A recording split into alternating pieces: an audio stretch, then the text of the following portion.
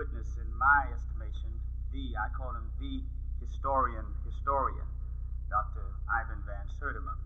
Again, we welcome you. We have been trying to make a rather monumental decision, and that is whether we should go upstairs. We have ample room upstairs, but you appear to be so comfortable, those of you who are seated, and we don't want to get you too far away from the kitchen, nor do we want to get you too far away from the books. So, however, I think we'd be a bit more comfortable. People are still standing, and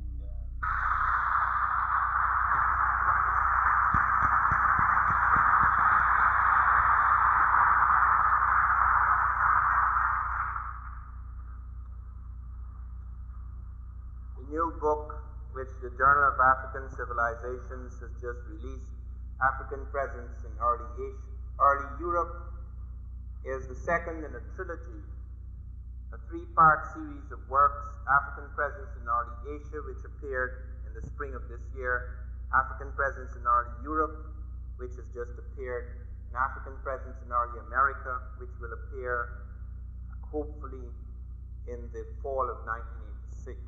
I say hopefully because under the enormous strain of my many duties, it has been very difficult to write the sequel. It's all in my head, it's finished. I have not put down a word of it. It's been many years since the publication of They Came Before Columbus. I completed that in 1976. It's now nearly 10 years, and those 10 years have seen the development of a school. This is the most important development, the development of a school of revisionist historians. That is why I attempted to found the Journal of African Civilizations, because my great concern was to make sure that the vast amount of knowledge that lies hidden in millions of books, not millions, thousands of books across the world would not be lost. This book is the work of many scholars. I edit it, I coordinate the research, I draw upon many sources, but it represents the work of a whole school.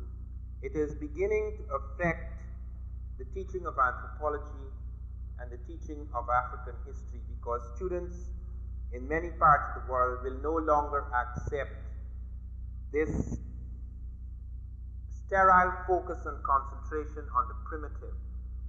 This is something I feel that more than anything else has been achieved by the Journal of African Civilizations, which I edit, and that is the movement away from a focus on the primitive African, on the peripheral African, to the center or heartland or core of his civilizations, because it is utterly impossible to get a sense or a glimpse of the achievement of a people unless you focus in on the center or core of their civilization.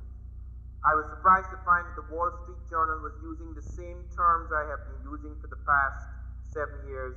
They wrote an article recently talking about the core and periphery of civilizations, which is my thesis, where they pointed out that whereas in the center of Europe, everything seems to be so remarkably advanced, technologically advanced, if one went on the periphery of Europe, one would find extremely backward, poverty-stricken communities. I have been saying that for a long time. Nobody writes about those communities. I have lived in those communities, not just passed through. I've lived in both Western and Eastern Europe. I've lived behind the Iron Curtain. I've lived in both the communist and the capitalist worlds. And I have lived in villages in Europe where they have never seen a black man in all history. Because most of us think that all Europe was engaged in the slave trade. It was not. It was Western European powers. Many peoples in Europe have never seen blacks. Not since the early, very, very early, many, many thousands of years ago, the very early era when blacks crossed into Europe. And that is where, in fact, any study of the African and early Europe begins. Because we must understand that man was born in Africa. This now is accepted, but that was not accepted for quite a long while. People were searching for man, early man in Asia, early man in the Middle East, etc., so-called Middle East, Palestine, and so forth. But man was born in Africa. There is no doubt about that now. All the stages of man are found in Africa, right through until we find modern man with the present crania of modern man, etc. So there are no Europeans on the earth when man is born. There are no Asiatics, there is just man who is African. Man is born in Africa, therefore the first man is African. And you have movements, waves of people coming out of Africa, crossing into Europe and crossing into Asia. And when you go, therefore, to the first paintings in Europe, the first cave dwellers, the first paintings of Europe, the first art, the first tools, etc., they are African. We find African women crossing over 5,000 miles of Europe. We find all the pictures of our Europeans are African women. We find also that when we go to the earliest strata or layer in Europe, we find African skeletons, the structure of the bones, the structure of the nose, etc. It all shows there's the African. Therefore, there are no Europeans. Africans are 3.5 million years old. Europeans are only about 50 to 60,000 years old. And I was very struck many years ago, although I didn't know these facts then, when I attended a poets' conference in Wales, in Cardiff, I think it was, with some of the great African poets, Wole Soyinka of Nigeria, and another gentleman who is now dead.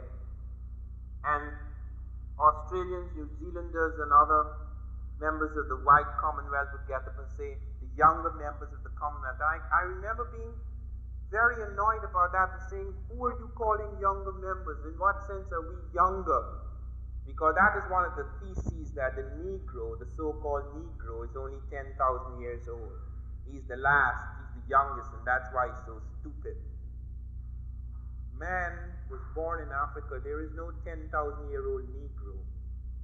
In fact, as I was to learn after many years in British anthropology, there is no Negro. The Africoid, as we shall now call him, and as we have been calling him in the journal, the African type, moves up into Europe. But first, that type is not a very advanced type. Neanderthal man or Neanderthaloid man has something slightly missing. It's some sort of lobe, the seat of the imagination. He is replaced by an advanced African type known as the Grimaldi.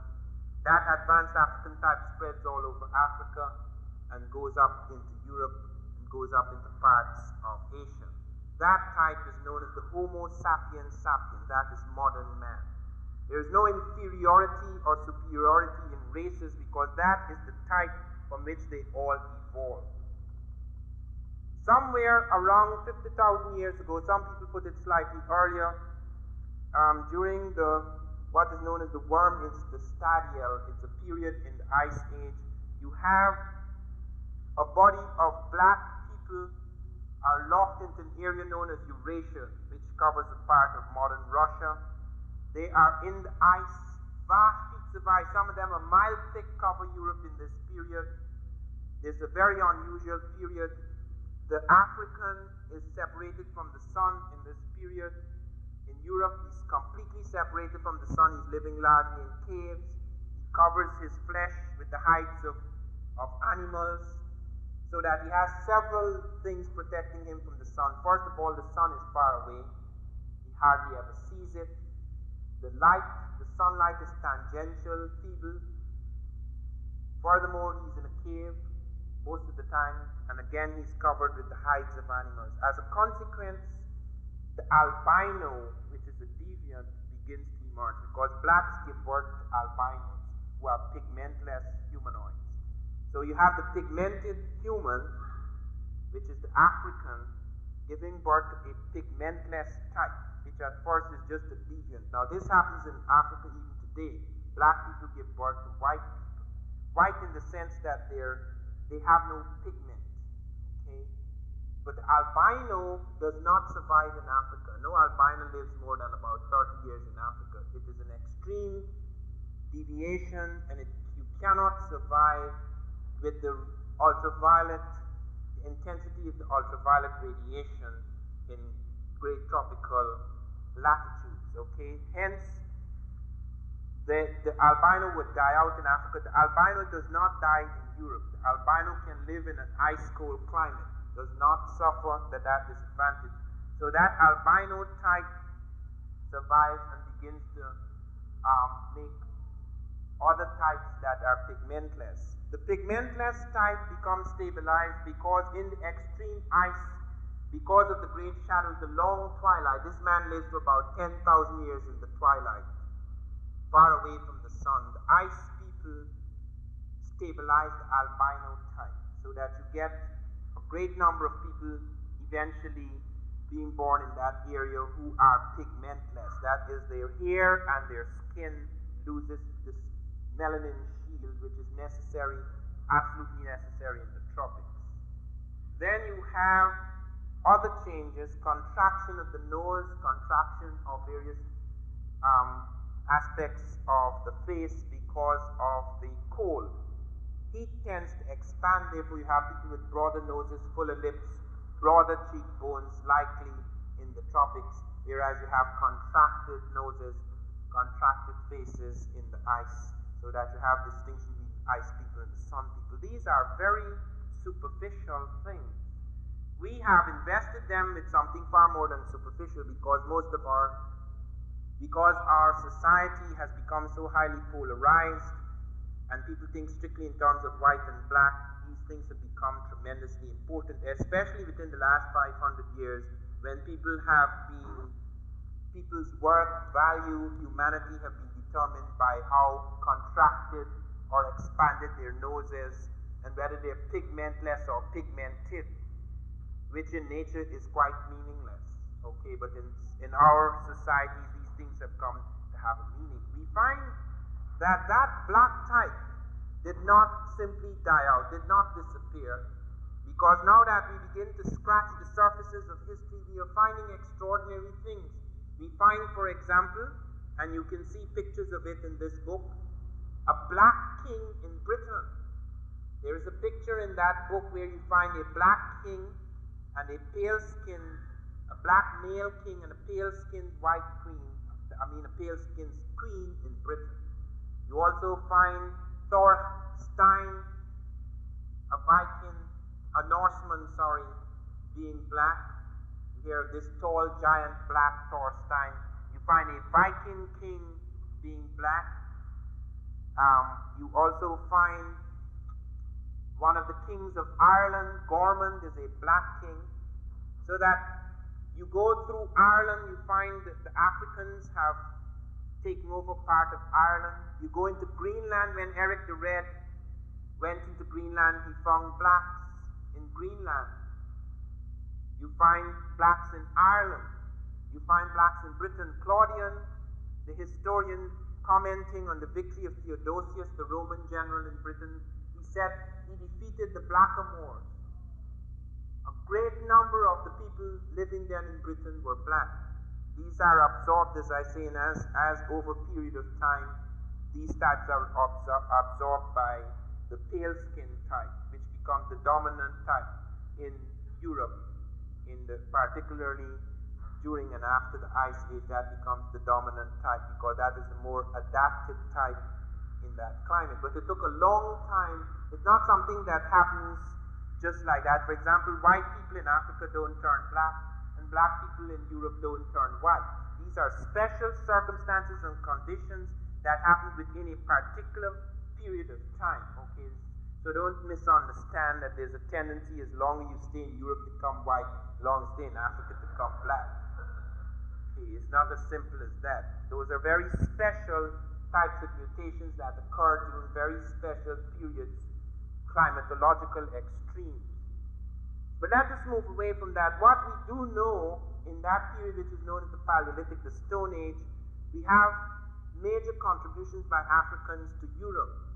The first pendants, the first jewelry, the first tools, the first burial practices. This is very important because the Cro-Magnon man who did not have more sedentary habits, that is like agricultural or tendency to settle and to have agriculture, etc., he burnt his dead as he moved on. Whereas Africans introduced burial, the burial of the dead, the burial of the human dead, introduced various things. Some musical instruments were introduced in that period. We pass on to the civilization because that is most significant. While we do know the first man is African, and we have now a tremendous body of things developing to show how come the melanin shield is dropped in some certain places, producing the pigmentless type with the different hair and skin, different eyes, all of which are colorations, and then you get also other things in the climate producing a different texture of hair, a lankiness versus a tightness, and various kinds of lengths and things like that in terms of hair. All of these things can be explained in terms of climate. But when we come to civilizations, it has been said, okay, fine, all right, even if we were to admit that the black is the first man and that he did move up into Europe. After all, Europe did not have the Straits of Gibraltar then. You could cross by land. It's only 20 miles between Africa and Europe. They're very close to each other. The southernmost tip of Europe and the northernmost tip of Africa, you could walk across it within less than a day, okay? Even if you have the Straits of Gibraltar, you could easily cross over. So we do know of these waves of Africans going up into Europe, waves of Africans going up into India. But then comes the question, okay, fine.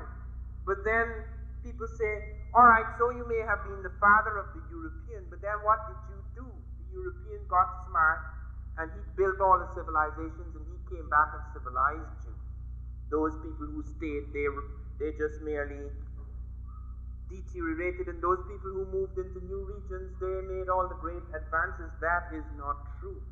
Because when we go into the early civilizations, and we're not talking about primitives now, we're not talking about first man now, we're talking about the first civilizations, the advanced cultures of the world, we find the black again at the beginning of those civilizations. We go into Crete, Minoan Crete, and you will find pictures there of a black in charge of the Minoan army. You find pictures there of many of the Cretans are black. And you find Crete is very important because, in case you don't know, Crete was to have a profound influence on Greece. Greece was to be the very flower and quintessence of European civilization. And there, Evans and Schliemann, these are the two greatest European excavators of Crete. And both of them are saying this is a black civilization. Both of them come to that conclusion.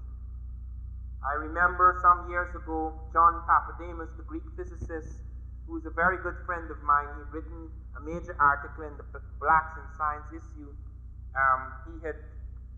When he speaks, most of his colleagues walk out. They can't stand him because he has spent most of his lifetime to establish that Greek science, the so-called miraculous Greek science, is only partially Greek science. A lot of it is African science brought over from Egypt into Greece and claimed to be Greek. He has had the honesty to show how much his countrymen in history owed to the African. And he was in Crete for a year, and he wrote me a letter urgently, please tell me what to look for. I'm in Crete for a whole year, and I want to study anything that is African in Crete. And I put him in touch with various people who knew something about Crete, because this is not something I was studying at the time. And he came back with quite a lot of material. We have James Bronson, a very fine black artist in Chicago, who's given us a lot of pictures on Crete. One of the things I found astonishing about James Bronson, though, is that he always keeps his best pictures back. I was doing something for Gil Noble, it's not finished yet, an African presence in Asia. And when we came to China, all James Bronson had, for example, the Chu dynasty in China is all black. In fact, they call it Naqi, which means black man. So the Chang dynasty is black. And when we had to study that, we found we didn't have very good pictures. Just had a few primitive types or semi-primitive types. And then when I wrote James Bronson, I said, please send me more pictures. He sent me 6 pictures of African noblemen in the court of China. I said, don't you think that is important? He said, you didn't ask me for it. We have a wealth of things. You cannot imagine what incredible photographs exist, what incredible paintings exist from early times. On the cover of this book, which is just released, for example, are two African noblemen playing chess in 12th century Spain, right in the heart of Europe. And this is very difficult to find these things because one of the problems that we face when we come to deal with some black types in Europe like the Moors is that the Muslims had a thing against making images. It was sacrilegious, so that most of the paintings are done by outsiders. So the Moors themselves seldom painted themselves or represented themselves, so that we have a problem there. And in spite of that, we still have some very remarkable surviving paintings of Moors in Europe. But let me not touch on the Moors. Let me touch on Greece. Greece is the very center, as Egypt is, so is Greece to Europe. When we go back to the early history of Africa, when we go back to the foundation of African civilizations, Egypt is the flower, it is the fountainhead of African civilization. And there is now no doubt whatsoever as to who founded Egypt. Do not confuse the modern Egyptians with the ancient Egyptians. The modern Egyptians are not black. You will find some blacks among the modern Egyptians. Sadat, when he was here, Sadat said, I am a black man, and I'm the first true pharaoh in 2,000 years. He was speaking the truth because Sadat himself has Sudanic origins.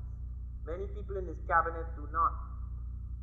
Abdullah, for example, an Egyptian, when we had the Cairo conference in 1974, and Sheikh Anta Diop, the greatest of the Africanists, we call him the Pharaoh of African Studies, and by the way, we're bringing out a special book on Diop in the spring called Dr. Diop in America.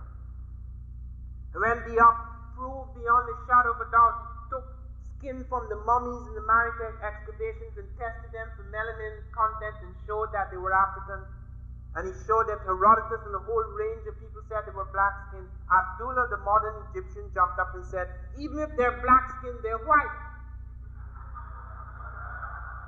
And I heard this recently. You would think that is ridiculous. I was on the radio in New Orleans, and I started talking about Egyptians, and a white professor got on the air and he said, how could you after all the evidence has been presented that these are white Hamites, how could you call them, they're just tan, how could you call these tan Caucasoids black? And I said, but Herodotus said they were black skinned. He said, yes, but they were Hamites. I said, I don't care what you call yourself, sir. This is not a minstrel show. You cannot put on black skin and woolly hair in order to claim my civilization. You've done too much of that. Every time there is something remarkable in Africa, it's a Hamite or a Semite or some kind of mite. Okay, that seems to get involved in creating it. This is true of everything, even when we come to Ghana, ancient Ghana. They say it is some Arab came in, some pale-skinned Arab came in to found Ghana. If you go to the Southern African Empire, Monomotapa, they say the Portuguese built those remarkable structures. The Portuguese built it, the Phoenicians built it, the Chinese built it, the Arabs built it. You go to the Arab world, you go to China, you go to Portugal, you can't find anything like it. When they find the pyramids and they see this enormous, when the French came, they saw the tremendous Sphinx. The Sphinx is the largest representation of a human in the world. Broad nose, broad mouth, broad brow, broad everything, like the authority of a black god brooding down on the French. They took the cannon and blew off his nose. And then they have when they see the pyramids and the extraordinary, they see the race of pyramid builders came in and built it. Well, if they are a race of pyramid builders, where are their pyramids? There's always this attempt. I said, have you seen the evidence? Have you seen the latest evidence of Tarseti? Do you know they don't know anything about Tarseti? Do you know in the latest Journal of Asiatic Studies, there's a man who's trying to prove that Bruce Williams, who discovered Tarseti, is a fraud, and that there is no such evidence? They can't deal with that. It has to be a fraud It has to be non-existent because they have to revise completely their view of the world. That is why history is very important. This is revolutionary stuff because it is at the very center. This is striking at the pillars of this civilization. Because civilizations are built up by the way people think about the world. That's what a civilization fundamentally is. It's not just a technology, it's a way of thinking. That is the reason why a technology can become death dealing rather than life creating, because it has to do with the thought process. Civilizations are built up by certain thought processes, and the thought process behind this civilization is rooted in falsehoods so grave that when those falsehoods are threatened, it becomes a very serious matter. It's worse than taking guns and start shooting everybody down, because you're really striking at something that could get, if you start shooting, you can't get very far. But this is the kind of silent bullet that after years begins to split people's minds open. Most civilizations have collapsed from inside because of silent bullets presented by new thoughts, a new way of looking at the world, a new vision. These facts have been suppressed for centuries. How many of us know of a black king in Ireland? He's right there. It's in books. It's not something discovered yesterday. How many of us know of a black Viking? How many of us know that the Celts were described as black-bearded, black-skinned, black-eyed? I had to speak to the Early Science Research Society just a month or two ago. I was speaking to them. This is a totally white, that's the first time that I was speaking to them, and they have proven beyond a shadow of a doubt that there were Celts in America before Columbus, but they don't know that the Celts are not white. They have proven beyond a shadow of a doubt that Egyptians were here before Columbus, but they don't know that Egyptians are not white. They think that by proving that they have established that there were other Europeans in America before Columbus, there were, but they weren't in the positions of ascendancy as the Egyptians. And it took quite a while to explain to them what had been happening in the field of African civilization that establishes the blackness of early Egyptian civilization. You know, Mrs. Sadat was very annoyed that a black man played Sadat in the television series. You know that program was banned in Egypt. So don't confuse the modern, it's like confusing the modern American with the ancient American. There are no Americans in this room. There may be one or two people with streaks of American Indian blood like myself. I have a streak of Makusi Indian, but we are all African or European or Asiatic. The American is in the reservations or he's in parts of South America. The same thing is true in Egypt. You do have blacks still, but he's become peripheral because you have many invasions of Egypt. Egypt has been invaded by first invaded by the Syrians, Western Asiatics, who defeated the blacks around 663 and 654 BC. Then it was invaded by the Persians under Cambyses in 520 BC. Then it was invaded by the Greeks under Alexander 320 BC. Then it was invaded by the Romans just before and after Christ, the Caesars. Then it was invaded by the Arabs, who now occupy and dominate it. They have nothing to do with the pyramids. Absolutely nothing. They were startled when they walked in there and saw those pyramids. Startled by that science. And the Greeks, you cannot imagine how many of the great names. G.G.M. James, a fellow Guyanese, wrote a book called The Stolen Legacy, which is reviewed here. He points to the doctrines that the Greeks owe to the Africans. Do you know the Africans were the first to develop an atomic theory? That the greatest of European scientists, Isaac Newton, who we recently discovered was studying the Egyptian documents. Papademos had shown, for example, in a major article recently in the book I edited, Nile Valley Civilizations, that Kepler and Copernicus and all of Galileo and all of these people had read Egyptians and passed all bits and pieces down to Newton. He was able to bring about a new synthesis as a result of his genius. But now we're finding that he didn't even have to read these guys. He was an Egyptologist himself. He was reading everything they'd done, and he himself said that the Africans in Egypt were the first to develop an heliocentric theory of the universe, heliocentric theory of this solar system, that the earth revolves around the sun. They were the first to develop an atomic theory they call atoms monads. They didn't reach the state of nuclear fission, that is recent, but they had an atomic theory. They had a sense that the world, the foundation stone, the building block of the universe was the atom. All that long, long before Christ.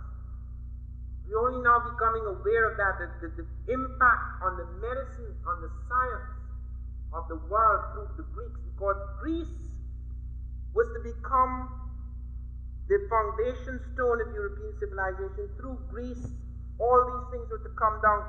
Men like Anaximander, Anaximenes, Pythagoras, Xenophanes, Zeno, Heraclitus, Anaxagoras, Democritus, Plato, Aristotle, all of these guys were drawing heavily on African materials.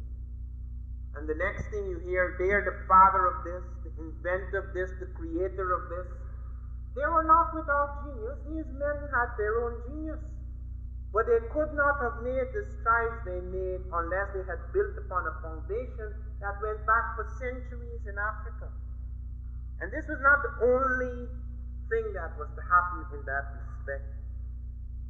We have several races that are found running through the various European tribes. The Twa, for example, of Africa, we find them far up, right up into Greenland. They have found people called the Skrælings, who are black. In Greenland, the Arctic Circle, the top of the world. When Eric the Reed walked into Greenland, he found black people. As I said, when Theodosius the Roman attacked Britain, they found some of the people who were fighting them were blacks. You find in the religious hierarchy of Europe a great number of blacks. And here I want to mention someone to whom this book is dedicated, Professor Edward Scobie. Professor Scobie has done more work in this field than anyone I know. He is responsible for 3 articles in this book: Black Women in Europe, The Black in Western Europe, and African Popes. Few of us are aware of the African popes. There were at least 3 African popes of Rome. All of them have been whitened and whitewashed over the years. He presents us, for example, with the original painting of Pope Miltiades. There is no doubt about the blackness of this Pope. The only thing non-black about him, it was his gray hair and the whiteness of his eyes. Yet when you see him in the Vatican, he's white. I mean, surely the church knew that they were lying. I mean, how come these things are covered up? As soon as that era of slavery entered, the black had to be diminished in order to make it work. Because the Christian conscience could not carry the horror of knowing that if the black was really equal, how could you be treating him like that? He had to be an inferior. Only then you can carry that kind of conscience. Only then you can sleep at night. You have to think that the person you're mistreating and dehumanizing is not really human. And it affected everything. People have to find reasons for things. That is the reason why the black was, whenever you saw the black in some prominent places, he was put down. And yet in the church, the black had tremendous influence. Many saints are black. Saint Maurice, the patron saint of Germany, is black. It's only just before Hitler's time he was removed from patron sainthood. You find the Madonnas running their brilliant pictures of the black Madonnas. Now they have European faces. The child still retains its Africanness. Many of the black Madonnas have European faces, but they keep their blackness, because when you go back to the original black Madonna, Isis and Horus, you see the African mother and child. And after the death of Jesus, that is how Jesus and Mary was represented, as a black mother and child. We do not know that Jesus was black, but we know that he had African blood, because when we see his first physical representation on a coin at the back of Justinian II in the 2nd century AD, you could see he has dark brown skin and he has woolly hair like that of an African. His nose is not African. It's a Semitic type nose. Whatever you mean by Semitic, but it's not a broad nose. But he's obviously mixed. But he's not European. The only time Christ got to confront Europeans is the day he was arrested. Yet when he appears on the cross, he is blue-eyed with blonde hair. Where did he get that from? He spent his boyhood in Africa, at least until he was 12. He's there sitting among the doctors in Egypt. He was sent there. Hosea says quite clearly, out of Egypt shall I call my son. He was brought back out and brought in to serve his ministry. And even if in the search of Jeremiah's search for the historical Jesus and other works that have been done, they still come back to an Egyptian source. Jesus is the last and the most powerful and the most remarkable of the Christ. But you have the Christ figure appearing in Egypt, in Africa, before Jesus is born. Christ, in fact, is an African word, karas. Karas means the anointed one. That's an Egyptian word. Someone asked me on the radio this afternoon whether Africa is a word that Europeans made up. No, sir. Europe is an African word. It comes from an African princess, Europa. Africa was not made up by Europeans. Africa comes from an African word. Africa is an Egyptian word meaning birthplace. Okay, please note that. Because I'm not saying that other people didn't have words for parts of Africa, because several people have presented theories about other words, and there may be other words. People do not usually name their continents because they don't think of them as continents. It's only within fairly recent times that we have started to think of places as continents. Okay? It is very important to note that it is only recently, for example, that we began to think of ourselves as planet Earth. Earth doesn't mean anything, it's just a name. Okay, so that you can't call yourself Africa because you can't conceive of all Africa. Those are recent events. You can't conceive of all Europe. You can't conceive of America. So Americans can't call themselves Americans because they can't see the whole continent.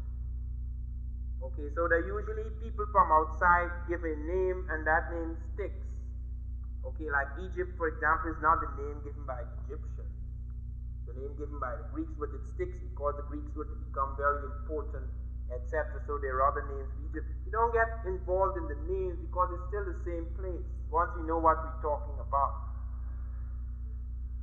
It's very important to note about the popes. In Scobie's article, we learn of three great African popes. They are not just African, they did have significant impact because St. Victor, for example, who's from 189 to 197 AD, he was the person to force an observance of Easter on Sunday by both the European Christians as well as the Asiatic Christians, because I think one of them observed it on another day and he had to bring it in line. Then St. Miltiades, whom I just mentioned, from 311 to 314 AD, he reigned as Pope during the most significant moment in Christianity. This is when the Roman Emperor Constantine became converted to Christianity and gave back a lot of the property of the church back into the hands of the African who restored it. Today, the Vatican and how many of those places were given back to the church. And then there's St. Gelasius, who was responsible for candle mass, many hymns and collects, the feast of the purification and things like that. So you do have African popes, and you do have a profound influence on the Madonnas. The most saintly figures, the most worshipped, the most venerated figures in Europe are black Madonnas. And this brings us to something that is very interesting, the strange contradiction of the European imagination in relation to the black. Okay, particularly black women, where you find that black women are worshipped from very early by Europeans. The goddess of wisdom is black. Minerva, the goddess of chastity, is black. Artemis. Circe, the great enchantress who drew Odysseus and his crew, she is black. You find Andromeda. Some of you may have heard of the great Greek myth of Perseus and Andromeda. Perseus is the great Greek hero and he marries Andromeda. When you see it on TV, of course, she's white. But Andromeda is black. You will see it in the book Black Women in Antiquity. You will see how they are represented by the early Greeks. In fact, the early Greeks never contested that blacks had a profound influence on them. Martin Bernal, who is a classical scholar at Cornell, wrote a brilliant article called Black Athena, the African and Levantine Roots of Greece, where he showed that there was first of all what is known as the ancient model. The Greeks said that Africans gave them most of their gods. Africans influenced them in many ways, and Herodotus and the whole range of them, Euripides, Aeschylus, etc., all admitted that Egyptians had profound influence on them.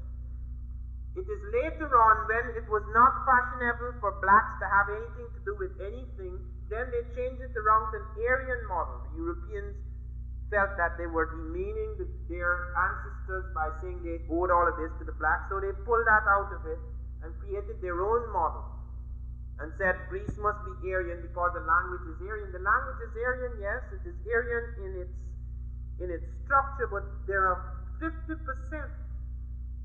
masses of things, the place names and the gods and a whole range of lexical items come from outside, and many of them come from African and Semitic sources, and Martin Bernal has tracked that down. So it's not just the sciences, but many of the concepts and even the language was profoundly affected by the impact of the older African civilizations on the younger European civilization. This is very important because this is one of the reasons why we became slaves. That the European, because of his youth and because of his lack of experience in taking over things, he sought it through his insecurity to destroy everything he found. Africans didn't do that. When the Africans entered Europe as Moors, they didn't try to smash European culture. They introduced better things, and the Europeans adopted it, but they didn't try deliberately to smash everything they found. The Europeans did that everywhere. Here in America, Bishop Landon ordered all the books in America to be burned. He said, burn them all. They're works of the devil. They were the only people to have the truth. Everybody else was the devil. They burnt all the books. They did the same thing with the same arrogance when they defeated the Moors in Spain. Masses of documents at a time when we didn't have the printing press. It was only recently in the 15th century the printing press was invented, and at the time when books were one of a kind. Sometimes it would take a century to produce the knowledge. I mean, it takes centuries to produce a book like that, because that book, African Presence in Early Europe, draws upon all that we know, going right back to the beginning of time of the African presence in Europe.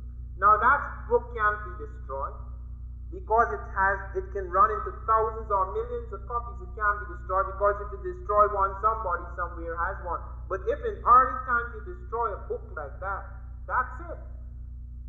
Because it's not reproduced.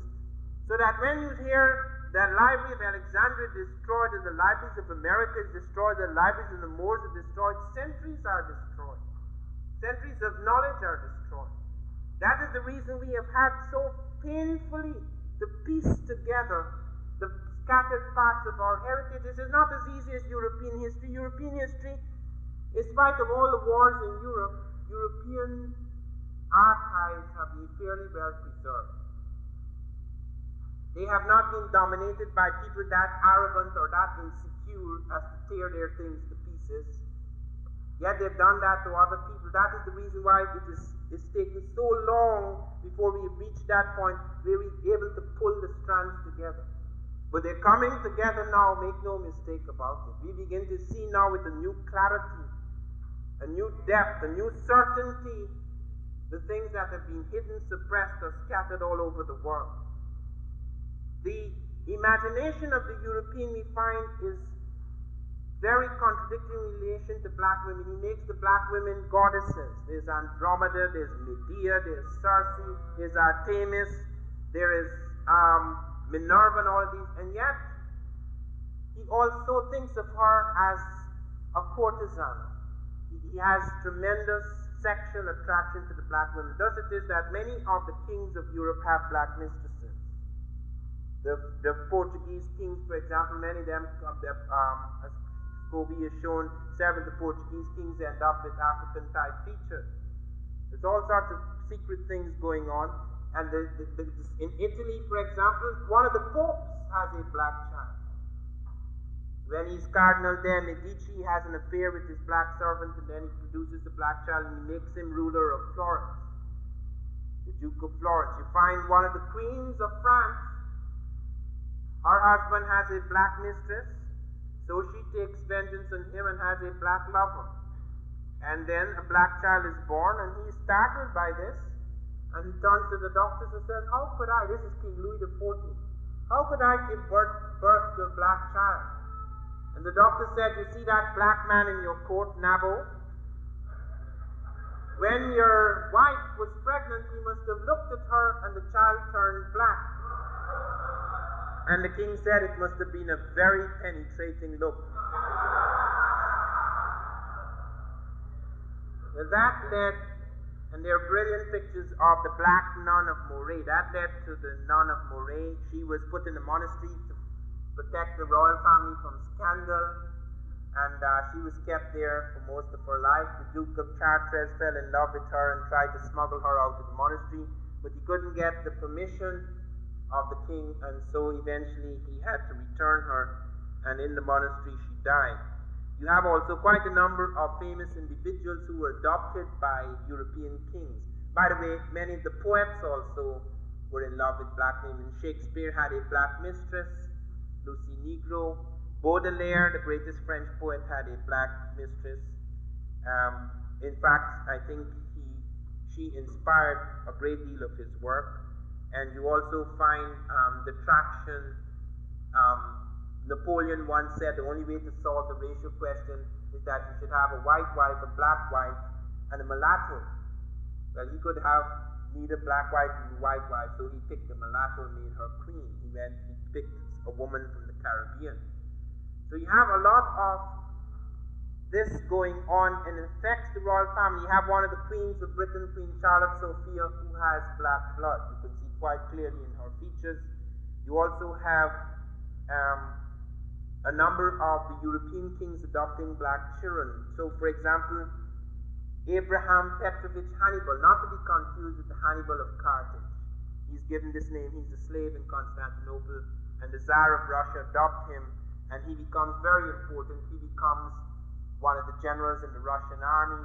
He also becomes an architect. He also becomes a diplomat. He has diplomatic mission with Sweden. He also helps to build various things. And then his grandson is Pushkin. Pushkin was the greatest of authors, the greatest poet of his day. He had a profound influence on the Russian language, and he was the black descendant of Abraham Petrovich Hannibal. Many of these people are mentioned, but I want to come to something that interests me most of all, because it was to have the profoundest impact on what we know today as the Industrial Revolution. Few of us are aware that the greatest influence blacks have had on Europe came with the Moors. Who are the Moors? When did they enter Europe? What did they do? What was their impact on Europe? First of all, the word Moor was used by the Romans, mores, dark or black, coming from moros, meaning dark or black by the Greeks. And they used it when, in 46 BC, they came into West Africa and they saw black people and they called them Moors. So, but that doesn't answer our question fully. It shows the origin of the word, but that word was used for various ethnic types. We do have two types of Moors. We have the black Moors, which to a large extent originate among the Garamantes, who appear around 6000 BC. They spread over a great body of northern Africa. They are black types. But we also have a fair-skinned Moor. The Libyan, because some of the Libyans, James Ronson has shown to be dark-skinned. Some of the Libyans, Chandler has shown to be fair-skinned. Like you do have a type that is known as Tama hue. Tama means people, hue means like ivory. That is the color of the skin. White people or people of ivory skin. So you do have some Libyans who are surrounded by black populations and intermix with them, so that you have Moors, white Moors that intermix with blacks. They're known as the tawny Moors, and you have the black Moors. So you have a body of people like that. When the real story of the Moors begins seriously when Muhammad is born. Muhammad is an Arab. He preaches a new doctrine which attracts a great number of people. One of the things remarkable about Muhammad is that he did not seek to destroy the Christian thing. He embraced Jesus, he embraced Moses, because Muslims can embrace Jesus and Moses. It's not a religion that seeks to destroy the other religion or to deny it. So Jesus and Moses are in the Islamic thing. The Islamic pantheon, they're considered as important prophets in the Islamic pantheon, so that he didn't have to destroy the Christian thing. Also, Muhammad preached equality and brotherhood, etc., and that had quite an effect. But like Christ, Muhammad was a revolutionary, and he faced the hostility of some of his own people. Christ was not liked by the Jewish high priests, because many of them believed certain things which Christ placed into question. Okay, Jesus said things like Mosaic law, or Moses says an eye for an eye and a tooth for tooth, but I say, if my brother offends thee seventh time, seven, forgive him. Various things like that, which brought a new vision of the human. Jesus transcended race. He transcended the limitations, the tribal pettiness of the Judaic sect. Okay, therefore, Jew or no Jew, he transcended the Jew. Muhammad is the same, Arab or no Arab, he transcended the petty, warring, semi-primitive Arab tribes of his time. The greatness of these men lies in their universality of spirit, their ability to stand above littleness of their time or the littleness of their people, to rise above those things and to establish an idea, a vision that would embrace the world, that would give man a new chance to become something, to become a new man, to build a new world. So that even though Christ was crucified and Muhammad was chased out. For example, Muhammad, the years of the Muslim world begin with the Hijrah, the flight of Muhammad. In both cases, both prophets were embraced by the blacks. Jesus fled to Egypt when he was threatened by Herod. He spent 12 years in Africa in a village called Marathia near Heliopolis, and in fact the first converted people who built the first great Christian churches are in Ethiopia. They're not in Rome, not in Europe. Europe came after. Europeans, in fact, although it wasn't, as Pontius Pilate said, it wasn't his fault, he washed his hands of the whole affair, because when he said, "Look, I have found this man innocent, here is Barabbas," the crowd said, "No, we want Jesus." So that in a sense, the Romans were not fully responsible for the execution of Jesus, it was his own people. But nevertheless, Rome did not come to Christ easily. It is the Ethiopians who built the first Christian churches. Let us remember that. When we see all of these blonde-haired and blue-eyed Christs, which were created afterwards. There is no harm in creating God in your own image. That you have all right to do. The sin lies in trying to push that down other people's throats as though it's the literal truth. To make us believe that Jesus is white. To make us believe that we have to bow down to a white image of humanity. Because this was part of the way of keeping us in our place. And this must be understood. With Muhammad's death came the Great Crusades. However, with his death came a division among the Muslims, which is very tragic and which in fact is going to haunt them for a long time. Because the Sunnites and the Shiites began to fight among each other. There were those who believed that Muhammad should be succeeded through an election. Those who believed he should be succeeded through that who was nearest in blood. And fights began between the Shiites and the one who believed in heredity. versus the one who believed, the Sunnis who believed in election. This is going to become very important because you're going to see what effect it's going to have on the Moors. These Arabs now, they move out, they move into China, they move into India, they come down into Africa, and they begin to mix with the Africans. So that you have a lot of conversion occurring, and then the Africans begin to build something with the Islamic thing uniting them, just as other Europeans began to build with the Christian thing uniting them. Bear in mind, this has nothing to do with race, okay, because Jesus wasn't a European, yet he helped to unite Europe. Muhammad was not an African, yet he helped to unite Africa. Because these things, these ideas are universal, they have universal application. And it's not where they begin, but what impact they have on the world. Very important to understand that there was something growing up in Africa, that the Muslim thing was spreading all over the world. And then the North Africans under Musa bin Nasir, they were consolidating themselves, but they could not take all of North Africa because there was a tremendous fortress defended by Count Julian. And Count Julian was a friend of the Visigoths in Spain. These were Christian, so-called Christians, Visigoth Vandals in Spain, who were ruling at the time under King Roderick. However, Count Julian shifted and gave the Africans and Arabs his support because he sent his virgin daughter to the court of Spain, and Roderick ravished her.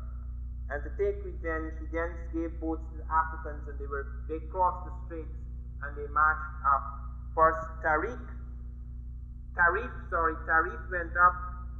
That word is remembered in our language whenever you hear of tariffs, duties on goods. That comes from an African named Tarif, who was the first to lead the troops into Europe. He came back, and then came Tariq, and Gebel Tariq, the rock of Tariq, which later became known as Gibraltar. And then in 711, many African troops, along with Arabian types, but the majority of the shock troops were African, moved up into Europe, and they established their bases in Spain and part of Portugal, etc. They were repulsed by General Martel in parts of France, but they established a center in Europe. And the Africans were able to establish a dynasty with the Arabs. And when I say Arab, I have to use this word carefully because an Arab could be black or he could be blue-eyed. Okay, it's not a race, it's just like the Jew. You have black Jews and you have white Jews. At the beginning, it is almost all black Jews. Within recent times, most of the Jews are white. Okay, so that it is not a race. Okay, but nevertheless, many people speaking Arabic are called Arabs. But we can make a distinction between the Arabian type and the African type. In the first dynasties, the Umayyad dynasty, for example, the Arabian type is dominant, or no, not dominant in numbers, dominant politically because he has his base outside. He has his thing stretching out into China, India, etc. But in other dynasties, the African is very dominant. He isn't just there, but he's dominant. There are 4 major dynasties in Europe which are called Moorish dynasties. There's the Umayyad dynasty, which is followed by the Abbasid dynasty, which is followed by the Almoravid dynasty, which is followed by the Almohade dynasty. Almoravid dynasty and Almohade dynasty are African. Almoravid and Almohade are predominantly African. And you can see that quite clearly. The fights begin first, Umayyad dynasty set up, and then the Shiites and the Sunnites start to fight, and they kill 70 members of the royal family and execute the Caliph, which is the sort of king, and the Umayyad dynasty goes down for a while, and then the Abbasids come up, and then the Abbasids are pushed out, the Umayyads come back again, and then when they start to weaken in Europe, then you find Africans are keeping courts both in Africa and in Europe. In Africa, a new movement forms and a new religious sect with great power under Yusuf moves up into Europe and takes over and strengthens. And then you find Almohades later on, when they fall into decline, another force from Africa comes through. So the replenishment of civilization or these civilized forces and armies comes from Africa. Now what did they do? Many people have written books about the Moors and they could tell you all about these dynasties, but they never tell you how African they were.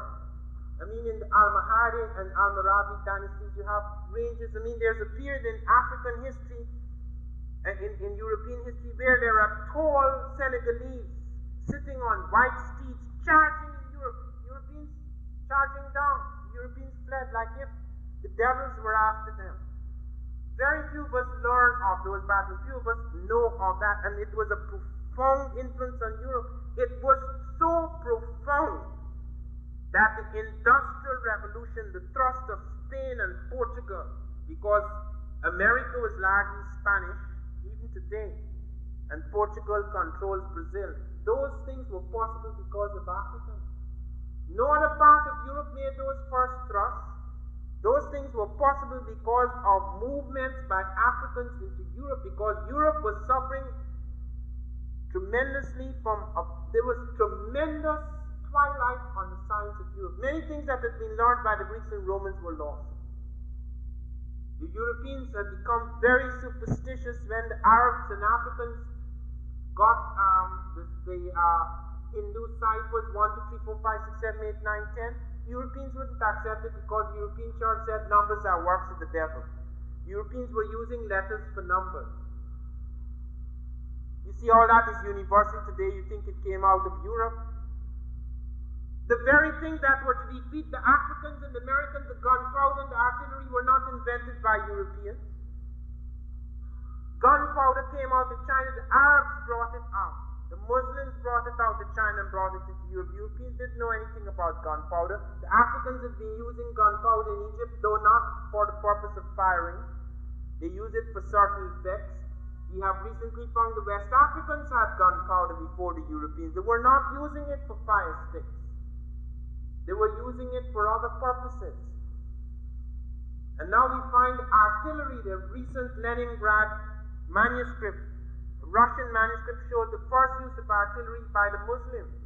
Europeans didn't know anything about artillery. All of these things were to come into their hands because of the thrust of Arabs and Africans into Europe. Africans and Arabs brought the whole wealth, because Arabs had invaded Egypt, brought the whole wealth of Egyptian science. The Dar al-Hikmah, the House of Wisdom in Cairo, all the science that was going on at the time, translated into Arabic, then into Spanish, then into Latin, circulating in Europe. Europe had no proper universities, they only had two. The Africans and Arabs built a whole range of universities. They built the first public baths. Some of them are still standing today. They've introduced air conditioning in Europe, and their air conditioning was superior to some of our air conditioning because they would bring the air over the banks of perfume flowers so that the air in the house would be fresh.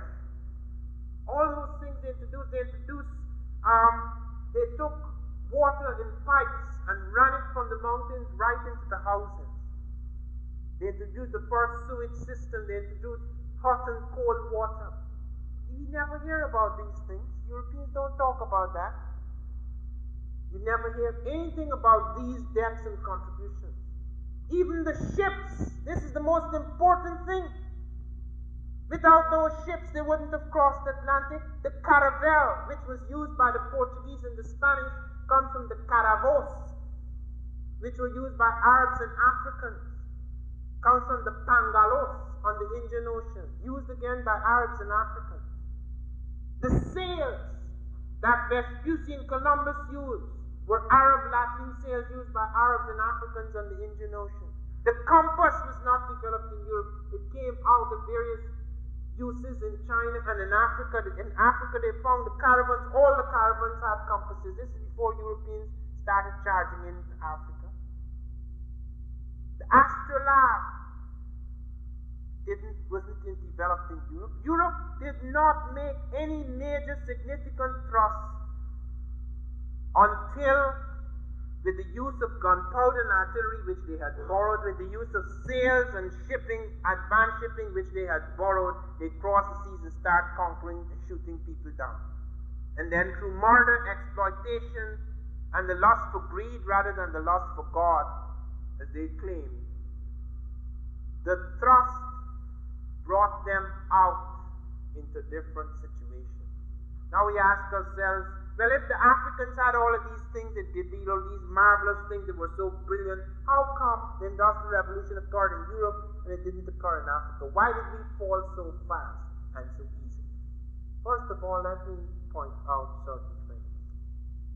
Every civilization must know its birth, its rise, and its decline.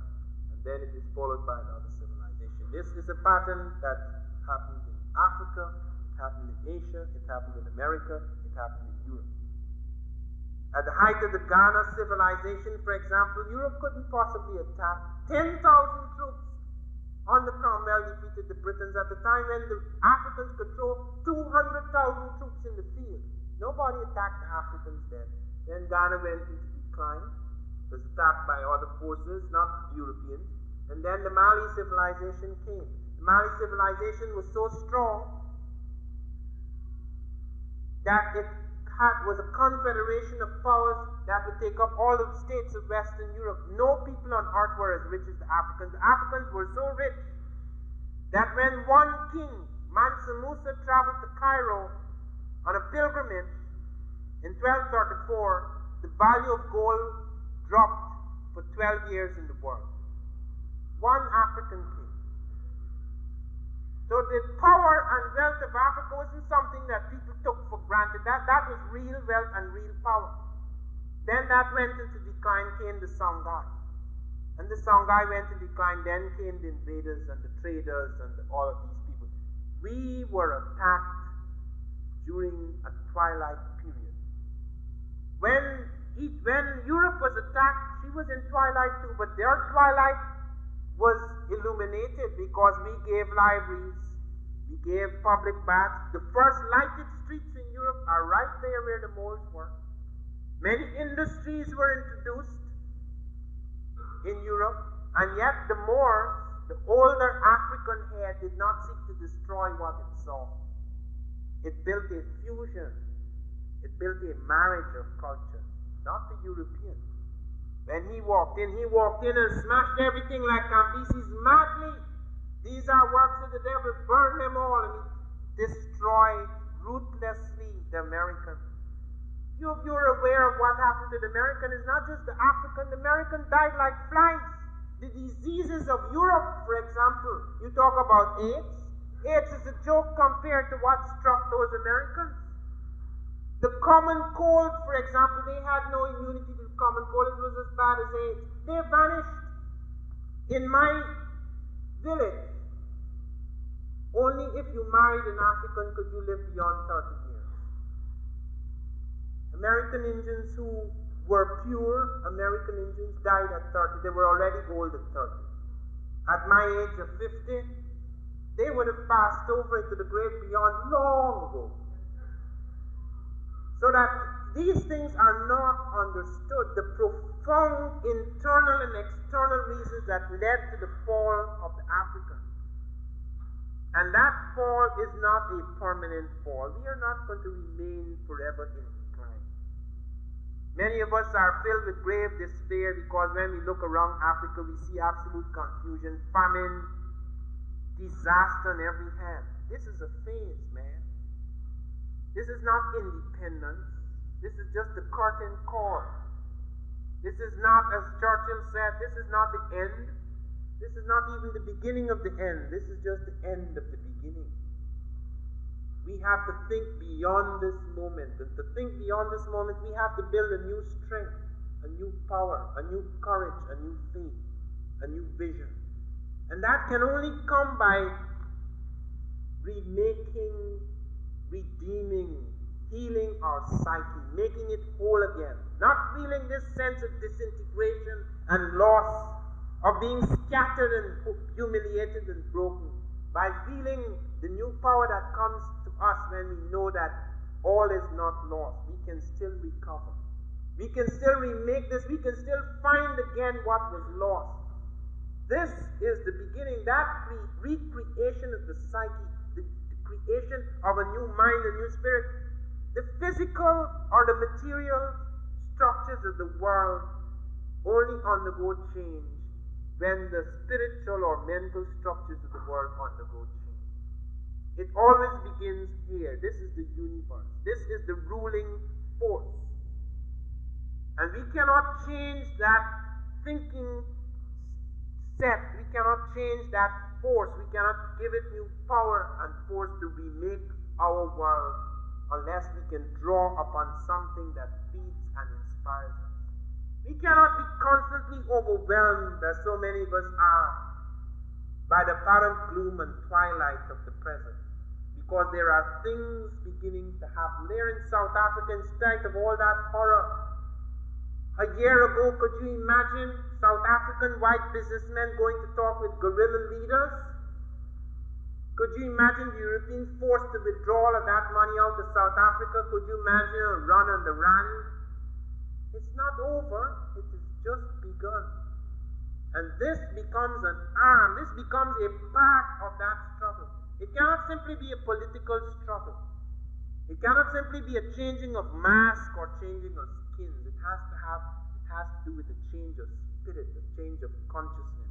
And that change of consciousness can only come through revision and recreation of our history. Therefore, I appeal to you through these works. Think of them not simply as an accumulation of new facts. Think of them as leading to a different kind of spirit, a different kind of world, a different kind of man. Thank you very much.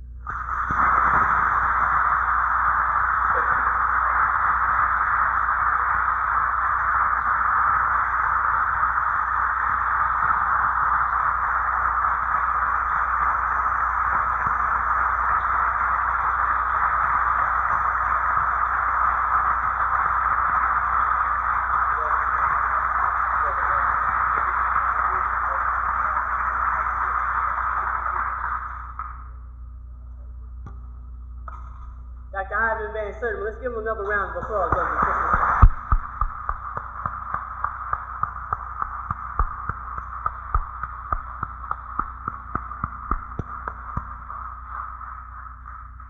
Hold on one moment. Brother Charles. To relate to us has added to your storehouse of knowledge and has inspired you to dwell a little bit deeper into the subject of the African presence, not only in Europe but everywhere around the world. I also want to thank you as an audience for being so well behaved and orderly tonight. February 15th.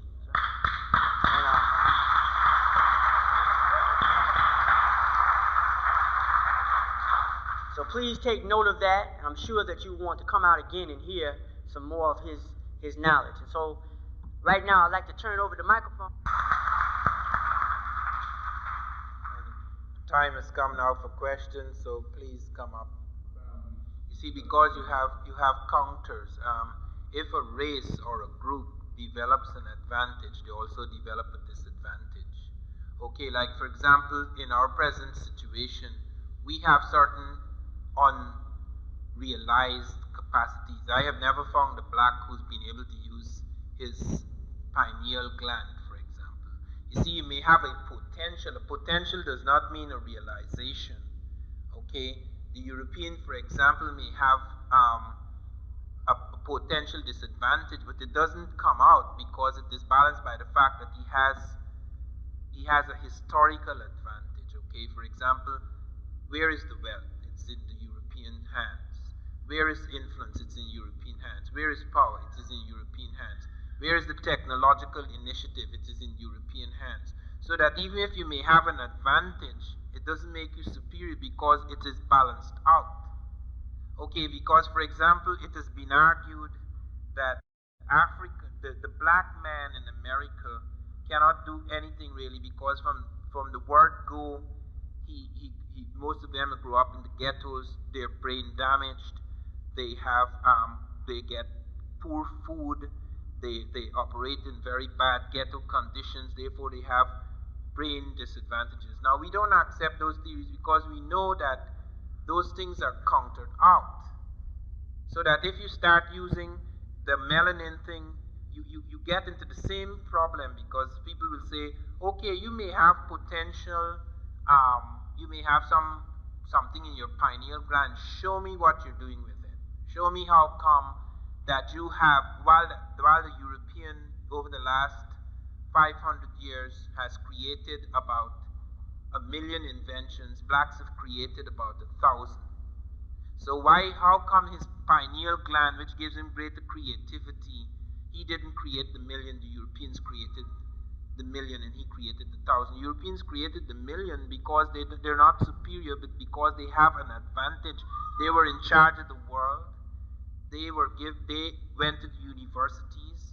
They controlled writing. They whipped us down.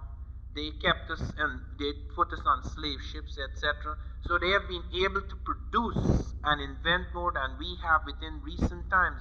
Prior to that disadvantaged period, in which they were not in control, we were able to do far more than they. Not because we were superior, but because we were the first, not only as men, we were the first civilizations. We were far in advance of Europeans, so that when Egyptian science struck Greece, for example, the Greeks had, just like today we have to go to European universities because a great deal of African knowledge has been lost.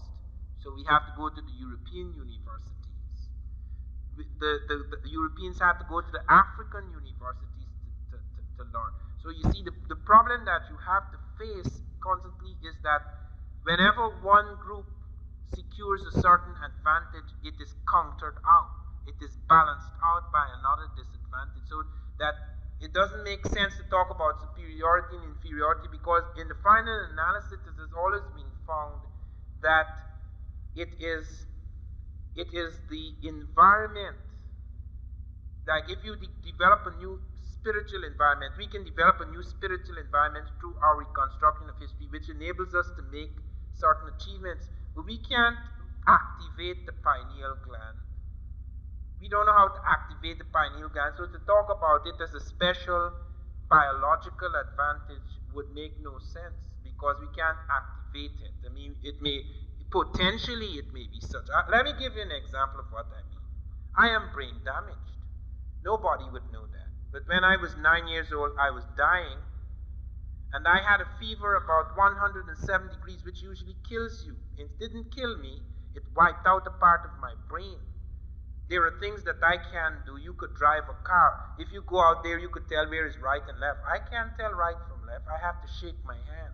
I have to make like this to know that this is the hand I write with. Therefore, this is the right side. If you put me on a highway and you let me go, I can't find my way back. I go to lectures sometimes, and I ask people to take me to the bathroom and not to go away because I can't find my way back to the lecture room. I am brain damaged.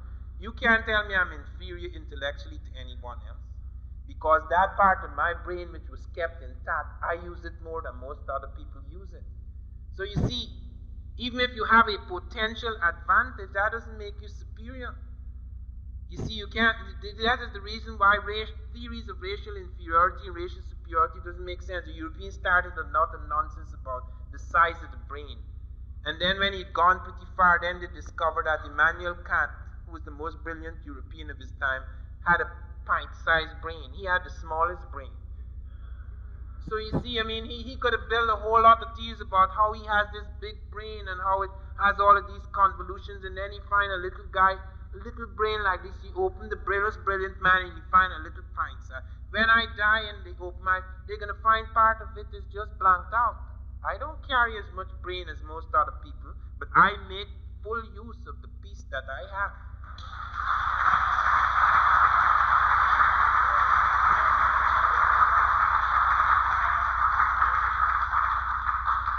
Okay, I think in some ways I have answered that.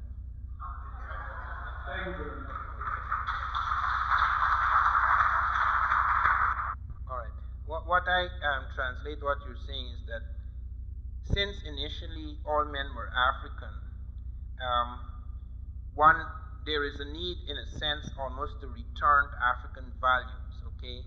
To something that has some sort of root in Africa. Okay, I think that the reconstruction of African history helps in that sense because the Europeans came to that conclusion, by the way, after the war. Some Europeans in France and so forth, many European intellectuals started to talk like that. Sartre and various other people, they felt that if Europe was to recover itself, if it was to heal itself, if it was not to destroy itself, which it is doing now, that it had to Africanize itself.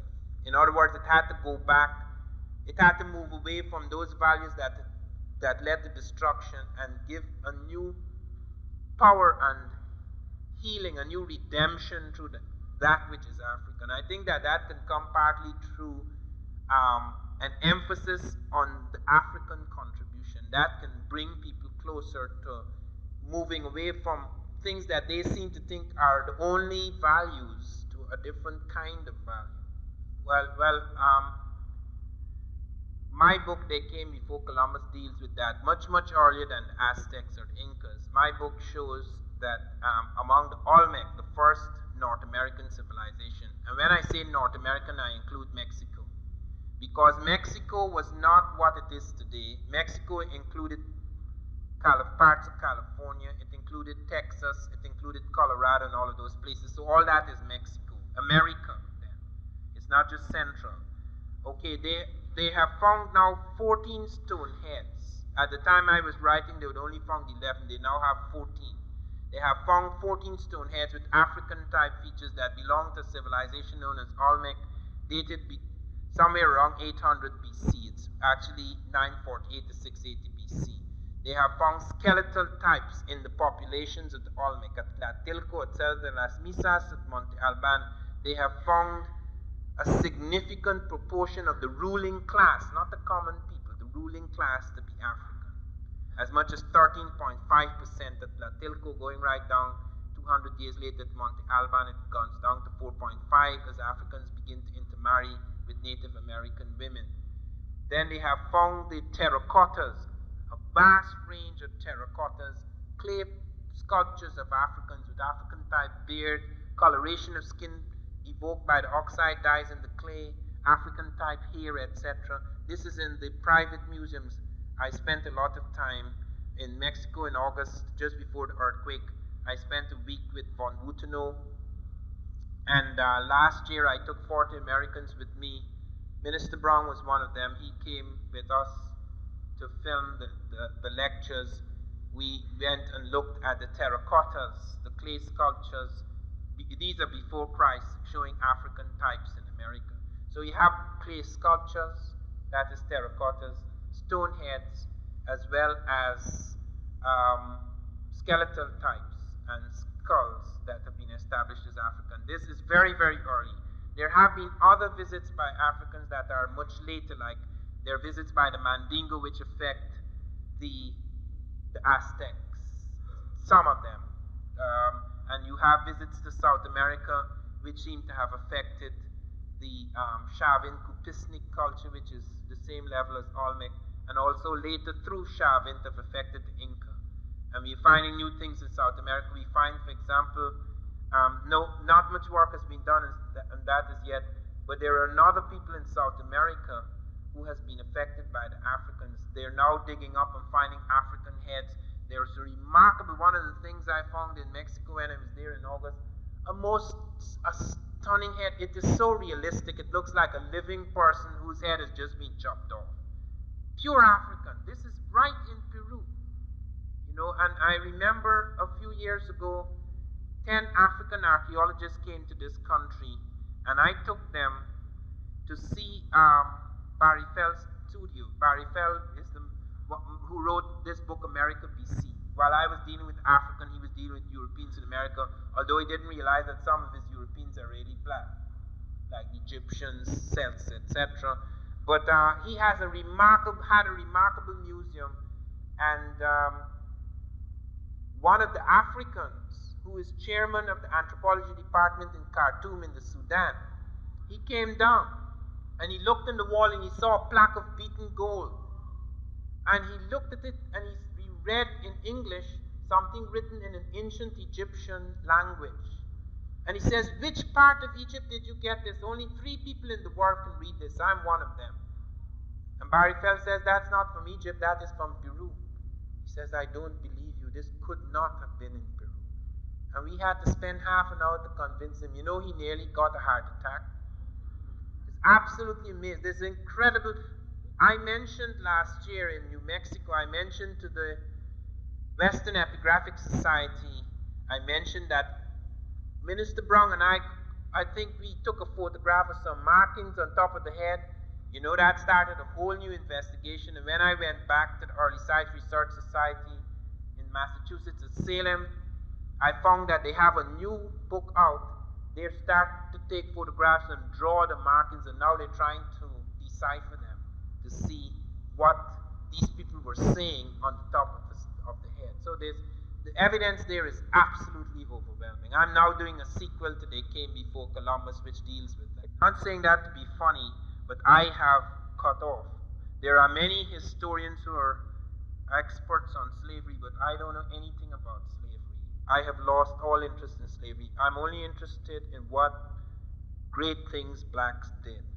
Okay, there are millions of books on slavery, and slavery is not to be forgotten and it's not to be ignored. But I am the person who's come with a mission to give another picture to balance that one out. There are many historians who deal with slavery, but I don't have time. I have 25 years to live.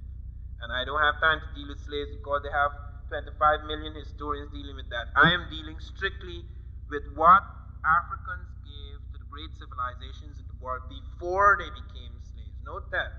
I am interested in what Africa gave to the world before it was enslaved so that it can be free again.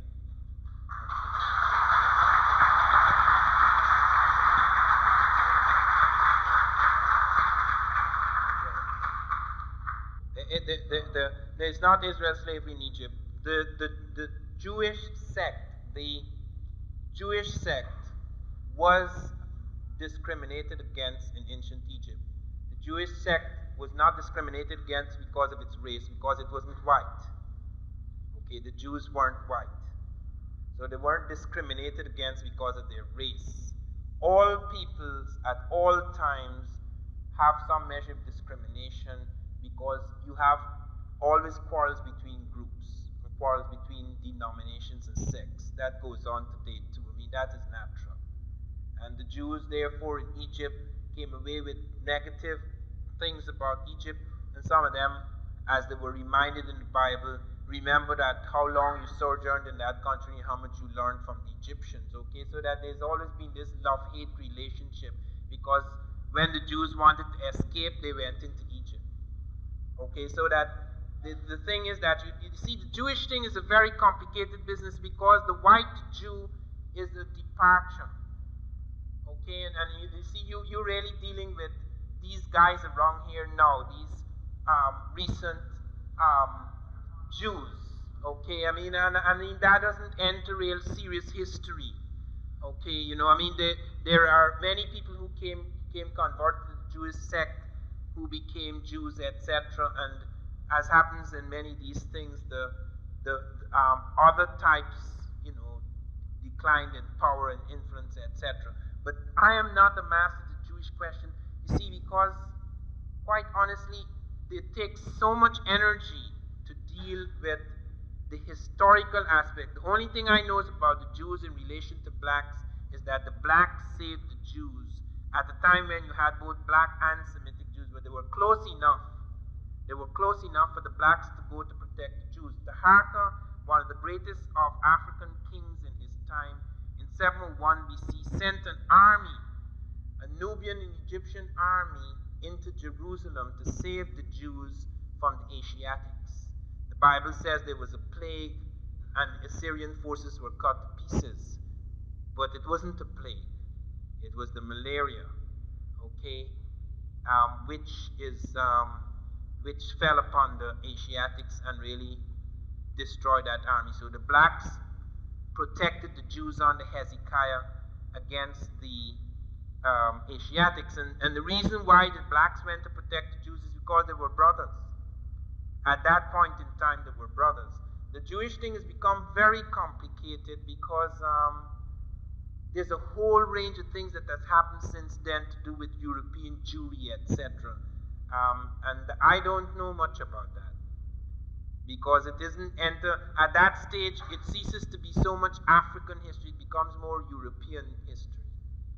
But there is an aspect. There are many aspects of the Jewish thing that is part of African history.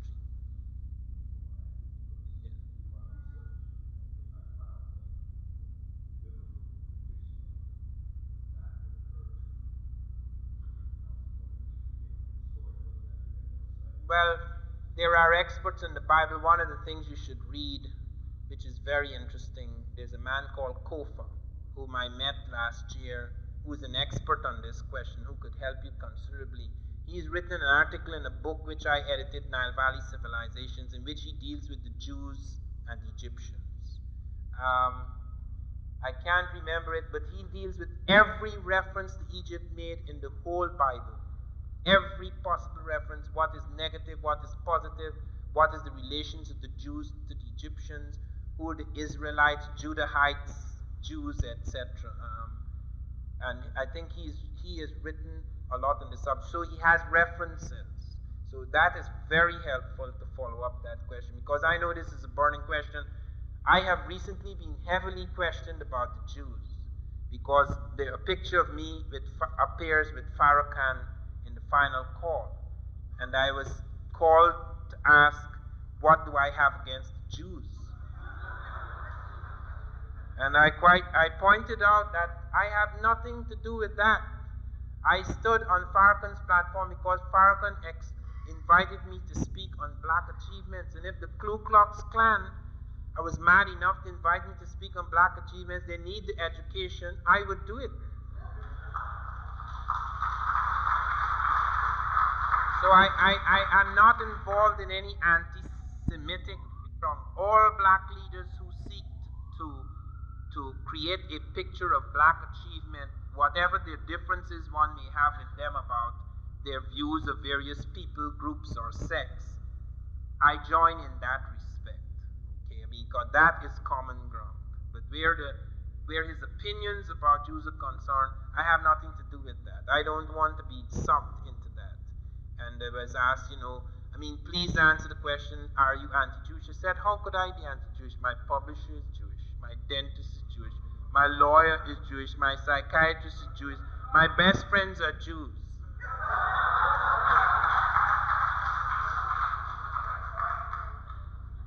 Okay. All right. No, let me answer that. The reason why the tendency towards albinism occurred, and that has nothing to do with leprosy, though it is a deviation, is because the mineralization of the bones requires the synthesis of vitamin D. In the tropics, it is necessary to be black or to have some melanin shield, because ultraviolet radiation,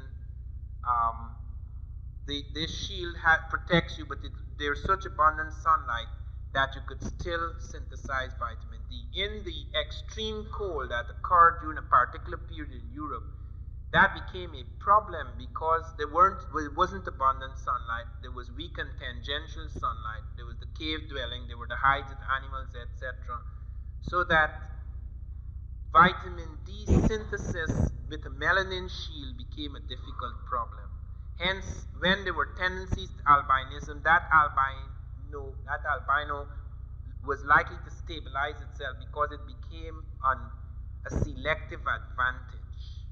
Okay, that doesn't make that type inferior or superior. It only makes it more suited to a particular crisis in the ice. Okay, so that after a while, that deviant becomes stabilized and it doesn't become, therefore, a mutation in terms of inferiority or superiority, merely that type becomes more the type that is stabilized. But to say that leprosy produced whites, you would then have to deal with the problem about all whites are diseased, and that can't be established, because if you did medicine, you would find that is not true. Okay. No, theories have to be built not on assumptions. Theories have to be built on facts. A theory can be right or wrong, but whether it is right or wrong, You have to show a body of scientific fact. If the theory is built on a mere assumption or a fantasy, then it's not really a theory, it is a fantasy. A theory must have a body of scientific fact.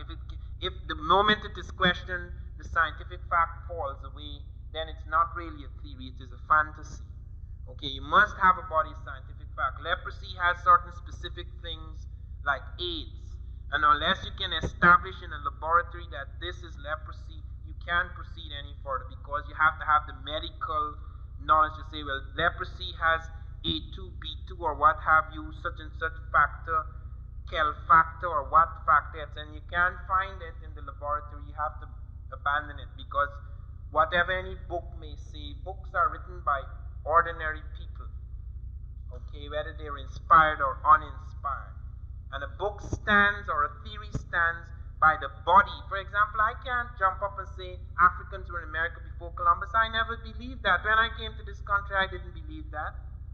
I had to prove it to myself. In other words, it's not an opinion or a theory. My thesis about Africans in America before Columbus is not a theory. It is a proven fact. Because I can show the stone heads, I can show the terracottas, I can show the skeletons, I can show the structural correspondences between the pyramids, so that it ceases to be theory and becomes fact because it can be proven, not because Mr. X said so or Mr. Y says so or the Quran says so or the Bible says so, but because it can be proven to be so. And if something cannot be proven to be so, then you have to abandon the thesis. It's like Atlantis. Probably there is Atlantis. I don't know, but I can't prove it. Therefore, I don't talk about Atlantis. Okay.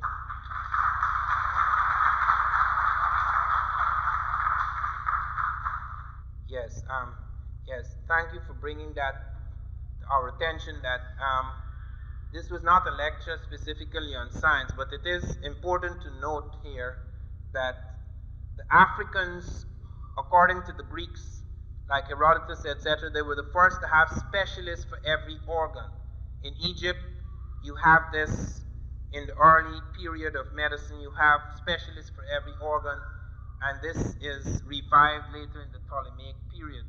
The tetracycline you mentioned is found among Nubians. They find the Nubians using tetracycline 14 centuries ago when we only started to use it in the 1950s.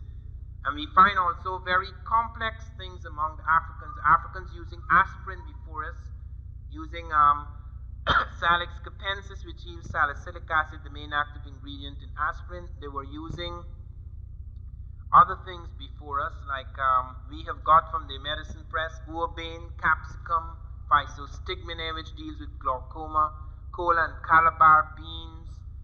They were the first to pioneer in the use of drugs to treat hypertension, like reserpine, which comes from them, carpectate comes from them, Annona senegalensis, which is used now for cancer, that comes from the African medicine chest. Also, they have one of the most effective skin remedies for certain skin diseases, etc. They also developed complex surgical operations. They were the best bandages in the world. The Africans are the only people in the world until recently who have their leaders mummified. You can still see Africans, you can still see the faces of Africans who died thousands of years ago. You can't see any European who died thousands of years ago. Okay, they brought chemistry of mummification to an extraordinary point where recently in 1964, I think it was in the University of Oklahoma, they found that the Africans had so well preserved Princess Mini, one of their princesses, that the cells in her hand were still intact. Okay? It is almost as they're taking it in a solution, like how we put organs in a solution in the hospital. That is the level they had reached. We also find certain medical operations like the cesarean section. That's not Egyptian. That was done by East Africans, the neurosurgeon. They noted East Africans performing the cesarean more than a century ago, at a time in the 1870s when the cesarean was experimental in Europe, and when every attempt at the cesarean in Europe led to the death of the mother. They could only save the child, whereas the Africans saved both child and mother. And the Africans were found to be using both anesthetics and antiseptics in the operating theaters. Why it's important to note this, they were also the first to invent the vaccine. Why it's important to note this is because when you look at TV today, all you see is sickness, disease, and famine in Africa. Nobody inquires what is the background to that, how did that happen? They say these are backward people, the Africans can't protect themselves. So people don't usually inquire into background, they just see the living present and that is thrown at them. That is one of the reasons why I've pointed out that most people's interest in Africa is only with them as primitives in the past and as problems in the present. They're not interested in anything else. They don't want to see anything but the dark side of the moon, the backside of the moon, the backside of Africa. That is the only thing that is put before us, the backside of Africa. Anything that has to do with the remarkable achievements of Africans, that is the reason why students don't want students do not want to identify with Africans. I teach a course called Black Civilizations. If I call it African Civilizations, it gets 3 students. When I change it to Black Civilization, the same thing I'm teaching. If I call it Black Civilization, it gets 50 students. Blacks and whites. You call it African Civs, no students come. They don't want to hear the word African because African to them means primitive. It means disease, disaster, famine, etc. They don't understand what happened. So they can't associate with that African because they think that that African is only linked to a certain kind of darkness. It's very important to note this. Tonight, I come here to pay tribute to our late Sheikh Anta Diop, who died in February of this year. Sheikh Anta Diop was the greatest living African, at least in terms of the reconstruction of our history. No one who has lived in this century or before of African descent has made such a major contribution to the reconstruction of African history. I first became aware of Sheikh Anta Diop, as most African Americans did, through the translated work on African origin of civilization, myth or reality, which was translated. It's a combination of things. In fact, it's 2 works, excerpts from 2 works translated by Mercer Cook, which was published by Lawrence Hill in this country. Unfortunately, I only became aware of him when I had completed They Came Before Columbus. I had just come to the conclusion of my book when I became aware of Sheikh Anta Diop. Sheikh Anta Diop was to leave an impact upon the minds of all the people who had read him. He was the subject of tremendous attacks in France and in various parts of the world. And one of the most astonishing things is that although at the first World Festival of Negro Art, he was given, along with W.E.B. Du Bois, the award for the greatest scholar, black scholar, who has exerted the greatest influence on the minds of blacks in the 20th century. There was actually a conference in Dakar, just 300 yards from his laboratory, by Africanists, mostly European, and he was not invited. He, the greatest of all the Africanists, was not invited to an Africanist conference that was being held in his own country. You become aware through a study of Diop's life not only of great issues that affect the history of African peoples, but you also become aware of the tragedy of the modern world. Because Diop had his foot in many worlds. He was a great physicist and chemist. He was a great linguist. He was a great historian, of course, particularly Egyptologist. And above all, he was a great politician.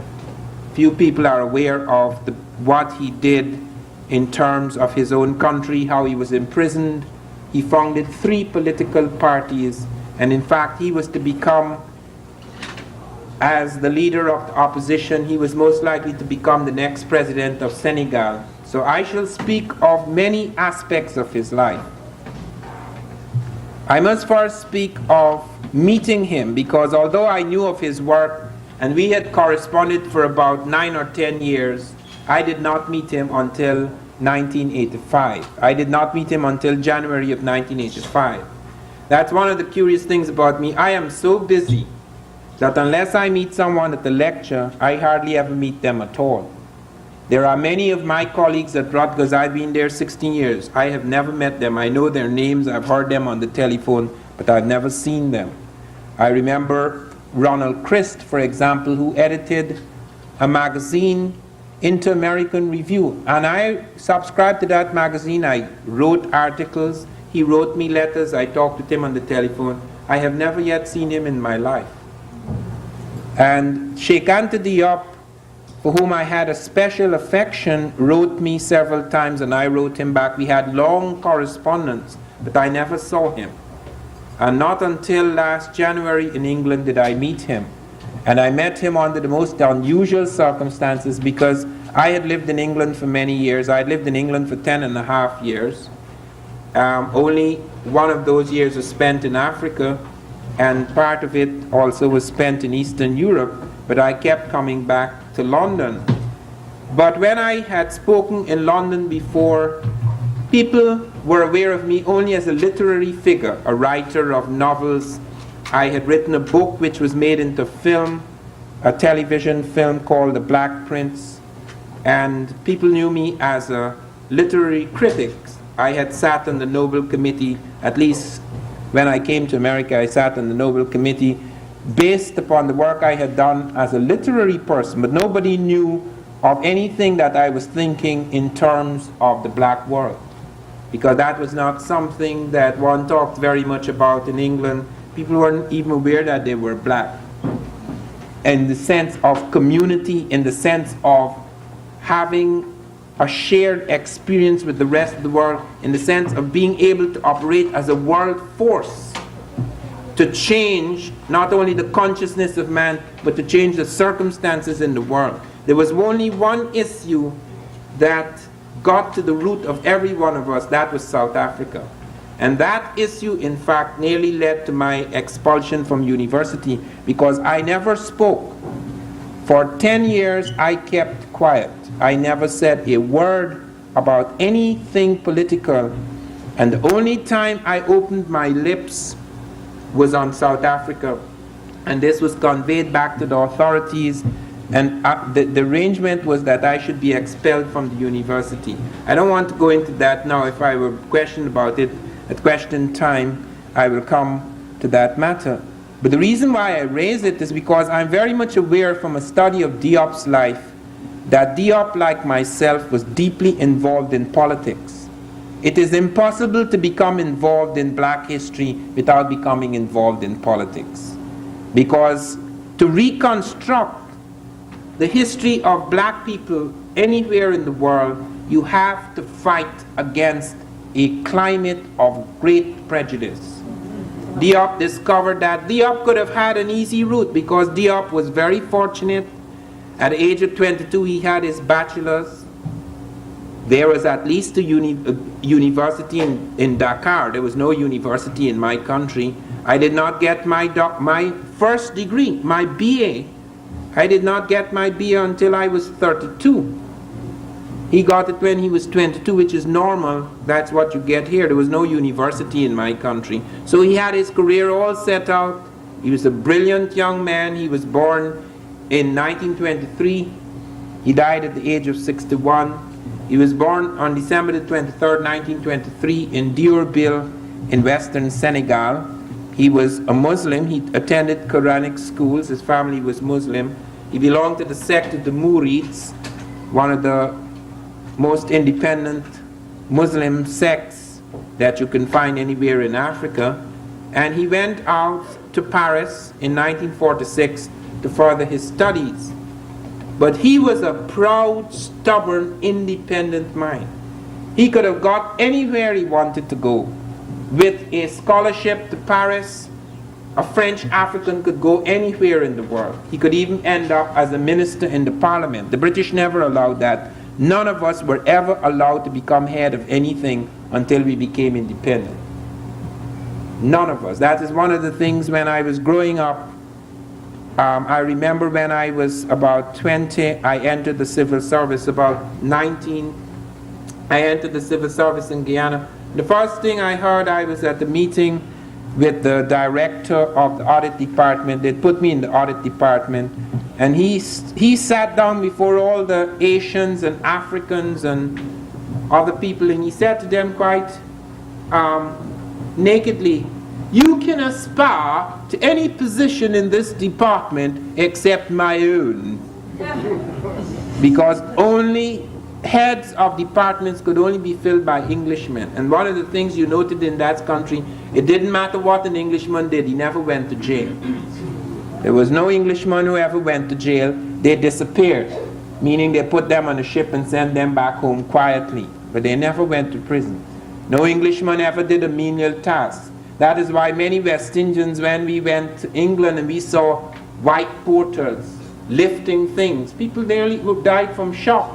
They'd never seen a white man lift an object before. Everything was done for them. Now in the French world, in spite of the prejudice, the great prejudice, there were certain distinctions made that were not always made purely on color but on class.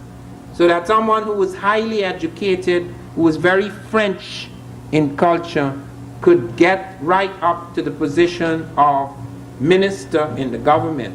Therefore you find people like Aimé Césaire from Martinique, French Martinique, Léon Damas from French Guyana, Léopold Sédar Senghor of Senegal. All of these are men who eventually sat in the Parliament of France. Diop therefore had an opportunity to become anything he wanted to become, but he was too proud and stubborn to become a colonial. He therefore immediately set out on a very serious task, a very bold and courageous task.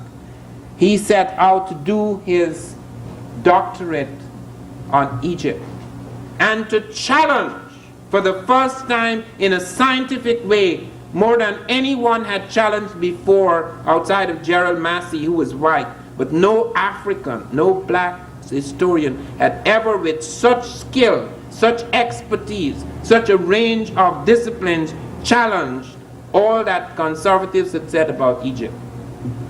And he went straight into the mouth of the cannon.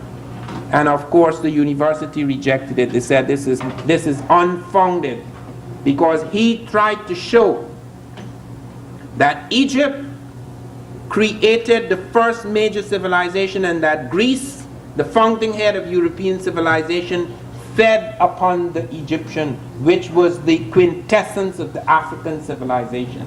And that Egypt was not possible without what came out of Ethiopia, which was not possible without what came from the interior cradle land of Africa.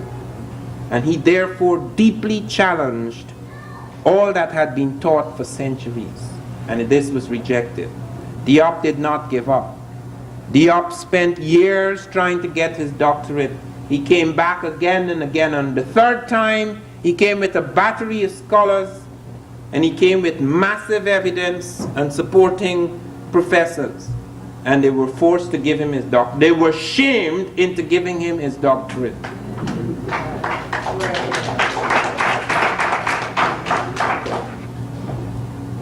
He was not just a historian, he was a scientist. Diop came first in mathematics in his school, and he entered one of the most advanced laboratories in France. Many of you may have heard of Mario and Giulio Curie, who won the prize, the Nobel Prize in physics for the discovery of radium. Their son-in-law, Giulio Curie, he founded a laboratory, the most advanced laboratory in France, and Diop worked in that laboratory.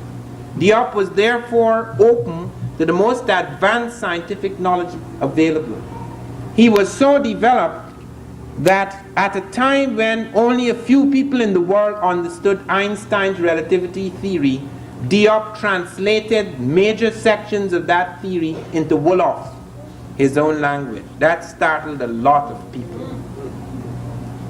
And that knowledge, that scientific knowledge of physics, There was also a knowledge of chemistry. Diop developed a special process known as the melanin dosage test, whereby he could tell by test going into the skin of dead mummies, African kings and pharaohs who have been buried thousands of years. He could take off square inches of that skin and test it in the laboratory and establish that the level of melanin in that skin proved that they were black people, that they were African.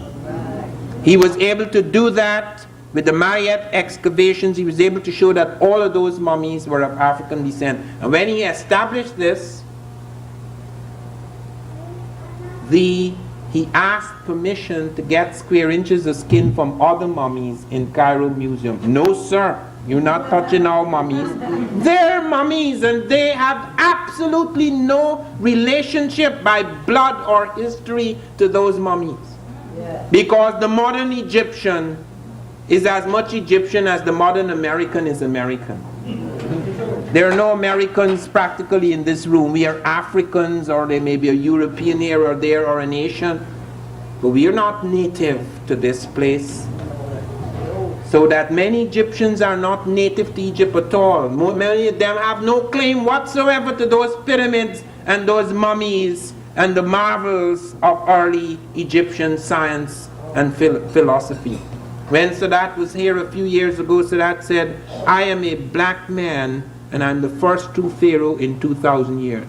What Sadat was saying, I'm not like them. I am for real.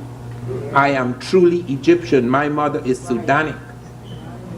Many of them are not there. When I come to deal with the Cairo conference in 1974, you will find that the most reactionary of the delegates to the UNESCO conference were the Egyptians.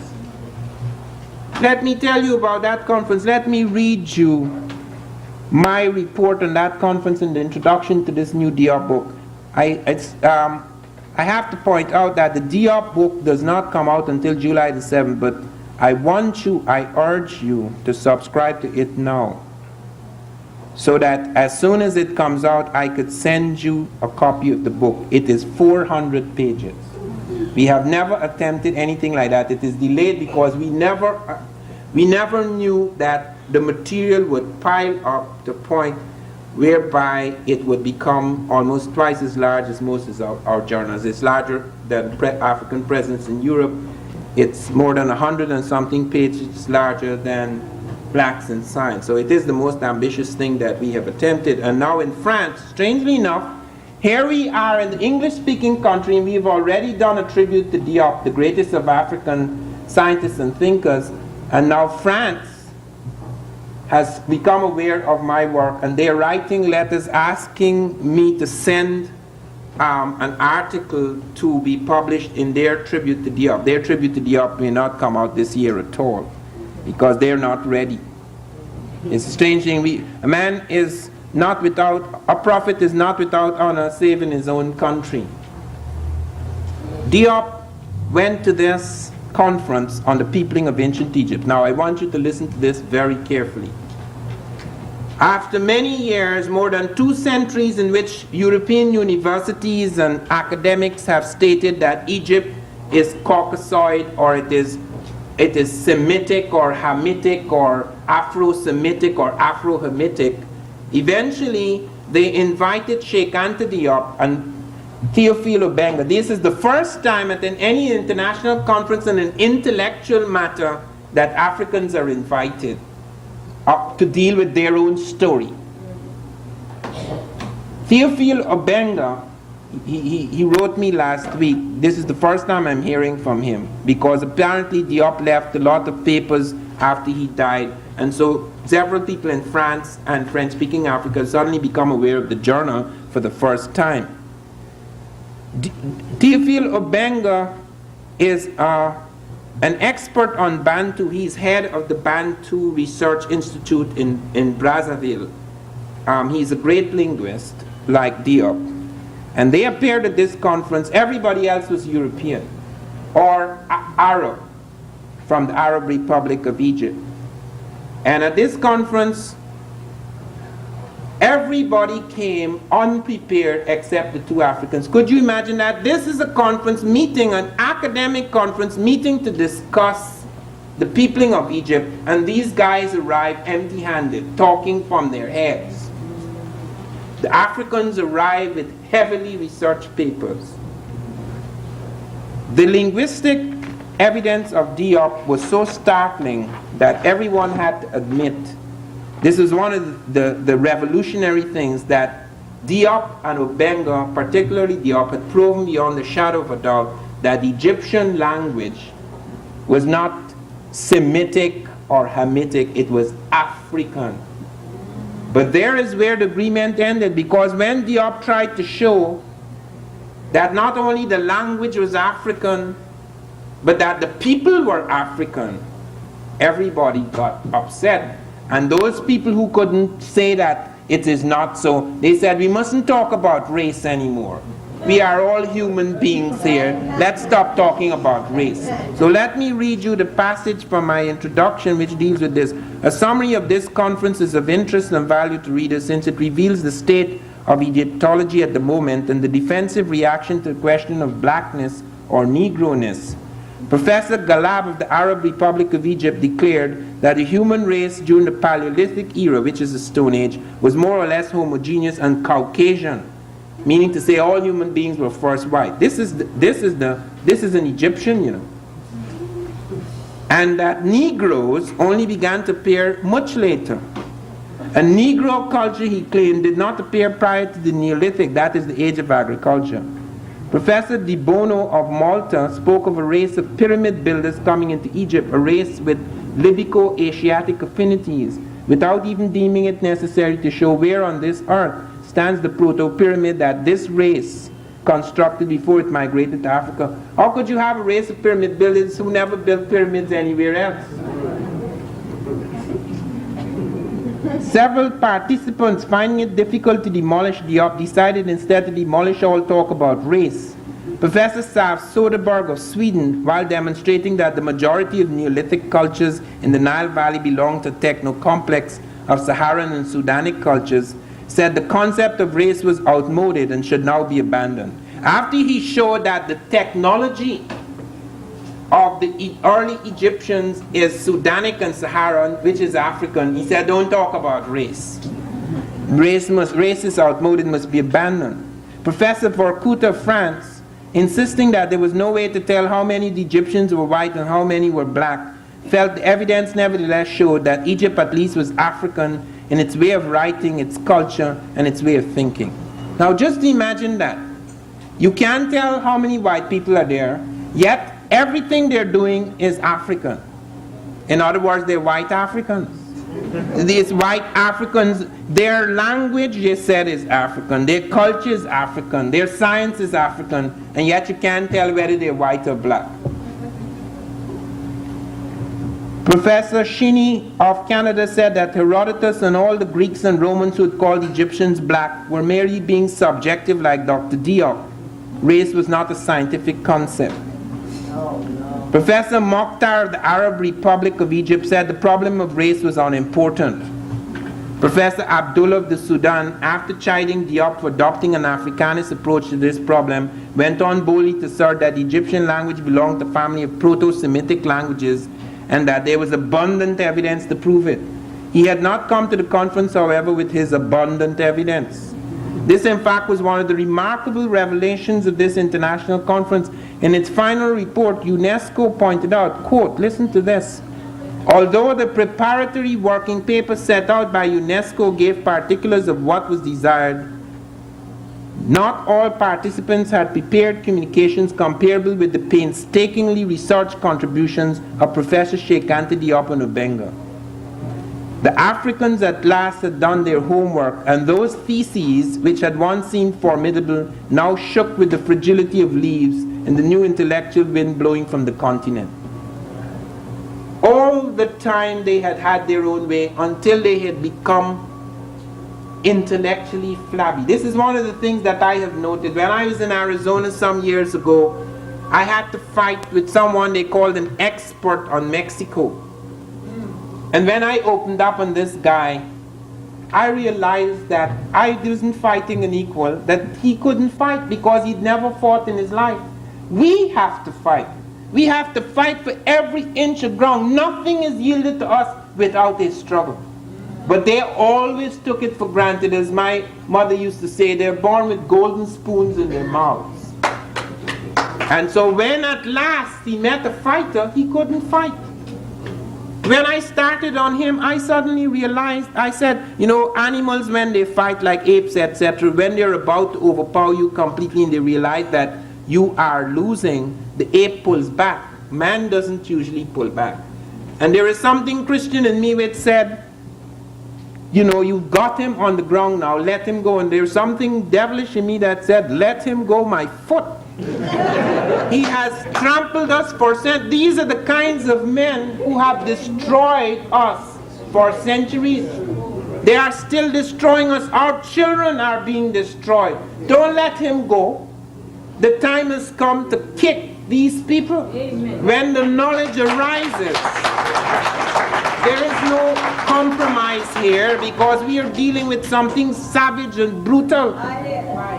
It is something that is cruel. It comes on the smiles. It comes on the smiles, etc. And everyone is so sweet and kind and nice. But there are people being destroyed in every aspect of our life. People are being destroyed. You cannot look at some of our children today. You cannot go into those universities to teach without realizing that somebody is taking a gun and shot out a piece of their brains. You have to rebuild the whole world. You have to rebuild the whole intellect now in order just to get a few facts through. How can one be soft about something like that? How can one stand before something that is so painful, so absolute, so pervasive, so overwhelming, so destructive, and not feel an anger so great that when the time comes, one wants to shoot them all? Because when Diop told me about South Africa, do you know South Africa has an atomic bomb? And do you know how they got it? They have the finest atomic bomb. When you read the book I have brought out, Great African Thinkers, read the section where Diop talks in South Africa, and he's a physicist, he knows about uranium in detail. Read how they got their bomb.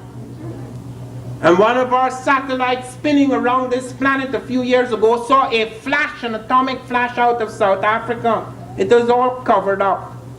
I don't want to give you, I prefer you to read the section that deals with South Africa and the atomic bomb and where they got their plutonium from and where they got their expertise from. It is something frightening.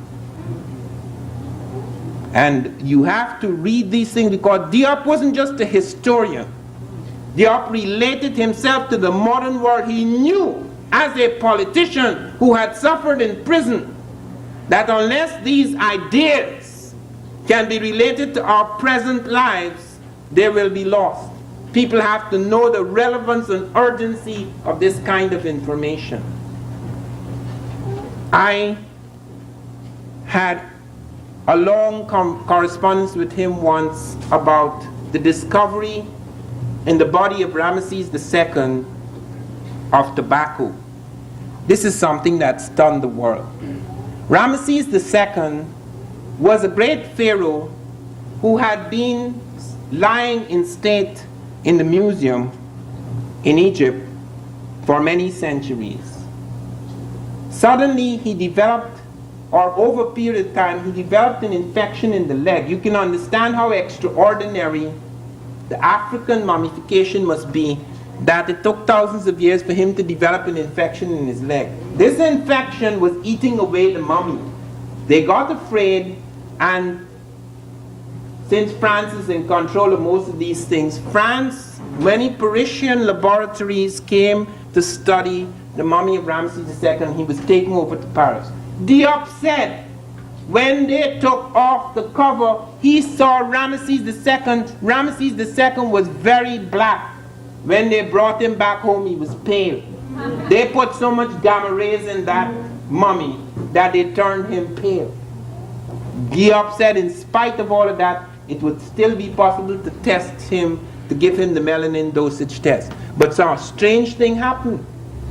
And I unwittingly had something to do with it, because Diop wrote me and says, they have found tobacco in the belly of Ramesses II. And he said to me in a letter which is published in this new journal, that proves that you are right. Not only the Egyptians come to America, but they came back bringing the tobacco. And I wrote him and says, no.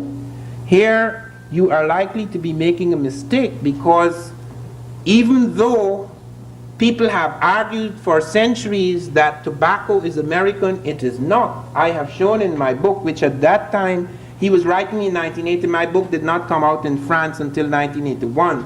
So he had only read pieces of my book. He had not read the French edition of the book.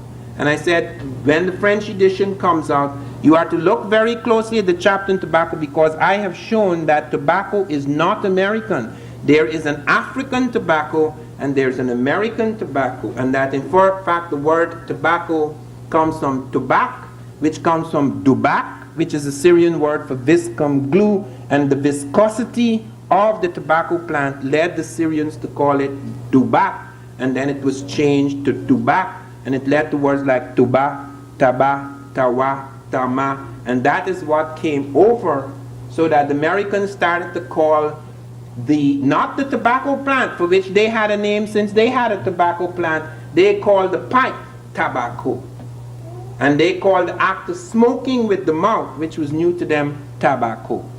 So that could be an African tobacco. So use your laboratory, because Diop was the founder and maker of the radiocarbon laboratory in Dakar. Since his death, I think it was last month, the government of Senegal decided to call it the Sheikh Anta Diop Institute rather than the radiocarbon laboratory. It is now named after him. But he could not do this because nobody would allow him to touch the tobacco. But nevertheless, he informed people in Egypt and in France that I had raised the question that they should test the tobacco to see if indeed it is like American tobacco. Do you know, after the test was performed, everybody got quiet? There were 48 laboratories involved, and none of them published reports. And do you know what they said? They stopped studying Ramesses II, and then the rumor went around that they got the wrong mummy. In other words, either they discovered that that was an African tobacco, not like the American, which means it upset all the arguments, or they discovered it was American, which meant that there's a possibility that the Egyptians brought it back from America in an early time, which upset them even more. So either way, they got caught, so they shut up. That was the end of the matter. We never heard again about Ramesses II. Nothing has been published about it. How can you deal with that kind of duplicity? How can you deal with that conspiracy of silence without feeling a great anger? And you could see why a man like Diop would eventually be led into serious politics. Because when you become aware of all of those things, you begin to realize that history is a political fight. Because these guys are prepared to go to any lengths to cloud over what has happened in our lives. Because they know that that knowledge can give you a consciousness so powerful that it could upset the world. Look, don't make any mistake about it. Consciousness is the key to power. A different kind of consciousness is the key to power. Even in spite of all their guns and everything, that fight that is going on in South Africa, where children are throwing themselves at the guns because of a different consciousness. 20 years ago, they wouldn't have done that. They wouldn't have done that. So that it is with a different kind of consciousness that true revolution begins, because people are prepared to take this thing to a point where you can no longer fool anybody. If those Africans like Diop and Obenga were not alive, if that kind of complexity and sophistication of intellect did not exist, that UNESCO conference would have done the same damn thing they've been doing for centuries. It wouldn't have shifted a bit. Surely the Egyptians wouldn't have shifted it. It was through me and Diop that the Egyptians asked the British back for the splinters of the Sphinx's nose. They wouldn't do it. They wouldn't dare think of that. So colonial Mokhtar, this man at UNESCO, forced me to write almost an apologetic note in my journal saying that I have been given permission to print this essay by the but not all the participants of the conference at the conference agree with it. How could they all agree with it when it stands in contradiction with all the lies that they have been preaching? And Diop's special scientific knowledge, not only his knowledge of linguistics, his knowledge of physics led him to question something very seriously. There's an article in this new book called Iron Metallurgy in the Ancient Egyptian Empire. Several French investigators said that although they found iron, listen to this, smelted iron was found in Egypt in the Great Pyramid, a niche in the Great Pyramid. And they said, well, it is an accident. It fell from a higher strata, meaning a later period, because the Egyptians couldn't have smelted iron, they said. And they said it was decarbonized iron, soft iron. Diop showed, because of his scientific knowledge, that soft iron is more advanced than hard iron, because you'd have to take the carbon out of it to get to that stage. And iron smelting advances and advances until it gets less and less carbon, so that this kind of carbon they found, stratum iron, is advanced iron. And then he showed that it couldn't have fallen from a higher strata because the people who found it went to great extent to establish that it was an untroubled strata or level in the pyramid, that nobody had touched that when they found it. So all these things were cover-ups and lies. And then he showed that King Tut's bed, the posts of King Tut's bed were made out of smelted iron. When he went in the Cairo Museum and he pointed out to the curator, he says, "This is iron, isn't it?" And the curator said, "Yes." He says, Diop said, "Well, could you write me a note saying that it is iron?" Not me. No, sir. They're not going to write any such note. They'll lose their job. And when he showed that the Eye of Horus was made of smelted iron, so that it's not only in the Great Pyramid, but periods long before the smelting of iron, you have objects of real iron, not meteoric iron which falls from the sky, but iron done through the smelting process. And he showed with great persuasiveness, based on his scientific knowledge, that this was so. Now years passed before I met Diop, and I want to read to you the beginning of this introduction to the book, because this describes how I felt when I met Diop, and it also says something about his death. I felt a strange sense of awe in his presence. It was the aura of nobility and graciousness, perhaps, the quiet air of intellectual authority, the legend of his life and his work that had preceded him. His eyes never left me as he spoke, but though his gaze and his grip were firm, his voice was surprisingly soft. The sibilances of his French rose and fell upon my brain like waves of whispers. "Monsieur Diop," was all I could say. "We meet at last." It was a cool blue London day, the light of a premature springtime loitering like a stranger on the streets of a winter morn. January 13, 1985, about a year and a month before his death. We had exchanged long letters. We had spoken on occasion on the telephone. I had read his work in English, he my work in French. He had followed avidly the issues of the Journal of African Civilizations. Yet nearly a decade was to pass before we met face to face. That week in London, we talked to packed houses. We dined, we discoursed, we debated. Diop's great friend of many years, Carlos Moore, made us feel at times as though we were conversing in the same language. But in spite of the growing familiarity, my sense of awe and reverence in his presence persisted. I saw him more as a father than as a comrade in arms. I felt the long road that I would still have to walk.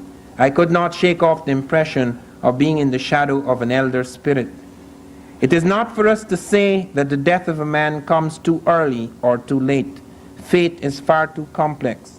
But let us venture to say that we in America needed a guide and a teacher like Diop. Africa, above all, needed a leader like Diop. Had he lived to become president of Senegal, he might have piloted some of the nations of West Africa into the first stages of a federated state. His passing, therefore, is a very great blow to us all. Yet history teaches us that men like these do not die at the time of their deaths. Often it is that the fall of a great teacher or prophet is the beginning of the rise of his ideas. So let it be with Diop.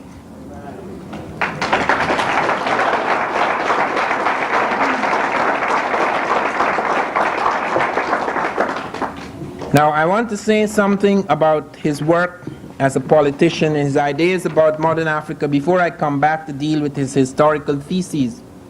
Now, Diop was very determined to change Africa. He was deeply depressed by the state of modern Africa. He was well aware that Africa is only in the first stage of its independence. Lots of us are very unhappy about the state of modern Africa. We have seen tremendous disasters occur in Africa, in Uganda with Idi Amin, in the Congo with Lumumba, in South Africa, of course, that is the darkest, the most terrifying chapter of African history. But in many parts of Africa, apart from the imperialist thing, apart from the colonial thing, we find that the many centuries of colonization has created corruption among many of the ruling elite in Africa. Many of the Africans who have gone to British universities or French universities have come back without a sense of what they are, without a sense of what the continent of Africa is, without a sense of true history. Diop is unusual in that respect, like Nkrumah.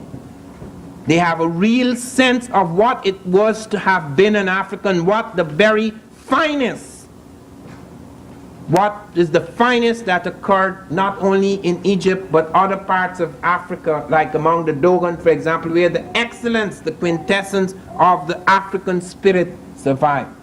This is something we can go back to. This is nothing that is past and dead. This is a model. And Diop was very concerned about that instead of having this fighting between little mini states, you can have federated structures. You can't federate all Africa, but you could have certain nations coming together in a certain working structure, because therein lies the great strength. We tried to do that in the Caribbean, we did not succeed, and so, it went all haywire. Diop wanted very much to do that in Africa, as Nkrumah did. But he knew that it could not be done unless they developed certain things. You had to have a sense of the cultural integrity of the African people. What did they belong to? Where this unity and continuity lay, so that you don't just see yourself as Nigerians and Ghanaians, etc. But above and beyond that, you see what Africa is, what it is to be African. He found that a certain re-education had to begin. He was the man, and he didn't just talk about this. Diop actually founded the first World Black Researchers Association, in which he was to bring scientists from all over Africa and other parts of the black world, so to make sure that whatever was being developed, that technology transfer would occur. It would be carried into Africa. Let me tell you, in spite of all this fight between Russia and America, America gives technology to Russia. America gives technology to China. They buy it. America gives all of its military technology to Israel. And Israel gives some of it to South Africa. So how come the Africans, Diop is one of the few blacks who is the director of a scientific institution. He actually founded and created a radiocarbon laboratory for radioactive research in Senegal, single-handedly. He was in prison because he founded a political party. They declared it illegal, they threw him in prison. That's how he did a lot of his work. He studied in prison. And when he came out of the prison, say, you keep quiet, we're going to help you. And for a while they kept him quiet, and he built his thing. And then he founded another political party, and once again, he was in trouble. When we invited him here to come to America, we had a lot of trouble. Every time, in the last days, every time we pick up the telephone, a woman answers. Not related at all. The American and French intelligence became involved. We just could not communicate with Diop. When eventually Diop got on the plane took off from Dakar. 1,000 miles from Dakar, the plane began to tremble violently. They said it had a fractured wing. They had to swing around and fly all the way back to the car. When they landed, all the tires exploded. Well, Diop stayed home. His friends begged him, don't go. This is a plot in your life. Don't go. We had the Nile Valley Conference here. We were there at the airport. Even the mayor of Atlanta, Andrew Young, paid for the plane to come down to New York so that we could meet Diop. Diop didn't turn up. Jeffries was waiting, John Clark, myself, Finch. We didn't see Diop. And nobody believed us. Many people thought that it was just a trick, that we'd only use Diop's name to bring people to. All sorts of rumors sprang up. When Diop eventually came to America, he told what had happened. But the next time we were smarter, we never telephoned him. We never told anybody we were bringing Diop to New York. That was the best way to get rid of French intelligence or American intelligence. Nobody knew Diop was coming. Only about 5 people knew. Myself, Dr. Charles Finch, the president of Morehouse, the dean of the Martin Luther King, and Andrew Young. Nobody else knew Diop was coming. We couldn't inform anyone, we couldn't take any risks, because we couldn't take any chance that intelligence would pick it up. And we made sure that Diop would fly to Paris. So Diop flew to Paris as if he was just going to meet his wife and his friends in Paris. And then we smuggled him out to Paris. We got him on Delta Airlines, and they flew him straight to Atlanta. So there was no interruption. When Diop took his flight, nobody knew. They just flew him clean out from France into the United States.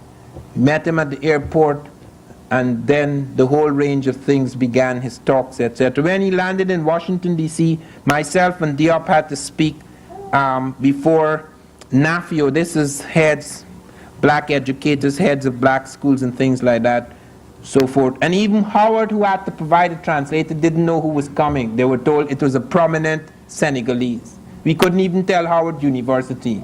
I don't need to say why.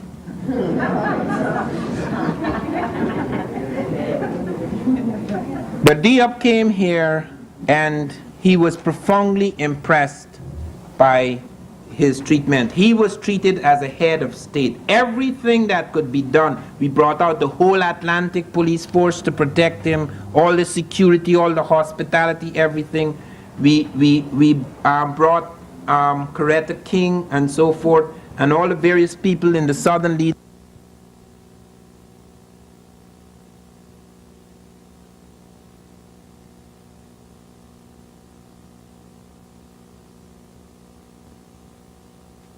That started a whole series of lectures.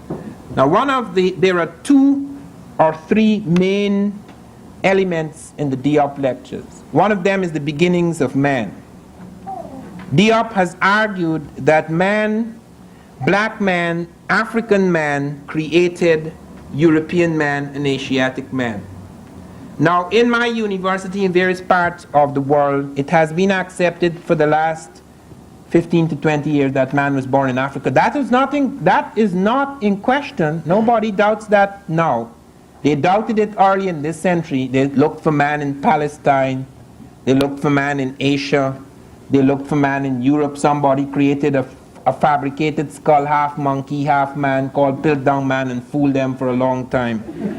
But since Leakey's work, it is accepted throughout the world that man was born in Africa, but that didn't solve anything, because what they're saying is, okay, man was born in Africa, but then he came to Europe and got really advanced and evolved, created civilization and brought it back to that backward half-ape living in Africa. Diop showed that there were 6 stages of man, and that 3 of them never left Africa. The other 3 not only wandered all over Africa, but wandered into Europe and into Asia. In that period of time, the Straits of Gibraltar did not exist. It was possible to cross from Africa into Europe on dry land, because Europe is only 20 miles away from Africa. The northernmost part of Africa is only 20 miles from the southernmost part of Europe. Also, Asia you could have crossed because you didn't have that cutaway you could cross. Also, you could cross easily by boats because the distance is not great. So that man then spread out from Africa and spread into Europe and spread into Asia. Now this was, while Europeans accepted this, they're saying, yes, okay, fine, he came out of Africa, but he came out at the most primitive, backward stage. His brain was not properly developed. But when he got into the ice, then he started to evolve. Okay, and so European man is a highly advanced type, but African man is a backward type. Now, strangely enough, the most ironic thing to happen in this whole story is that the day before Diop died, a battery of 11 scientists, most of them from Oxford, England, the most conservative place you could find in the world, came out with proof that not only was man born in Africa, but modern man was born in Africa. Okay, I want you to note that there's a big distinction. This is the end of the argument. Not only have they shown, as Leakey did, that man was born in Africa, that has been accepted for quite some time. It doesn't prove anything. But they have proven that the last man, the most advanced type of man, the last phase in the evolution of man, the most modern man, the man with the brain case of the European, the Asiatic, and the African, was born in Africa. Let me read that section to you. It appears in Nature, as I say, the day before Diop died. It's entitled Evolutionary Relationships of Human Populations from an Analysis of Nuclear DNA Polymorphisms. It's the work of 11 scientists, most of them from the University of Oxford, England, and it appears in Nature, Volume 319, February the 6th, 1986. The team of scientists concluded, quote, the earliest fossils of anatomically modern man, which is known as Homo sapiens sapiens, have been found in Africa, at Omo in Ethiopia, Border Cave in South Africa, and at Classes River mouth in South Africa. The data from the last site suggests that Homo sapiens sapiens was present in South Africa more than 100,000 years ago, and an adult mandible from Border Cave has been dated about 90,000 years before the present. Hence, it has been argued that the evolution of modern man took place in Africa. Our data are consistent with such a scheme in which the founder population of the modern world migrated from Africa and subsequently gave rise to all non-African populations. In other words, it has now been established by the analysis of DNA polymorphism that the European is an African. He springs out of the African, the Asian springs out of the African. The Asian is partly Africoid and partly Caucasoid, because the Caucasoid, the Asian, appears later. The Caucasoid comes out of the African. It's a shift. It probably comes from albinism, where the African gives birth to a pigmentless person. This is possible even today in Africa, though a pigmentless person does not survive in Africa. An albino only has about 25 to 30 years of life, but in the ice an albino would survive. So that you have in the ice, about 50 to 55,000 years ago, in the ice of Europe during an ice age, a certain number of the Africans living in Europe began to undergo a change. The first change is that they retain African features, but they become albinos. The albino condition springs out of the fact that the pigmented skin, which is critical to survival in the tropics, is not critical to survival in the ice. In the extreme ice, And I'm not talking just the temperate zone. We are living now in the temperate zone. That's not ice. Okay, it has a certain amount of cold period. I'm talking about an extreme ecology in which great parts of Europe were covered by ice 1 mile thick. And the African population got into trouble because they were removed from the sun 3 times. A, the sun was no longer direct and abundant as in Africa. B, the sunlight was not only weak and tangential, but it was further removed because they had to cover their skin from the cold they had to cover their bodies from the cold in the skins of animals, which further removed them from the sun. And third, they had to live for a long time in caves. And the light of Europe, a great part of Europe, was twilight. It did not have the brightness of Africa. It was a twilight. Hence, you find a shift in terms of the melanin in the skin, which is critical to survival in the areas where man was born, in the latitudes of the tropics, that the melanocytes started to become inactive, and you have the calcification of certain things that are which feed on melanin. Like, for example, it has been pointed out by doctors recently that there is a certain part of the European that is calcified. It's the pineal gland which feeds on the melanin. Okay, so that you have shifts occurring at first, and then shifts occur not only in color of eyes, color of hair, color of skin, which is one shift.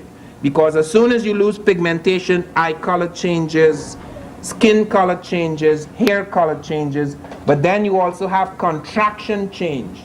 That is, the bones of the face undergo a slow shift because the nose gets narrower, because the narrow nose in the ice is natural. Okay, you have a contracted nose as against an expanded nose, so that you have movements that affect ecologies that affect the structure of the face.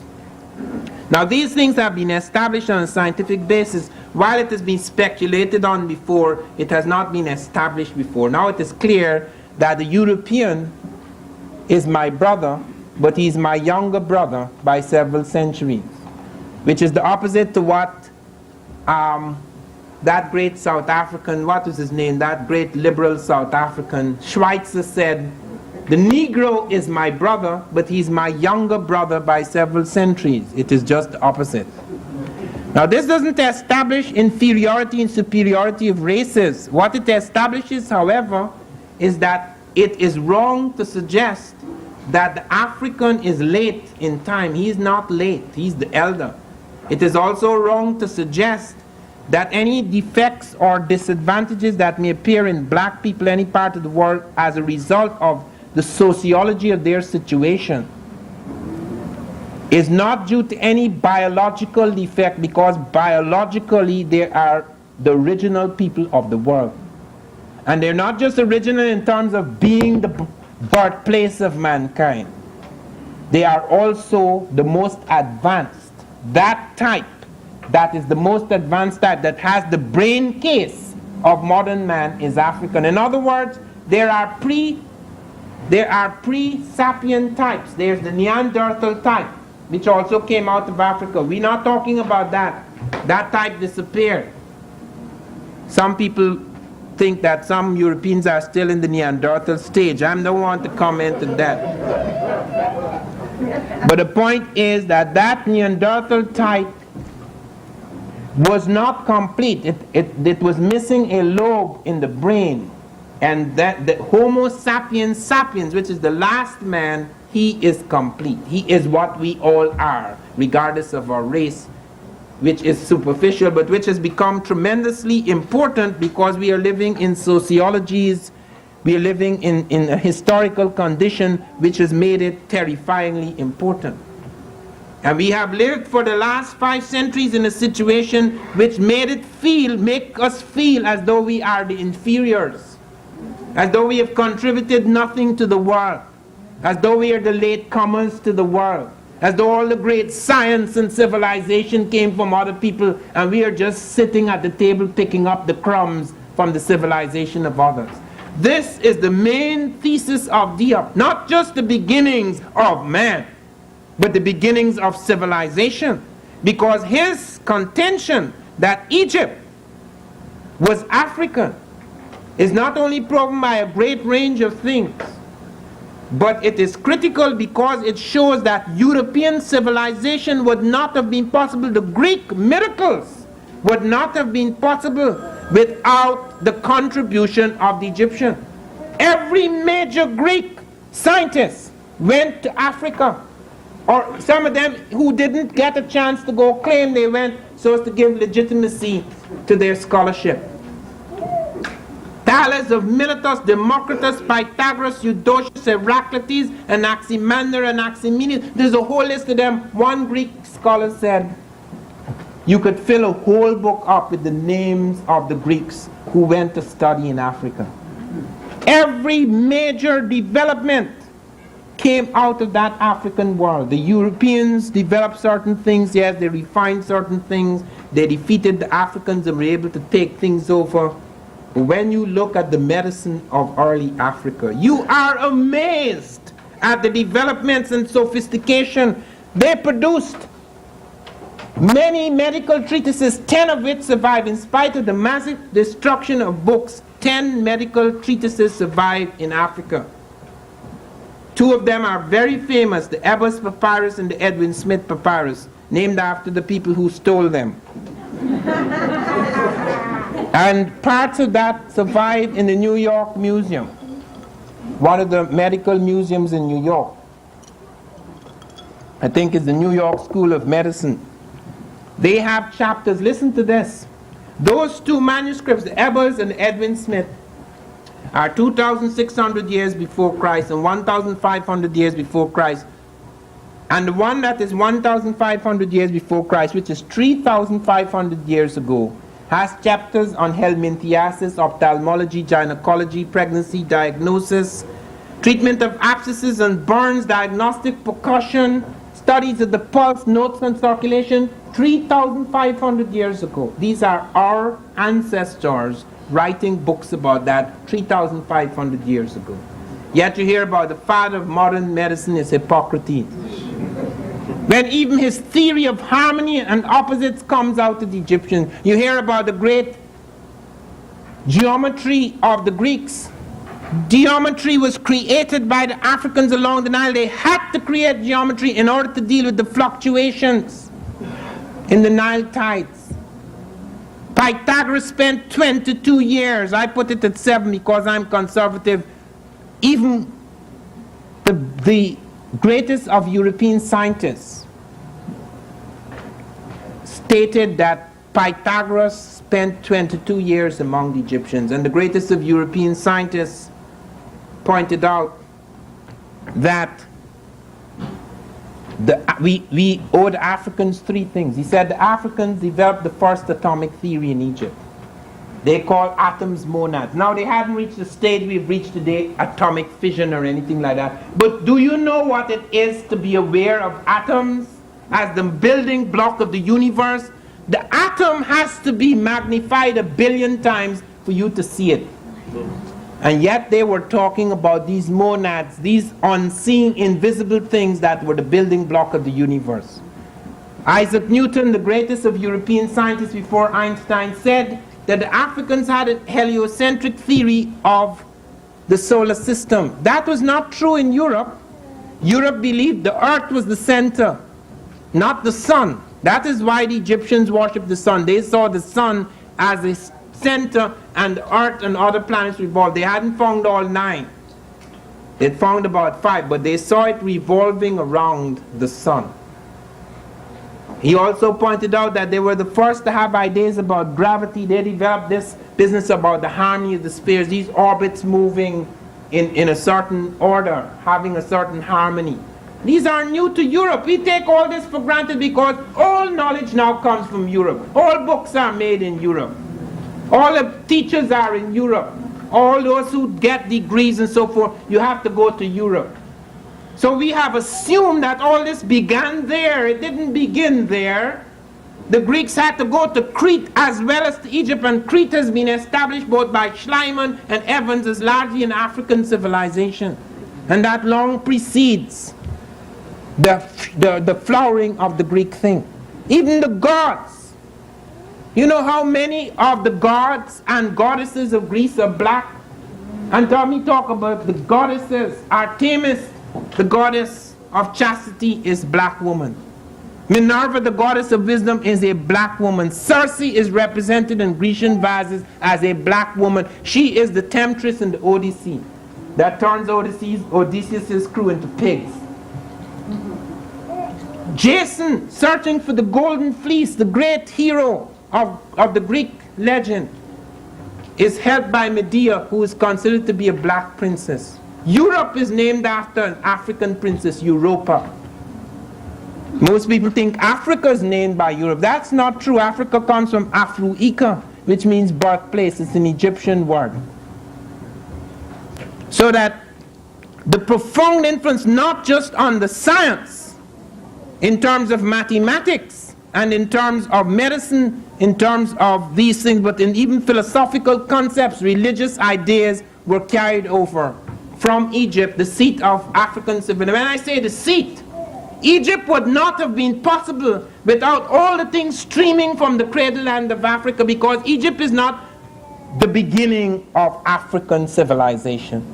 They have found Tarseti in the Sudan, Kustal on the edge of the Sudan, which has kings, 12 black kings reigning 2 centuries before the first Egyptian dynasty, and all the elements that are later to appear in Egypt are already set down at Tarseti. Even the hieroglyphs, the world's first major writing system. Other people have developed writing systems, the Sumerianites, but nothing was as highly developed as the hieroglyphic system. It was to affect a lot of people, including the Europeans. Europeans have very few writing systems. There are very few Europeans who had writing systems. The French do not have a writing system. The English do not have a writing system. The Spanish do not have a writing system. Only the Romans and the Greeks and the Russians and the Phoenicians. There are only a few people with writing systems, about half a dozen in Europe. You take for granted everybody wrote. When the Romans conquered the English, they were utterly illiterate. They had never written a line. Yet when I was at university in England, they're talking about Africans are preliterate. They have a part missing in the brain. They're preliterate. That is not a highly developed part. And they're bloody preliterate, so that Cicero, the Roman, had to say, when they conquered the British, they are so stupid. I am quoting his exact word. They are so ignorant.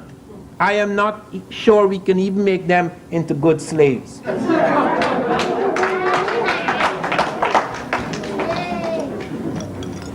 And in Africa, you have the Manding script, you have the Akan, this is pre-European, Akan script, the Manding script, the Afaka script, the Meroitic script, the hieroglyphic script. There are several scripts in Africa. You say, well, okay, if the Africans had scripts, why didn't they write books? The earliest books in medicine are African. The earliest books in mathematics are African. And they're now saying, now it's becoming more and more clear that early Egypt, classical Egypt was African. People like Nugabor and other mathematicians are saying, yes. So the Africans did a few things, but they did not develop theoretical mathematics. They developed a sort of practical mathematics. The mathematics, they said, of empirical recipes. They learned from trial and error, but they didn't have a theoretical mathematics. Theoretical mathematics, theoretical abstract science begins with the Europeans, the Greeks. Do you know they actually programmed the computer in this country in 1967 to test that theory? And the computer discovered that of 22,295 possible decompositions, the early Egyptians had chosen the 46 most elegant and simple equations, which is what the computer would have chosen. Developed 4,000 years later, that is the absolute proof of a theoretical science.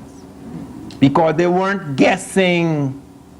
They couldn't have gone through all those possible computations to develop their structures. geometry, which was borrowed from them, arithmetic was borrowed from them. Their algebra hadn't gone very far. They had developed certain quantities of algebra. The Arabs during the Moorish period would carry algebra much further, but the Europeans didn't have algebra.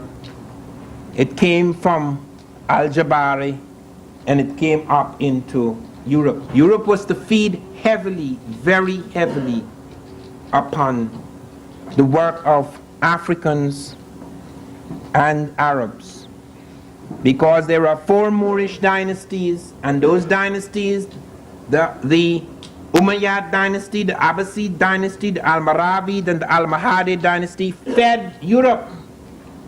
When the Moors, most of them of which were black, some of them were pale-skinned types, because the Arabs included both black types and pale-skinned types, and some blacks came as Senegalese types, some came as Arabs, some came in as Berbers. You have both fair-skinned and black Berbers, but the majority were black.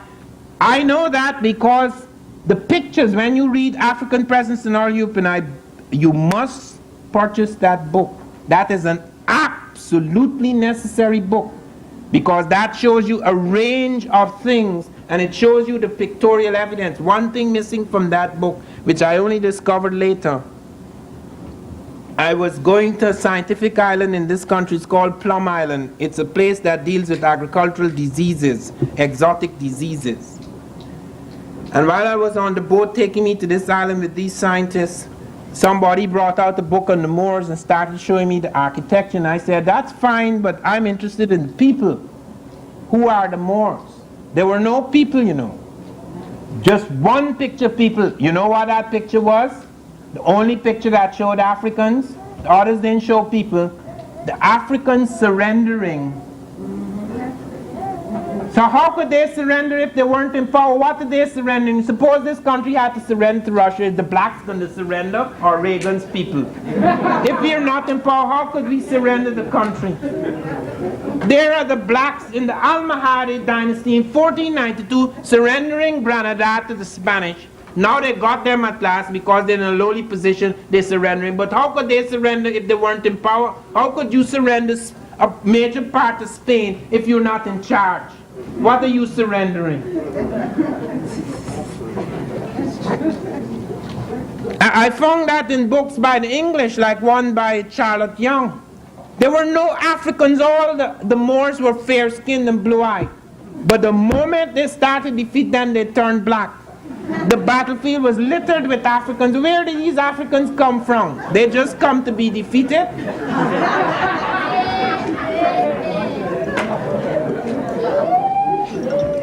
Diop had to fight this nonsense for many years. And I want to say a few things that he said about America when he came here.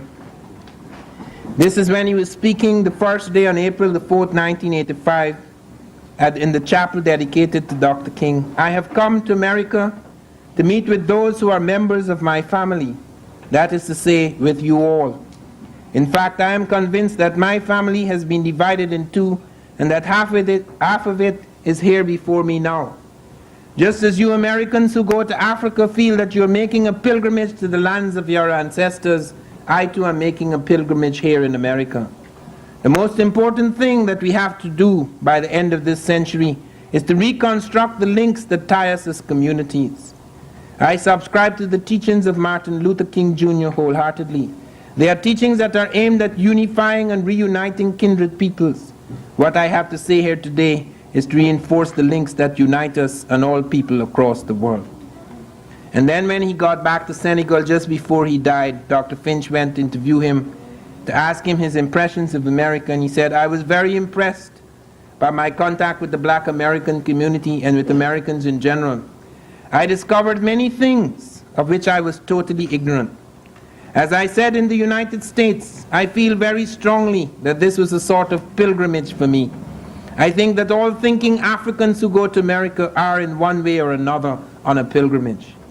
I said before I left that I was going to find half of my family in America. It was just that.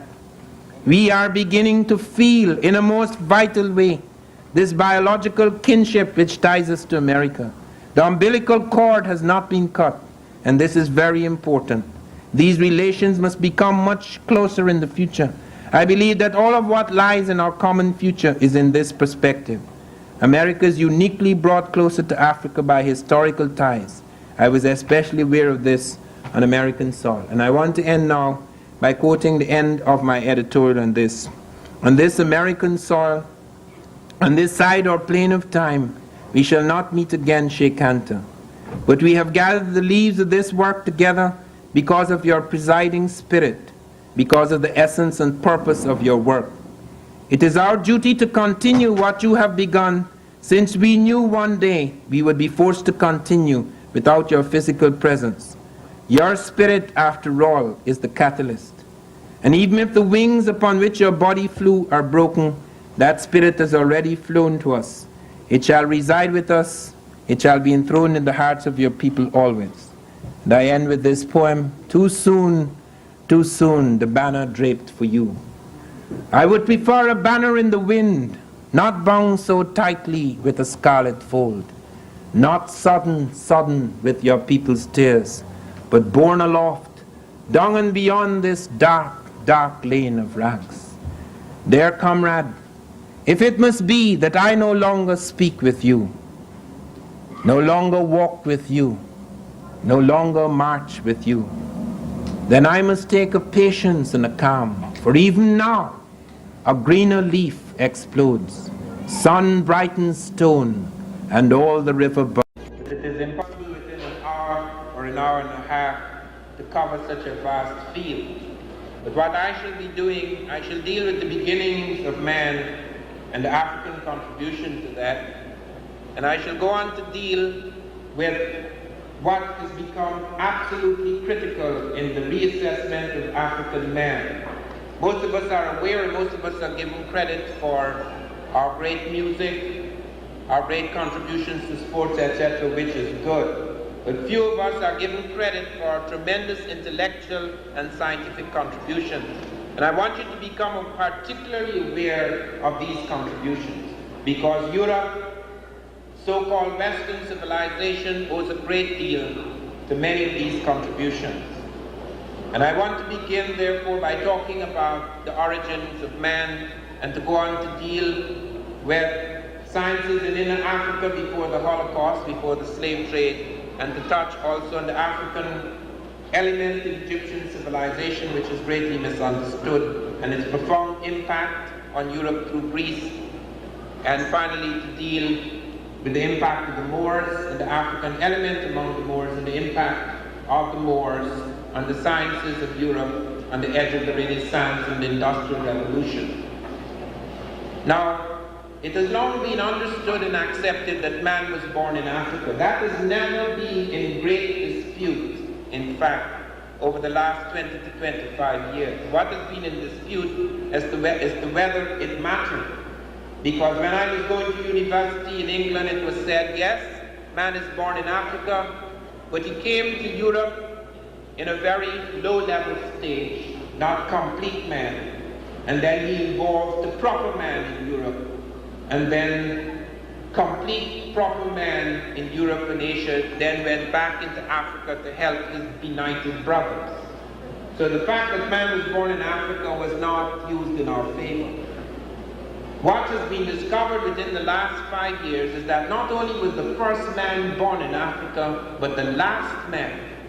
In other words, it is not a question of who started the human race, because the first human being is not complete, is not very advanced. There are 6 sequences before we come to final man. Neanderthal man, for example, is also African. He enters Europe, he enters Asia, but he has a lobe in the brain missing. He's not complete. What we have discovered in the last 5 years is the last man, modern man, is African. That about 140,000 years ago, and we're not pretty sure of the exact date, scientists are working on the possibility that it's between 140,000 to 200,000, but they are almost unanimously agreed now that the last man, the fully evolved modern man that peoples this planet, is African man. He has an African brain.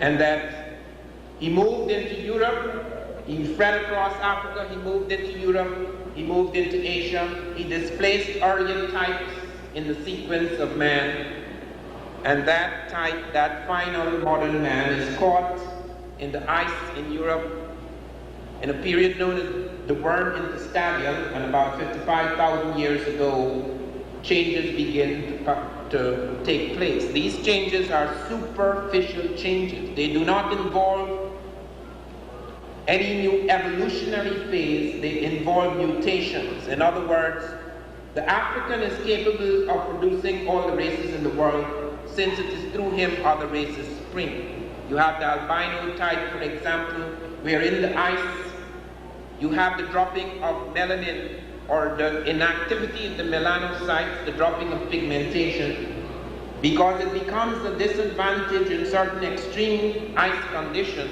not temperate zones where we're living now. It becomes a disadvantage because in the tropic and subtropical regions where man was born, he had to have melanin shield in order to protect him from the intense ultraviolet radiation. In the ice, where light was tangential, it was an advantage for the sun to go right through the skin without the melanin shield. Hence the albino type began to have a survival capacity over the darker type in the ice, and then you have a stabilization of that type, which is still Africoid in feature, but the first change is melanin change, which produces changes in color of skin and color of hair, color of eyes, etc. You then have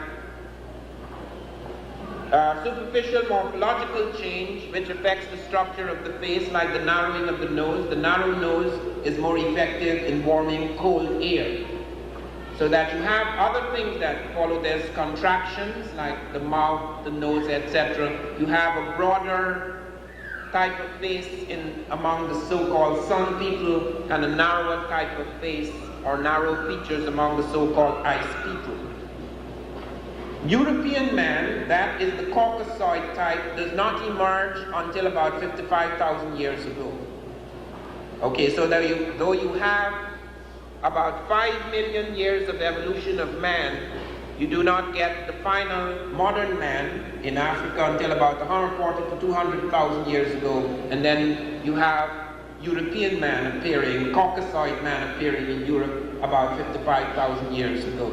And then you have in Asia a complicated situation, because you have both the Africoid Asiatic, there are about 100 million black people in Asia today, and you also have the invasion of Europeans, or the Aryan type in India, so you get an Indo-Aryan type as well, with more European type features but with darker skin. So that you have explanations emerging now for the differences between races which are superficial. The differences between races today, particularly in America, do not remain superficial simply because of the fact that slavery and the denial of status to black people and the denial of their humanities created an entirely new situation. That is the reason why it has become necessary to make distinctions, and it has become necessary to discuss the contributions of the African type as distinct from that of the Caucasoid type, because every attempt has been made over the last few hundred years to deny us any significant role in history. We have been completely wiped out of history. Wherever we appear only as slaves, servants, little people. And in fact, all studies of Africa until recently, 95% of the studies in Africa are of little people. I know from my own life, you cannot go anywhere in a territory and study its people. You have got, if you want to have a sense of the complexity of a civilization, you have to go to the centers as well as the periphery. And if you smash the centers, you have no idea until archaeology recovers what lay at the center. You have no idea of what people were doing. I have lived everywhere in the world except Asia. Lived, not passed through. I spent 10.5 years in Europe. I spent 24 years in South America. I spent 1 year in Africa. I spent 20 years here in the United States. I have lived in parts of Europe where many Western Europeans have never strayed. I spent 1 year behind the Iron Curtain. I speak Hungarian. I speak Swahili. I used to speak French. And of course I speak English very well. I went into parts of Europe there they have never seen a black man in all history except on television. I found in one village where I went into Eastern Europe, because we seem to think Europe is all one great industrialized world. I went into parts, villages in Europe where I found as many as 12 Europeans using one outhouse latrine. They did not have flush toilets. They knew of them because it was in their cities, but they did not have it. They went to the standpipe in the morning and they fetched water in buckets, just as some third world people do in their shattered condition. And they brought these buckets and they bathed. They didn't have showers. This is Europe, 20th century. Now suppose I was to write a book about the little European, the European away from the mainstream. Suppose I ignored all the technical achievements and advances Western Europe had made, feeding as it did upon the wealth of Africa and America. What would you think of Europe? That constituted the potential and capacity of the European. We have been made to look at that at Africa. It is only within the last 20 years that we have begun to discover that Africa had more complex technologies than we were led to believe. Why didn't we find them before? Why only within the last 20 to 25 years have we found such technologies? Because we were not looking in the right place. We have dismissed the African. We were willing to assume that only those little irrelevant, peripheral, non-mainstream people constituted the totality of African genius. In 1978, two of our scientists, Peter Schmidt and Donald Avery, discovered Africans were smelting steel 1,500 years ago in Tanzania, East Africa, along the lakes of Tanzania and Uganda. Peter Schmidt and Donald Avery of Brown University discovered this. Now other people were smelting steel too, but what was unusual here is that the Africans were smelting steel in quantity. What was unusual here is that when they studied their middens, they discovered that there were greater densities of population in these areas than there was in parts of Tanzania today. Few of you are aware of what happened to Africa. You know what happened to us, the transplanted African. We are aware of the horror of slavery. We are aware of the shattering of our families. But do you know what happened to Africa? Africa is a far cry from what it used to be and what it could be. Thank God it is in this century that the clock has begun to turn. Thank God that men like Mandela are free, because it is possible now to make a genuine fundamental change that may bring us into a totally different world in the 21st century. Let me make it clear to you that the tragedy that struck Africa was like the dropping of a dozen hydrogen bombs. Empires disintegrated. You cannot enter a continent and take millions of people, the young people, out of the heart of that continent and throw them across the ocean and expect to have a sane world.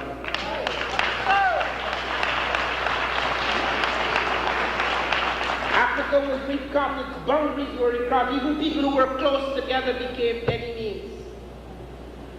The shock was cataclysmic, and it profoundly affected, it halted the burgeoning technologies of Africa. Look at the steel machine.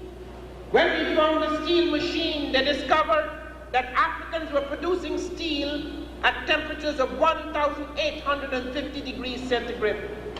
That is 200 degrees higher than any machine on earth until the 19th century. This they were doing in the 5th century. They discovered that Africans were not only producing at these high temperatures, they were producing steel in a single stage process. To do this, it called for iron crystallization, which involves a semiconductor technology unknown in the world until the late 19th, early 20th century. They were doing it in the 5th. Even when the great German scientist George Wilhelm Siemens discovered the process for mass producing steel in the middle of the 19th century, the Europeans produced steel in two crude processes. First, the sintering of solid particles, and then the final stage. The Africans were doing it in a single stage. And then came another shock. That not only were the Africans producing this long before Europe at higher temperatures and in a single stage complex semiconductor type process, but they were doing it using less fuel. They were using less fuel because they had less fuel in Tanzania and Uganda at their disposal than we had formerly believed. We had assumed, because of the little books that were written about African primitives, we had assumed Africa was a vast jungle. Africa, according to United Nations report, Africa has less jungle than any other continent comparable with its land space. Let me explain that. Europe, you can take two Europes and put it in Africa, taking out Soviet, Asia. There is more woodland and forest in those two Europe, the comparable land space, than there is in Africa. Africa has less jungle than South America, where I come from. I was born in Georgetown, in South America, in Guyana. Georgetown is a sophisticated little wooden city, but most of my population live on the edge of the Atlantic in the coastland cities and towns and villages.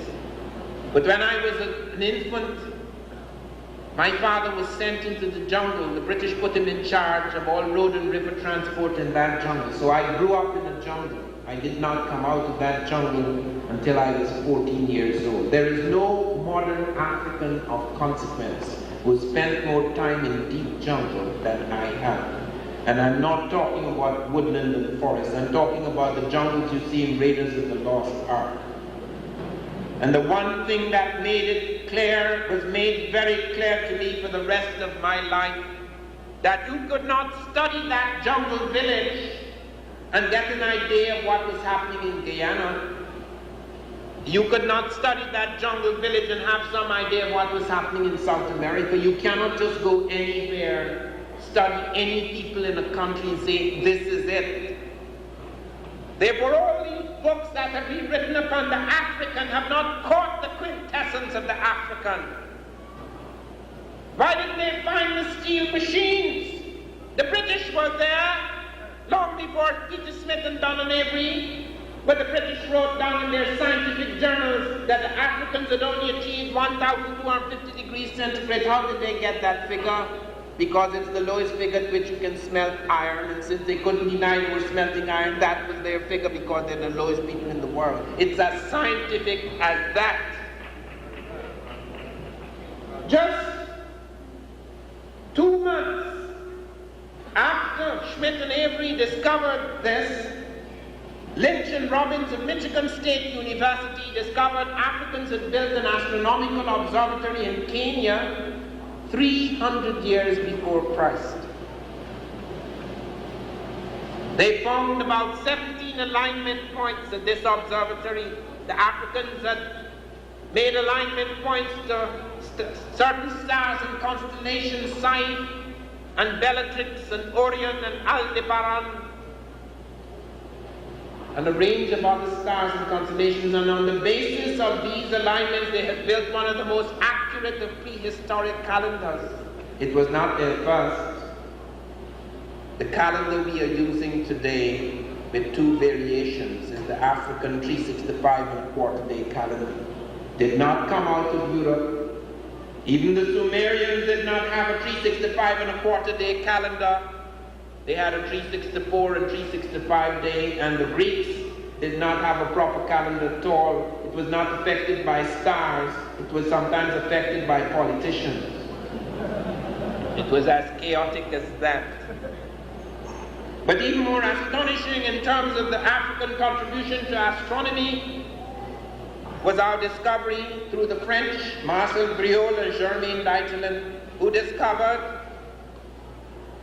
the Dogon people of West Africa. They found them 200 miles from the city of the medieval university city of Timbuktu, which by the way is not a myth. I've been informed by UNESCO officials that far under the ground in dry earth they have found some manuscripts which they thought were lost forever. We have not found everything, but we have found some of them. They're still being examined. And these Dogon people were found in an inhospitable mountainous region. They had fled into this region when they heard stories of how these strange, pale-skinned men, these alien figures had entered and they were taking people up and throwing them into the ocean. Many people were disappearing in these boats, so they ran into this area. When they were studied, we were astonished by the sophistication of their knowledge. Those of you who want to follow this, there are 3 books on it. 2 of them have been translated into English so far. One of them is called Conversations with Ogotomeli, the Dogon Elder. The other one is called The Pale Fox. These African people had started a dance to a star, the dance of orbits, a star which they call Sigi Polo, which we call Sirius B. It's a companion to the brightest star in the night sky, Sirius A. This star, Sirius B, is impossible to see with the naked eye. Let me repeat that. It is impossible to see with the naked human eye. The Africans not only saw it, they plotted its orbit right up to the year 1990. They did this 500 years ago. They showed it had a 50-year elliptical orbit around its parent star, Sirius A, and an orbit of 1 year on its own axis. We have established through modern science that it has a 50-year elliptical orbit. Perhaps next year, using our Hubble telescope, we will find out if it has a 1-year orbit on its own axis. They went further. They said it was made of a bright metallic iron, and that although it was an imploded star and seemed smaller than all the big bright stars around it, it was so heavy that if all the creatures on this earth were one lifting mechanism, they could not budge it. We have since discovered through modern science that it is the heaviest type of star in our galaxy. They went further.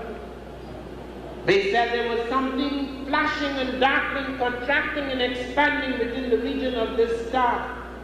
3 years ago, the Einstein orbiting satellite sent out from NASA found the Africans were dead correct. There is such an object. It's a dwarf nova. How did they do it? These are supposed to be primitives. Kenneth Brecher, the Massachusetts Institute of Technology, wrote in Technology Review, the Africans have no business knowing any of this. And true. The African we know, the African we've been made to see in books is a simple, nice fellow living on the edge of civilization, and we praise him for his humanity because we do know, and this is a fact, civilization is not just machines. Civilization is the humanization of the human. And therefore, there is good in saying that simple people, because they're not capable of the wickedness of more advanced people, that's good. But we're not just simple people. Because that kind of astronomy indicated they were involved in complex things. The Russians, I had communication with them some years ago because the New York Times, I brought out an essay in the New York Times on its op-ed page on December the 4th, 1975, Archaeology's discovery of an African presence in America, which the New York Times subtitled Bad News for Columbus.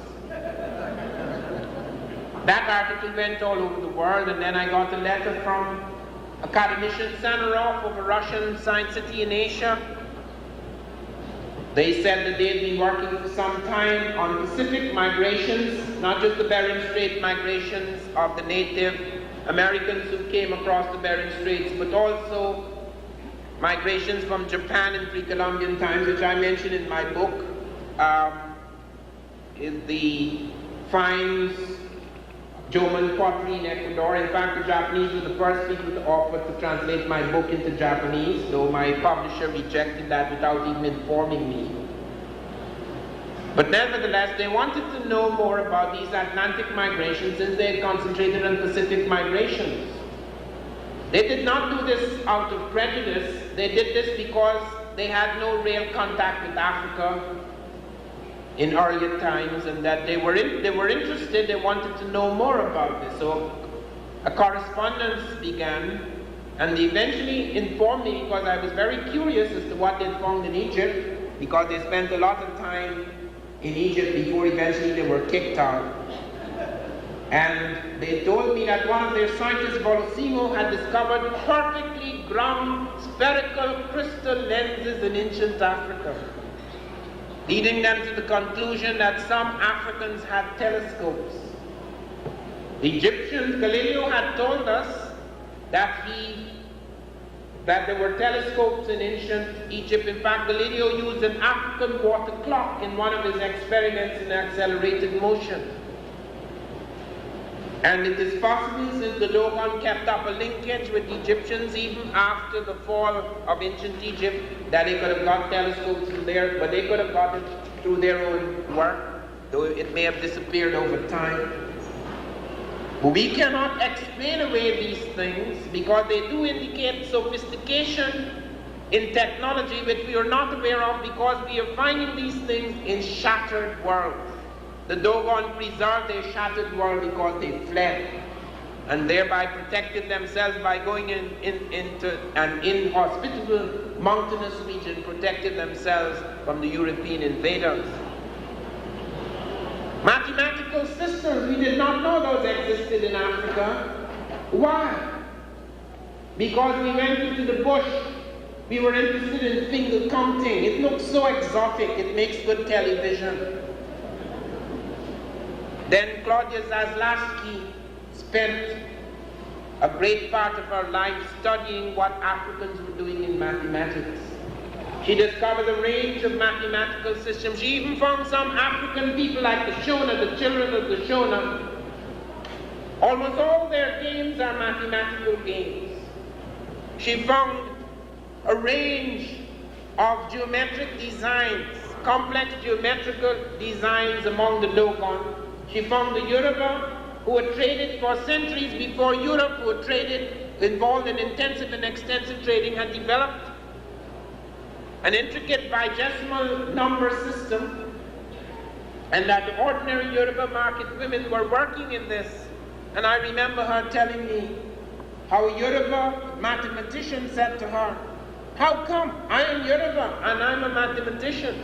And I did not know of this until you pointed it out to me, and Claudia said quite rightly, though rather sharply, "It's because your brain was manufactured in Europe." Very important to know that being African does not make you know anything about Africa. Most Africans know nothing about this. It is only within the last year or two that secret copies of the Journal of African Civilizations are finding themselves in many places. I was starting to find how many South Africans knew about the journal because tapes had been smuggled into South Africa. So that you have to become aware that we are at the cutting edge of a whole new movement. While we must feel great anger at what has happened in the past, let us not give up hope, because something is beginning to turn in the world. And while it seems turbulent and confused, possibilities occur when cracks occur in rigid systems. There are brave cracks in this system. Cracks so large you can walk through. Do not forget that. When I was a boy, I was told, the sun will never set upon the British Empire. I knew nothing about Africa or Africans. We were taught to hate ourselves. I hated the fact that I had African blood because there was nothing to show me that Africans had done anything. There were no books in Africa. The only books we had in Africa was Tarzan. And Tarzan was always this beautiful, great white Tarmangani. He was always saving my brothers from the beasts of the jungle. He knew more about them than the guys who were living there for thousands of years. He talked with them. They brought him up. So without the white ape man, we couldn't survive. That's what Tarzan taught me.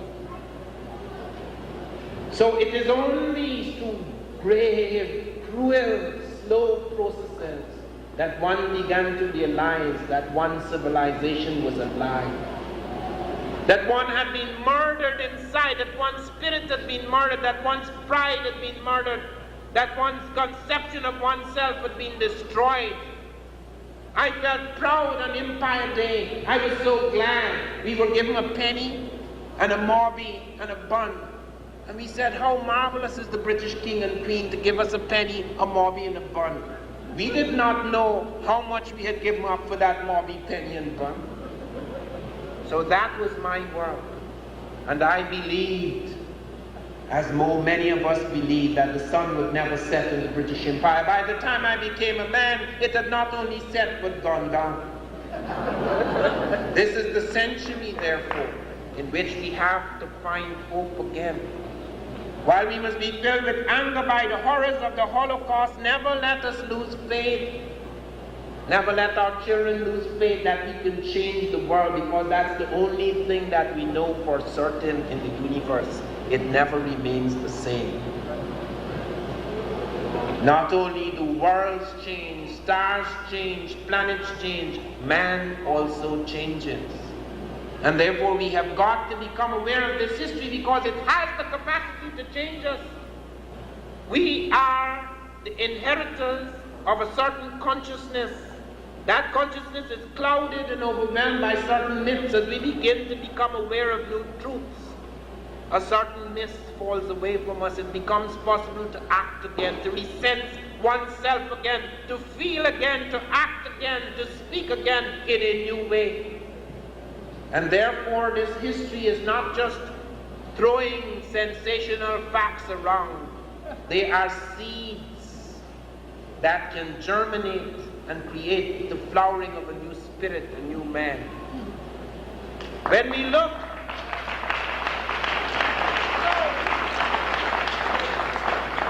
at Africa, when I was in university in London, I was so proud to go to university. It was impossible to go to university. There was no university in my country. When I was 16 years old, the highest you could go was high school. There was no college. I finished my exams. I had to sit all the exams over again at 17 to get 10 more marks, because only the person who came first for the whole country could go to university. So you had to get the highest marks in the country to enter university. You had to be the brightest person for that year. So I did my exams all over again at 18 for the third time to get 10 more marks. But I couldn't do it, because only the scientists, people who took the precise sciences like mathematics and chemistry and physics, they got the scholarship. So I stayed at home.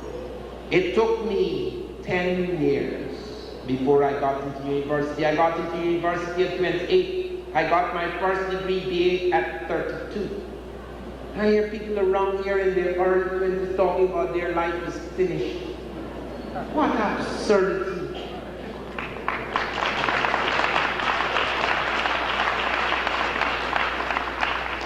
So there was I. And I was particularly chosen because I had written a special series of things in the Caribbean novel. I was not in this. I was writing novels. I was studying literature. And the thing that attracted me to Africa was the sophistication of its literature, not anthropology. I never entered anthropology initially. It was literature. And because of what work I had done in literature, I was given a scholarship and I sent to the best school for African studies, so they said. School of Oriental and African Studies, London. The only school at that time that was supposed to have more professors than students. I don't know if it is true, that was a rumor going around. And I had the best professors in Swahili.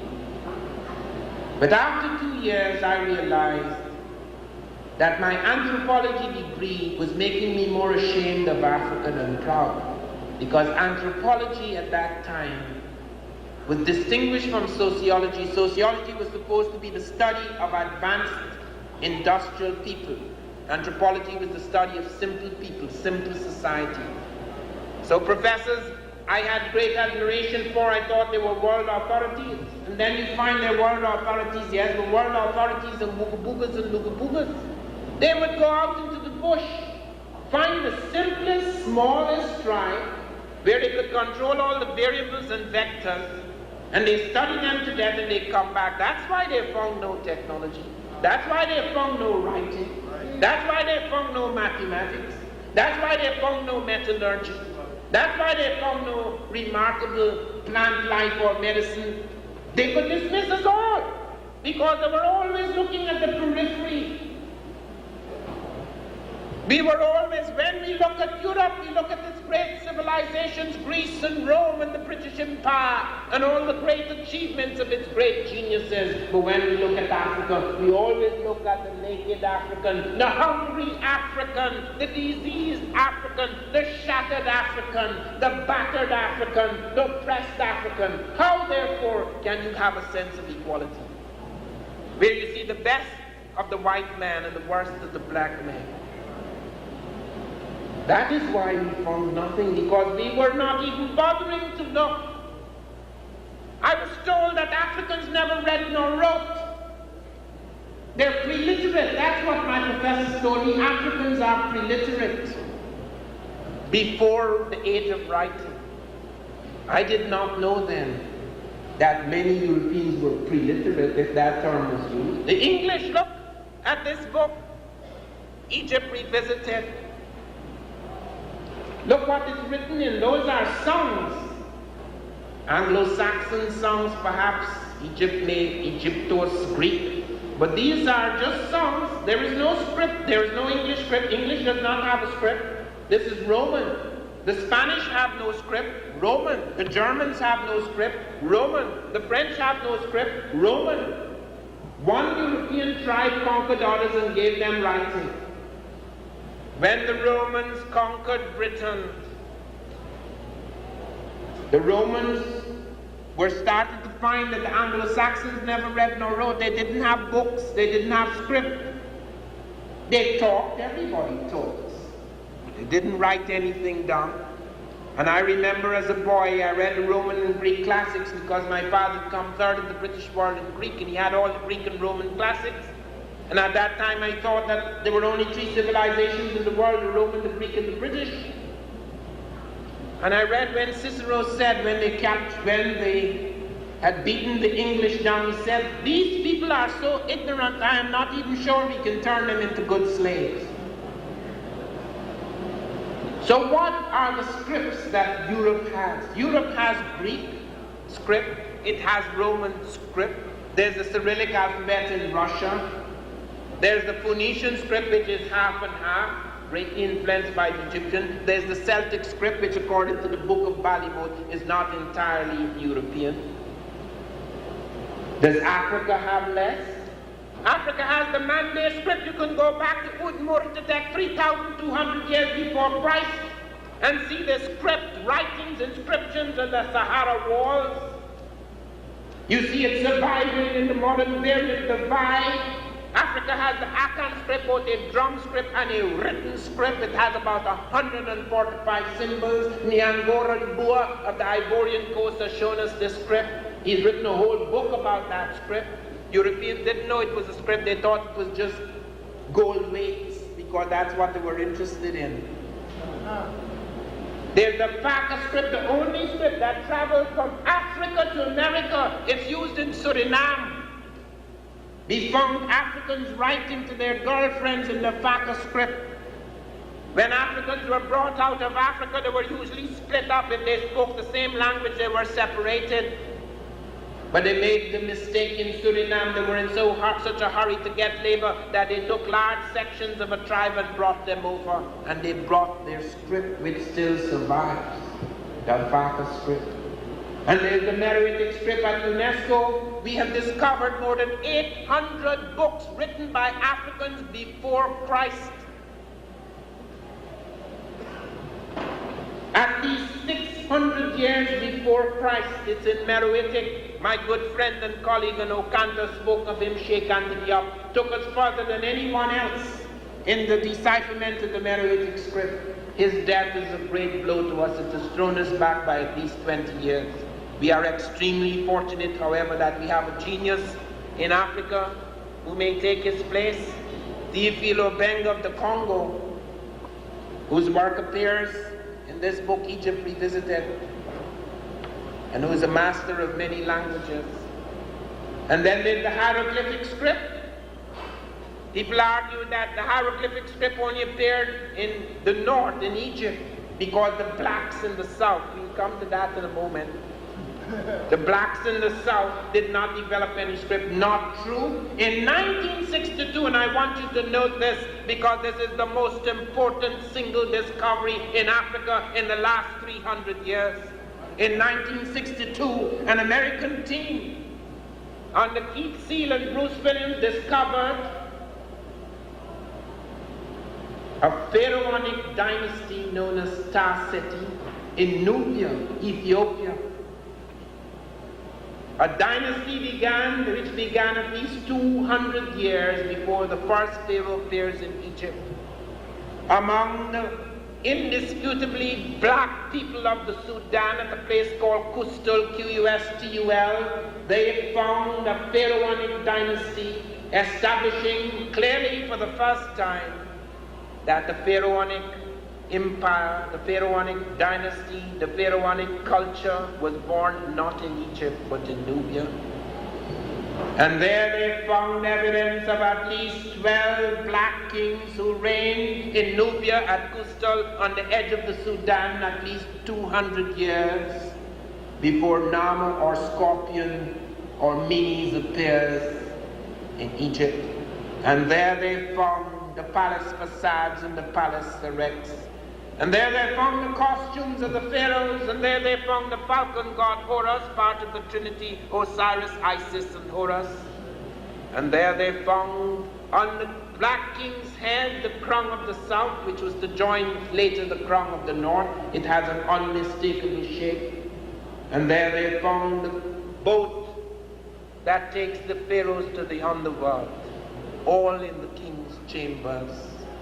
They came upon 33 large tombs. The Russians had just finished building the Aswan Dam for Egypt, and the waters was to flood over part of Nubia, and the great archaeological treasures would be lost forever. And teams rushed down from all over the world. The American team was extremely fortunate because they found an enormous cemetery which they call Cemetery L, and there they found 33 large tombs as large as that of the great northern kings of a later time, Ka and Nama at Abydos. And there they found thousands of stoneware vessels and pottery and ancient cloth and jewelry, and they brought them back to the United States, where for 16 years they painfully pieced it together until a picture began to appear, establishing very clearly that pharaonic dynasties, pharaonic empires, pharaonic culture was not born north in Egypt, it was born in Nubia, south of Egypt. This has been a great controversy. Within the last few months, I have been attacked viciously by the New York Times, the Washington Post, Biblical Archaeology, the Smithsonian, because of this book. This is no joke. The claim to Egypt is a very serious matter because it affects everything. Egypt has left a lasting impression on the world. The word Christ, K-R-S-T, is an Egyptian word. The word thought comes from the Egyptian god Thoth, the god of learning. The word Africa comes from the Egyptian word Afrika, which means beginnings. The word Re comes from the Egyptian Ra. There's a whole range of things. Those are just superficial little things. I shall go into it into greater depth. It had a profound effect upon the world. It still has. Do not for one moment believe that what happened 10,000 years ago is something we could forget, because according to Einstein, what happened 10,000 years ago and 10 minutes ago occupies the same space-time in consciousness. This is the universe. And our prejudices and our assumptions and our notions and our reflexes are determined by what we think happened in the past. And because our past has been manipulated, and because we have been made to think that the only figures who shone in the past were the figures of other races, and that we had no part in it. That is why so many of us have such low self-esteem. Half of the people who communicate with me, half of the people who buy my journals are in prisons. They write to say how profoundly it affects their vision of life. Because in the darkness and emptiness and despair of those souls, this is like a light shining again in the world. We have got to look at our history almost as a religious force. When I was in Africa, the first week I cried like a child. I felt so alone and so lost. And then, after that, I felt almost like if I had an umbilical cord that stretched out from my body that I could put in a socket. I felt almost as if there was some peculiar ancient electricity that could enter my system and revitalize me, because I fell upon things which I was told did not exist. And I want you to bear that in mind. This is no mystical notion, it is real. Men are determined, the size and stature of man is determined by the size and stature of his consciousness. We have shrunk in the consciousness of the world. We have shrunk in our own consciousness. And if we are to rebuild it and make it a huge thing again, we have got to go back to our history. We have got to realize what happened in the world. And in Africa we were told there was no great medicine.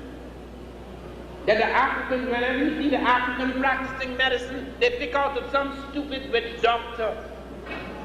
I'm not saying all the witch doctors are stupid, some of them are excellent doctors, but they always pick on the mumbo jumbo and get fine. It makes good television.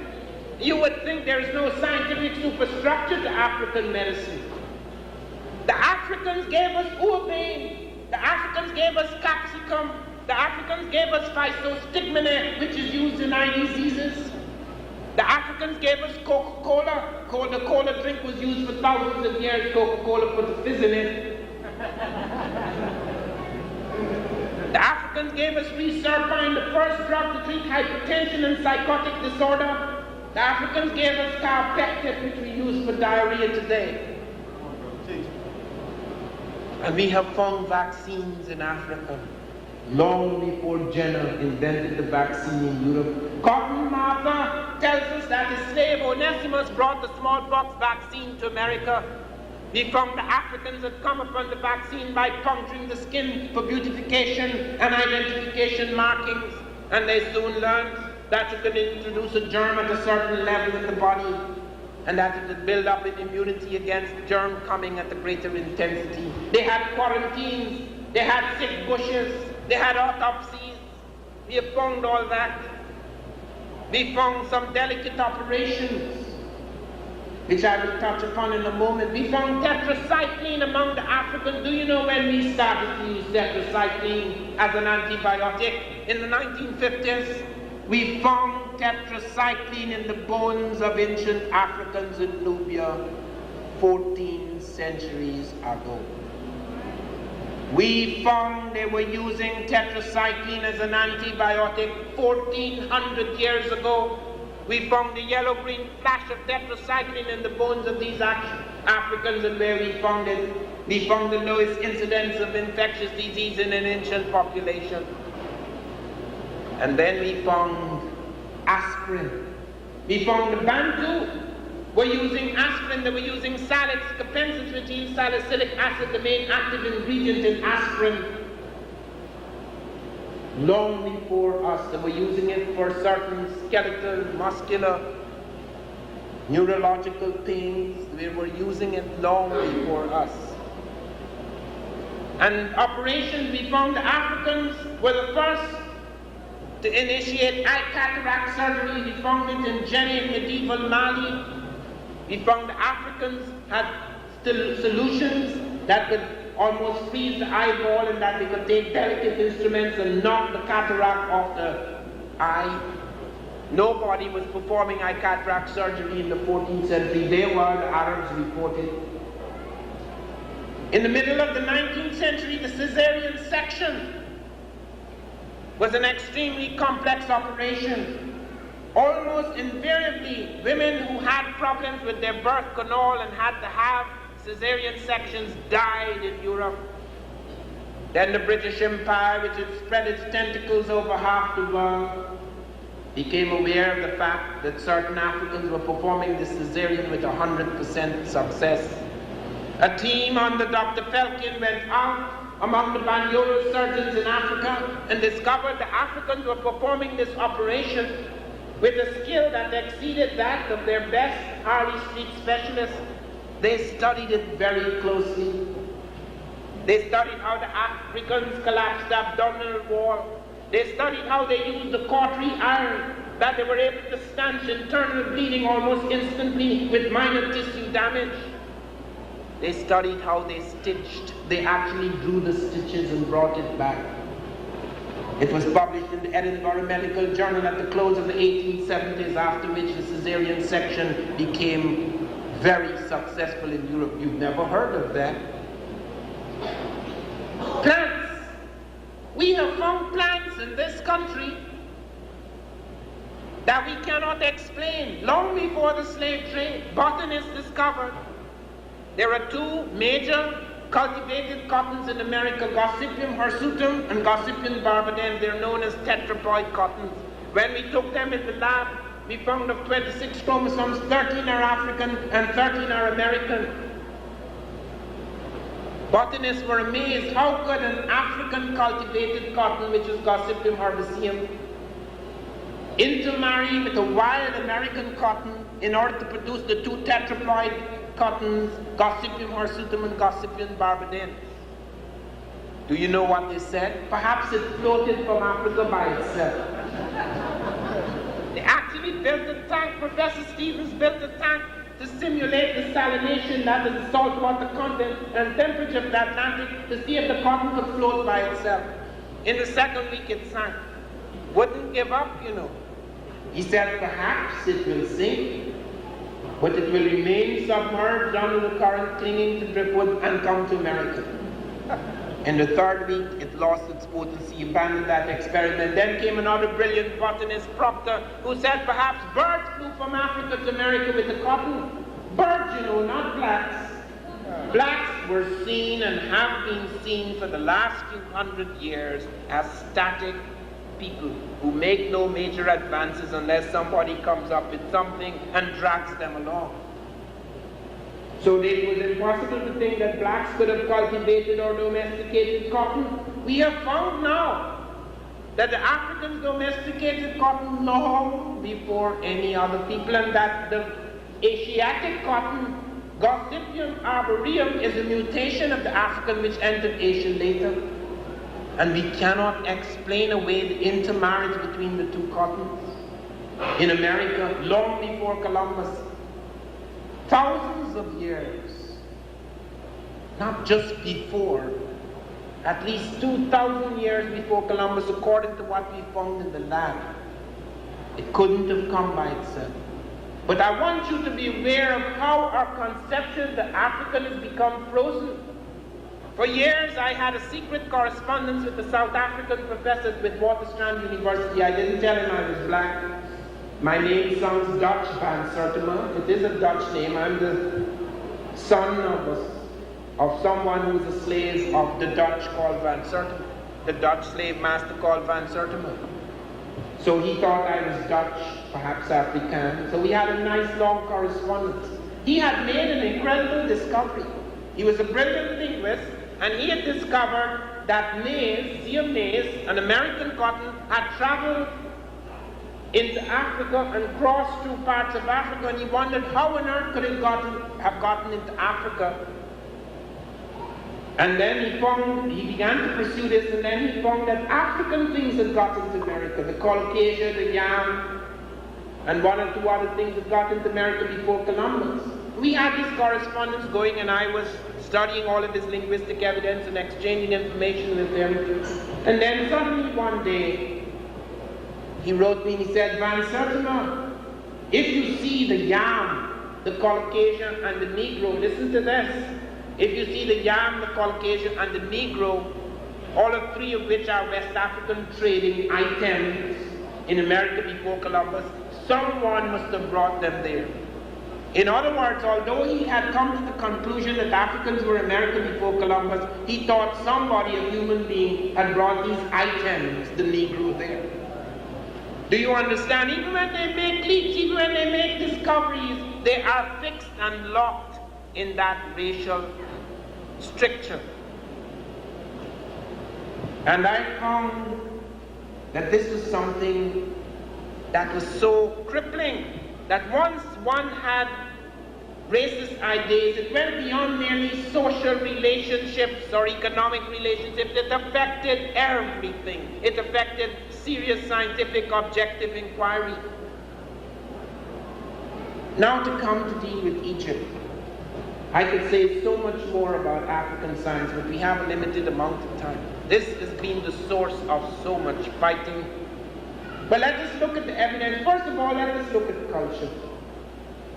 Because Vercoeter, Jean Vercoeter, when he appeared at UNESCO in 1974, and everybody was trying to knock Sheikh Anta Diop down, he jumped up and said, okay, it's proven that their writing was African, their culture was African, their way of thinking was African, their language is African, but still, Monsieur Diop is still not sure how many of them were Africans.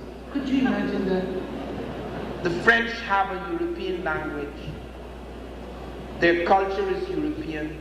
Their writing is a Roman script European. We're not sure whether the French are European. That is the extraordinary situation. In 1974, a break occurred in this subject. For the first time, a world body invited Africans to talk about African history. African history had always been written by outsiders. They invited the wrong right people. Sheikh Anta Diop of Senegal and Théophile Obiang of the Congo. Sheikh Anta Diop got up and spoke for 6 hours without drawing breath. He presented a vast amount of evidence, thousands of intimate interconnections between inner African languages and the Egyptian language, established through adjectives and verbs and suffixes and everything to establish beyond a shadow of a doubt that the Egyptian language was not Afro-Semitic or Afro-Hamitic or Afro-Nilotic or Afro-Asiatic, it was African. And UNESCO said, in spite of the passion and prejudice that marked that conference, there was one thing upon which at last they were unanimously decided, that the language of Egypt was an African language. And Sheikh Anta Diop showed that many of the Greek and Romans who had seen, they had entered, they were not guessing as we may guess now, they were there. They had attacked the people, invaded them, captured the place. And they said they were black-skinned with woolly hair. Herodotus makes it quite clear. These are black-skinned people with woolly hair. And Sheikh Anta Diop went to the Museum of Man in Paris and took square inches of skin off some of the mummies and put it to the melanin dosage test. Sheikh Anta was an extraordinary man. He wasn't just a linguist, an ethnologist, an Egyptologist. He was a physicist and a chemist. He worked in the most advanced lab in Europe under Frederick Julio Curie, who was related to the Curies who discovered radium, who got the Nobel Prize for the discovery of radium. Drake Anthony Up actually established the first radiocarbon lab in Africa. And Sheikh Anthony Up presented this evidence. I got a letter from a doctor who is a skeletal radiologist who told me that of 11 mummies they found in the Cairo Museum, 2 of the 11, this is just a small sample, 2 of them had triquetral fusion, that is fusion of the bones of the wrist. It only occurs in black people. When it occurs in a European, it's 1 in a billion. They found 2 in 11 and they said they were Caucasoid types. We look at the skeletons. William McIver of Oxford, Falkenberger did studies of skeletons where they shed the craniometric measurements, the structure of the skull and so forth, indicated that only 1/3 of the Egyptians, ancient Egyptians, were black. 11% were white, and the rest of them were brown Mediterranean peoples. Now, let's look at that closely. Chatterjee and Kumar did a study much later, and Sheikh Anthony Up showed the same thing, that if you were to take those craniometric measurements and put it in Africa, almost all the Africans would be brown Mediterraneans. Unless they found the classical Negroid type which they created in their mind. Everybody has to have a broad nose. Everybody has to have a certain prognatic jaw, and if you don't have heavy prognatism and very broad nose, you ain't black. Sheikh Anthony Up showed that there are variants of the black type, and these are not brown Mediterranean. Chatterjee and Kumar showed that when we look at pre-dynastic Nubia and Egypt, and we look at Middle Kingdom Egypt, we look at Old Kingdom Egypt, the craniometric measurements are roughly the same. Even though there are people trickling in from Europe and Asia, they have not profoundly affected the physical character of the ancient Egyptians. But let us look at their culture. That settles the matter. Their plant life is African. The bottle gourd, the cotton, the tamarind fruit, the oil palm fruit, the watermelon, a range of their plants, African. If the Mediterraneans were coming in, where are their plants? Let us look at their techno-complex. There's no mummies in the Mediterranean, but you can find mummies in Africa 500 years before we found the first Egyptian mummy. We have found mummies in inner Africa, mummified, flexed and buried, hands crossed, fingers open, just like in late Egypt. We have found the Pharaonic dynasty at Tarseti. We have found the language to be African. We have found the writing. We found hieroglyphs at Tarseti. Hieroglyphs! We have found the beginnings of the hieroglyphs south of Egypt before it appears in Egypt. We have found all their rituals to be African. Their circumcision is African. Their totemism is African. Their form of divine kingship is distinct from any divine kingship in Asia, and it does not exist in Europe. Now, how could the rituals of a people be African? Their techno-complex be African. Their plant life be African. Their language be African. Their writing be African, and they're not Africans in Africa. It's so ridiculous. And then the Egyptian delegates of all people, and the modern Egyptians, please note, because several of you are going on pilgrimages to Egypt and you're making big mistakes about certain things. The modern Egyptian is not necessarily native to place. Some of them are, many of them are not. They can claim the pyramids, they are later invaders. It's just like most of us in this room, white or black, we are not Native Americans. We are later Americans. Most of the Egyptians are later Egyptians. They're not native to place. Sadat was an exception. When Sadat was here, he said on CBS, they struck it off the air, I am a black man, and I'm the first true pharaoh in 2,000 years. No melodramatic statement, but he wanted to make a distinction. Yet when we put a black man to place Sadat, some of you remember, it was banned in Egypt. They don't want the black man playing to that. Now, I'm not attacking all modern Egyptians. I've had to work with them, but some of them are very, very prejudiced. They would not want to be associated in that way. They'll tell you things like, ancient Egyptian heritage is neither white nor black. Now, it is true, and let us say this if it needs to be said. To distinguish the world as a place of people of color and people without color, the colors of human beings are superficial things. They have become less so here in America because of savage, brutal things which have not passed. We have been separated in that way. It is not entirely our fault. But while that may be true, we have got to go back deliberately and consciously to pick out and select that which is African, because we're always put out into the cold. We're always told nonsense about how it only became so because everybody was mixed up in it. Like in biblical archaeology, we're being told about Egypt is multiracial. Egypt did become multiracial. We're not talking about the late period, when the trickling and invasions of people changed the racial and cultural character of the people. We're talking about the early period when the pyramids were built. We have found the evolution of the pyramid in Africa. We have found the mound with its little steps, and then developing interior rooms which become more complex before we see the final pyramid in Egypt. There are no pyramids in the Mediterranean. If these brown Mediterraneans created the pyramid, where are their pyramids?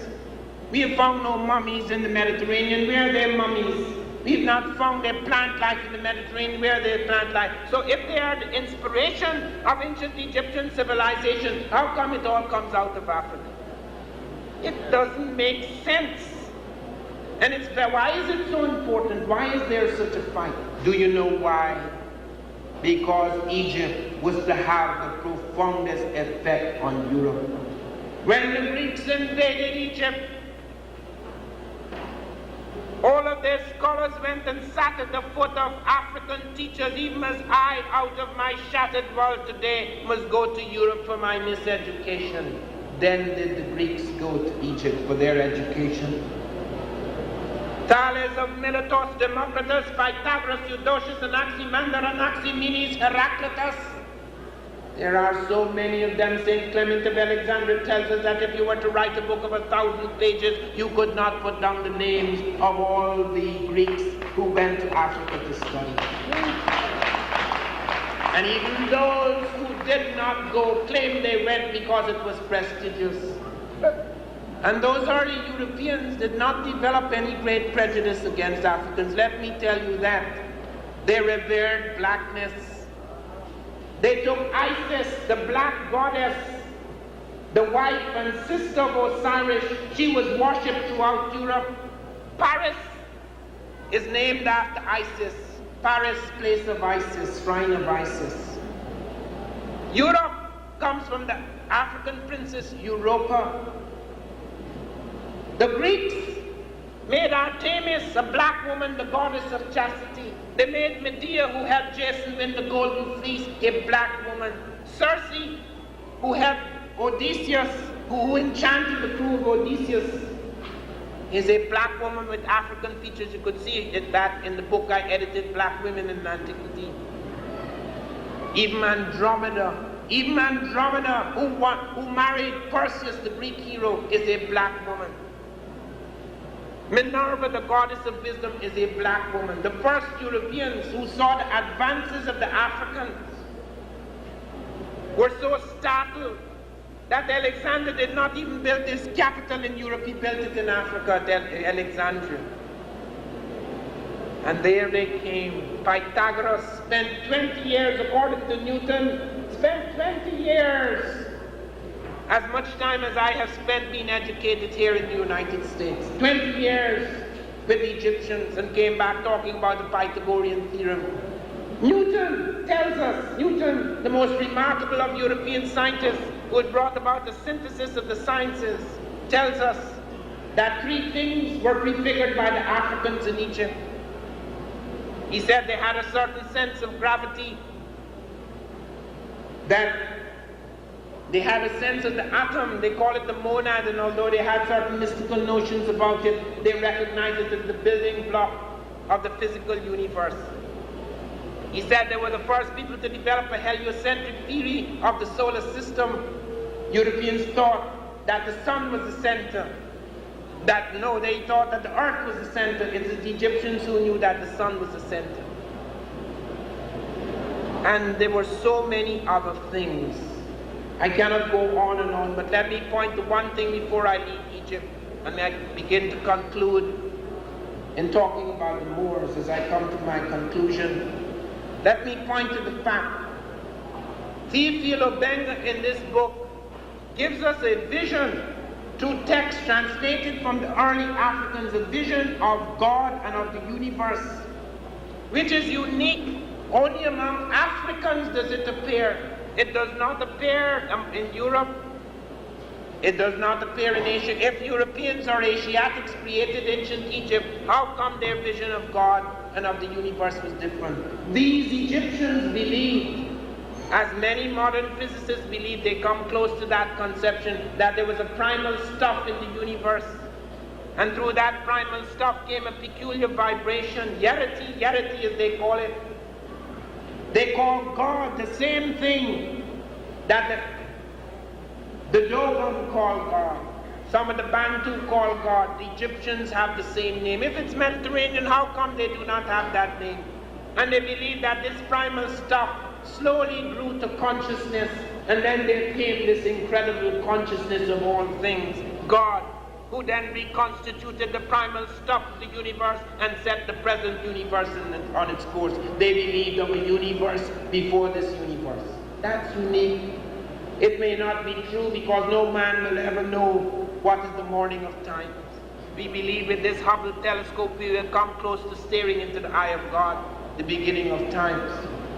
But whether we do or we do not, in terms of its modernity, in terms of its uniqueness, in terms of its complexity, only in Africa, among the Dogon and among some of the Bantu, you can find parallels with this.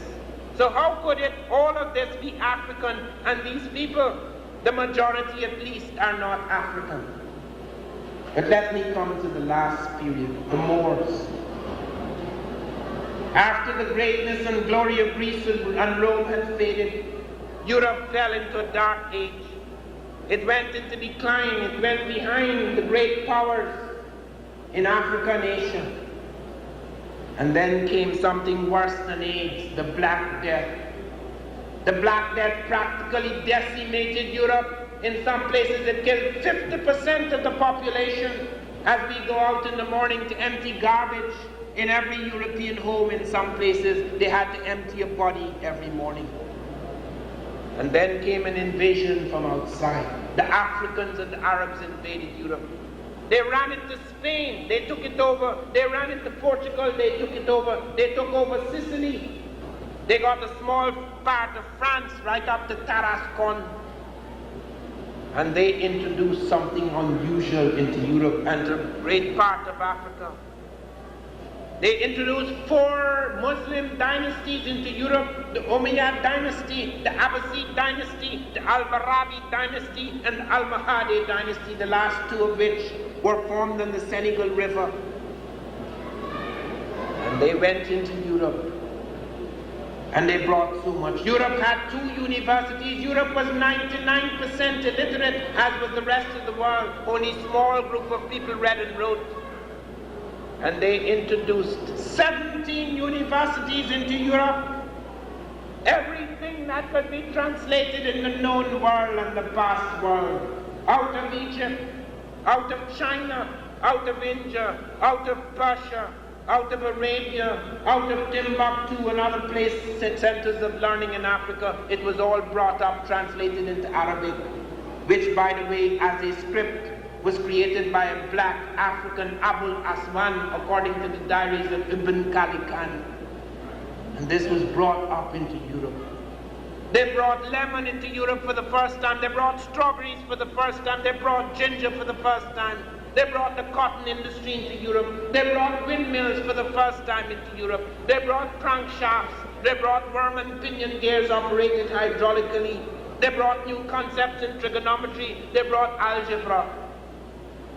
They brought eyeglasses. The first people to cut eyeglasses in Europe were the Moors. They brought new concepts in agriculture. They brought lighting. There was not a single street, there was not a single city in Europe that was lighted. Not London, not Paris. But where the Moors were in Cordova, you could walk for miles by the flash of lamps. The finest silk in the world was produced in Murcia, where the Moors were. The finest blades in the world were cut at Toledo, where the Moors were. The finest sashes in the world were in Almeria, where the Moors were. The finest leather in the world was in Morocco, where the Moors were. The finest carpets were made in Tulala, where the Moors were. And they brought so much. They only insisted, it is true, that every people suffer from an invasion, but they did not take away the language of the Europeans. They did not take away their legal system. They did not take away their humanity. They did not totally take away their status. They merely insisted that they should have some say in the election of bishops, and since at that time the church was more powerful than the state in some places, it was a reasonable request. They brought public libraries into Europe. There was not a single public library in Europe, only private libraries owned by small groups who read and wrote. They introduced public baths into Europe. They introduced public markets into Europe. They introduced air conditioning into Europe. Air conditioning perfumed by flowers, mind you. They introduced hot and cold water systems into Europe, as in parts of North Africa. You could ran water from the mountain in lead pipes into the cities. They introduced so many things. And as I told Congress, when Columbus sailed, the Latin sails on the ships of Columbus and Vespucci were Arab Latin sails which Arabs and Africans were using on the Indian Ocean. The Africans were not new to water. The longest trade, the longest sea traffic lanes in the world were the Niger and the Nile. They were not new to water, and it wasn't just inland stream. The Chinese report, according to Doivendak, that Africans were bringing elephants to the court of China 2 centuries before Columbus. You can't take elephants to China in a dugout.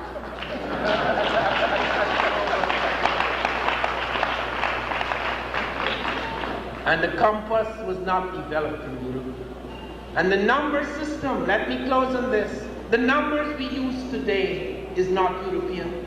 0, 1, 2, 3, 4, 5, 6, 7, 8, 9, which the world uses to count. Europe did not have ciphers. This is how the Romans counted. 1 is 1, 2 is 1, 1, 3 is 1, 1, 1, 4 is 1, V. 5 is V. Then they start all over again. V1, V11, V111. You can't do higher mathematics in that.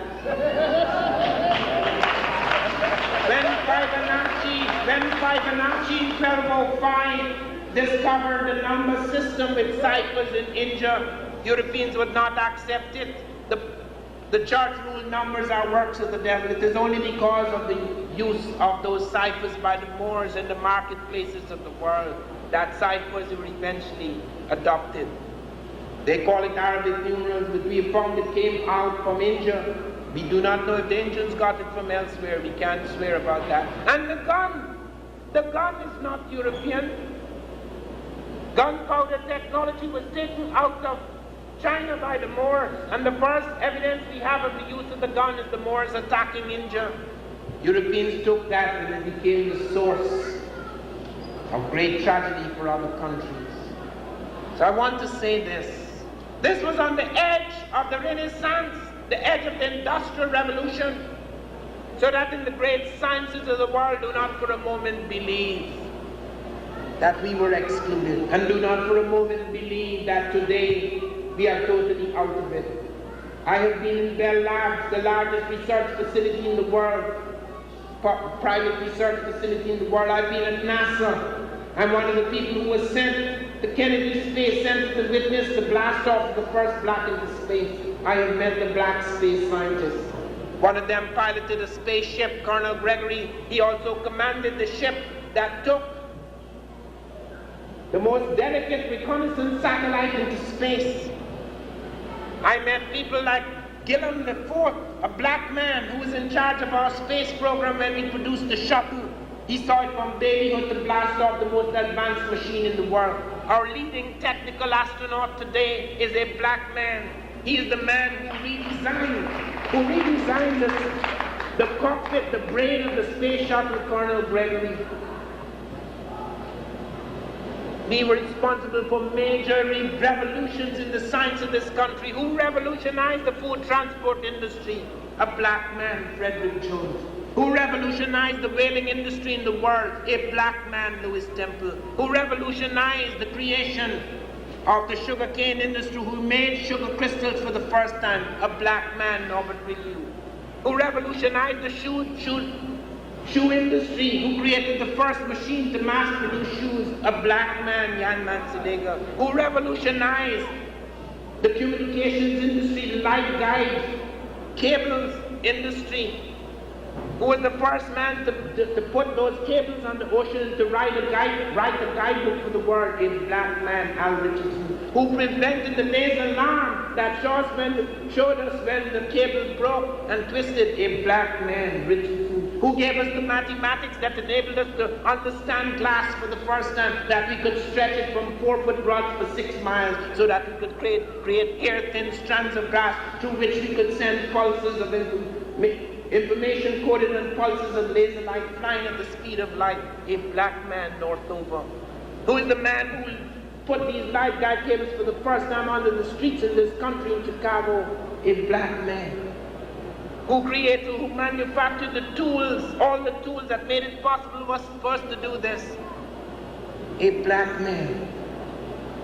Who is the leading woman at NASA, who has taught us how to deal with sonic boom factors so that we could fly several times the speed of sound by the end of this century without creating sonic boom explosion? A black woman, Dr. Christine Darby.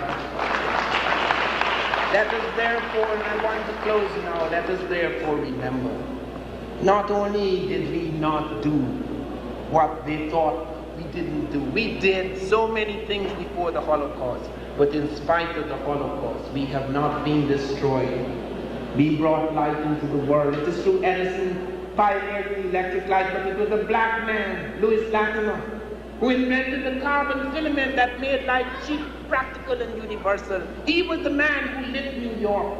He was the man who was flown to London to light London when it was the most powerful city in Europe. We have lit the world, not only in the past, but we have the capacity even now, with this new illumination that our history gives us, to light the world and light our lives again. Thank you.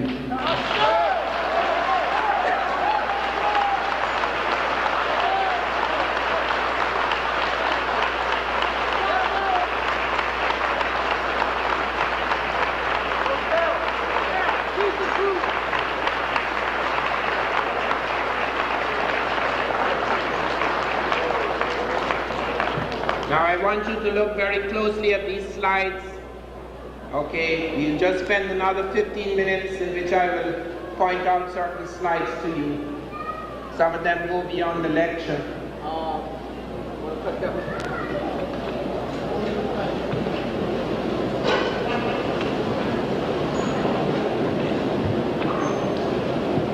Could someone operate the machine for me?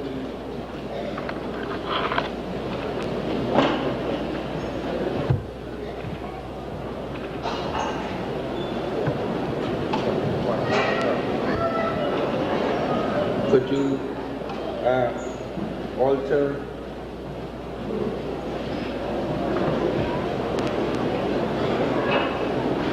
This is early Britain, when you have both black as well as pink types still surviving in Britain. When the Romans attacked Britain, they found among the white Britons many people who were Ethiopian in caste and color. This is from Royal Crest in Britain. Here is another from Great Britain. Here is a black knight and his fair lady. This is very early Britain.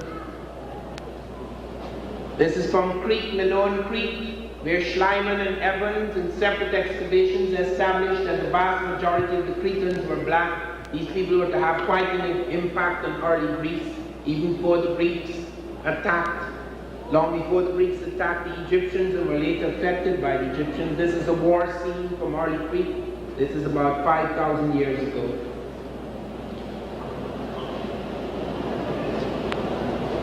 This is from ancient boats in Crete, when Africans were in charge. This is the captain of the guards in ancient Crete. This is a priest from Pylos in ancient Crete. This is a stag hunt in ancient Crete. This is the first evidence we have at Wadi Kumania in the north and Wadi Tushka in the edge of Sudan that Africans had entered the age of cultivated crops thousands of years before any other civilization. This is about 18,000 years old, the first mortar and pestle to grind grain found in Africa. This is from Tarseti, one of the thousands of fragments showing a range of things like the kind of the palace facade in Serex, the boat of the underworld that takes the pharaohs to the underworld, the king sitting in the middle with the strange cap, pharaonic cap, the falcon, indicating the falcon god Horus.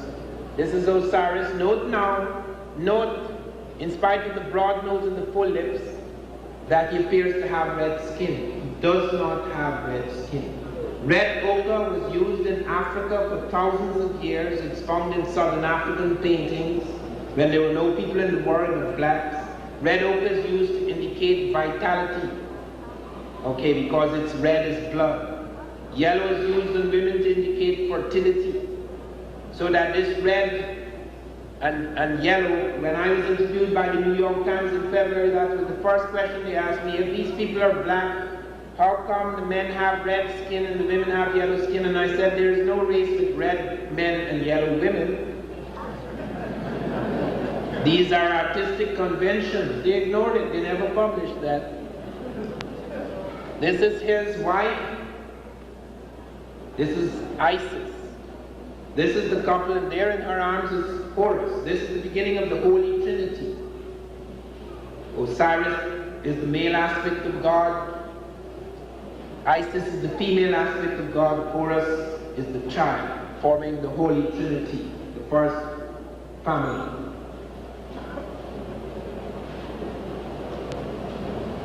This is her again in Egypt.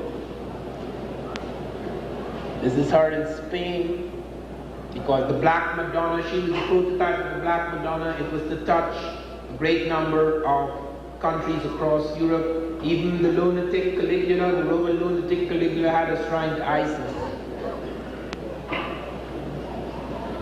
And you would never guess who this is. This is Pope Miltiades. Pope Miltiades, the Black Pope of Rome. This is a painting more than 1,000 years old. It was in St. Peter's Basilica. It's probably now in the Vatican. This man was the Pope of Rome between 311 to 314 AD. He was the Pope at the same time that Constantine, the emperor, was converted to Christianity and stopped the persecution of the Christians and gave back the property of the church back to the Pope.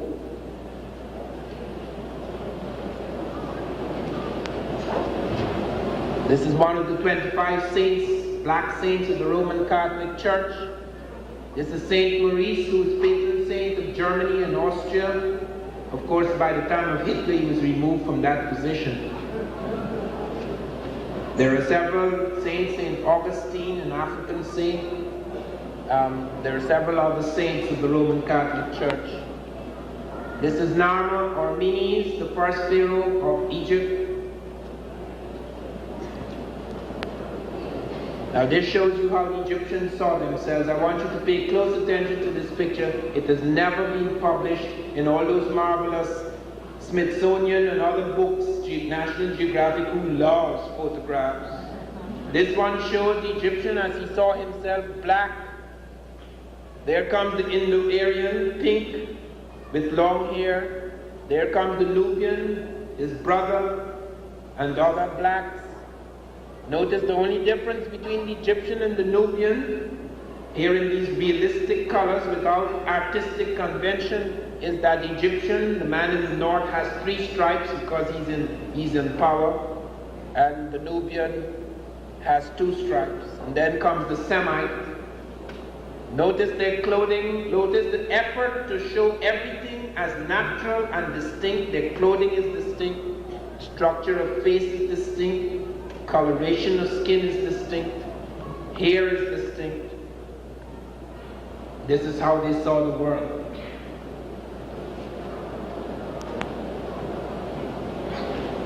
This is Zosa, who was the pharaoh. You will notice that most of the noses are smashed. He was the pharaoh when the first pyramid of hewn stone, not the Great Pyramid, the first pyramid of hewn stone was built. And it was built by Imhotep. This black man, the multi-genius of the ancient world, but was worshipped by both Europeans and Africans. Europeans know him as Imhotep, Africans know him as Imhotep. He was the prime minister of Egypt under Zosa. He was the chief architect who built the world's first pyramid of hewn stone. He was also a doctor. He's known as the father of medicine, not Hippocrates. Hippocrates, by the way, thought that the brain was a gland. Right? Whereas the Egyptians, 1,000 years before Hippocrates, had mapped the cortices of the human brain.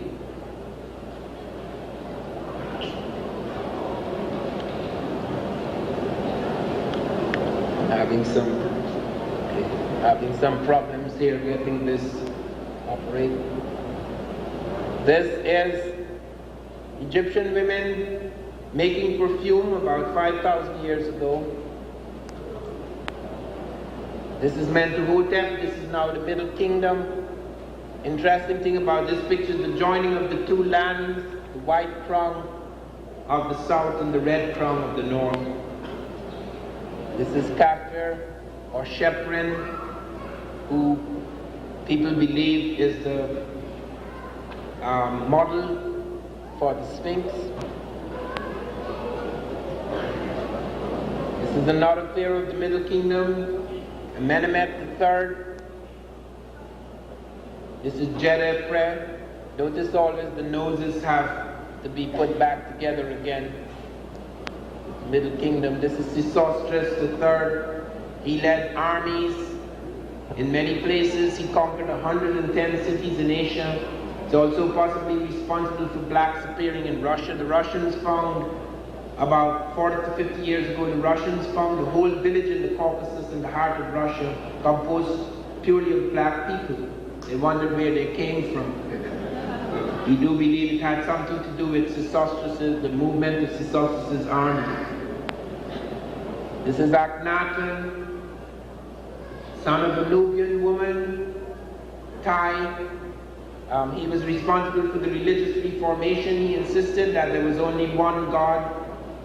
Perhaps he did not understand that the reason why several gods were worshipped is that they saw the other gods or semi-deities as netters or attributes of the main god. It's very difficult to talk to God, who is the universe. That is why we choose saints or semi-deities or prophets in order to talk to God. But he made an attack on Amon and insisted it should be replaced by Aton. And some people believe that Moses was born at this time and that he was affected by the teachings of Akhenaten. This is Tut, his brother, and this is the mother of them both, Queen Tai, the Nubian woman. Look at the dishonesty of the New York Times. New York Times knows quite clearly that this is the Nubian woman. There's no dispute about her like Nefertiti. Nefertiti presents us with problems because we found 2 Nefertitis. We found the Berlin bust, which may or may not be a fake, which has a cast of feature that is not necessarily Africoid. We've also found her in her temple where her face looks Africoid, but is made to come very close to that of the face of Akhenaten, and some people believe that her face was so structured to suit that of the pharaoh who married her, and that it is quite possible that the foreigner at that time could have entered the royal family. That has nothing to do with the ethnicity of the Egyptians. Napoleon married a mulatto from the Caribbean. That didn't make the French mulattoes.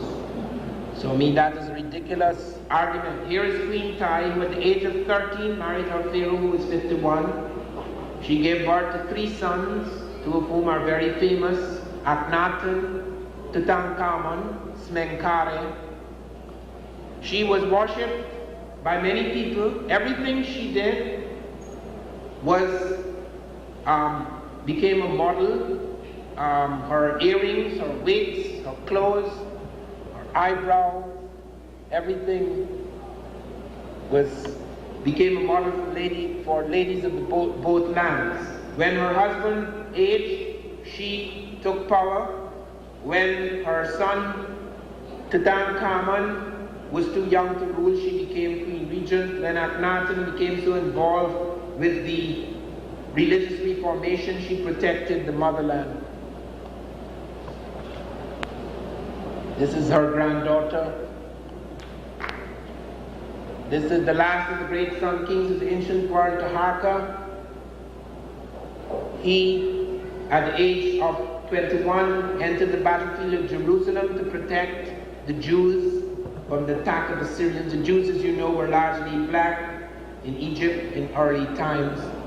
They became mixed with other peoples. So you have the Semitic type, and today the type that is most numerous among the Jews are the European Jews, but the early Jews are largely black types. And even though there is a charge, most of references in the Bible are anti-Egypt, by the way, because the Jews who wrote the Bible complained of the way they were persecuted by the Egyptians. This was not the persecution of a race, since they're not a race, it was the persecution of a sect. And therefore they harbored certain feelings of resentment against the Egyptians.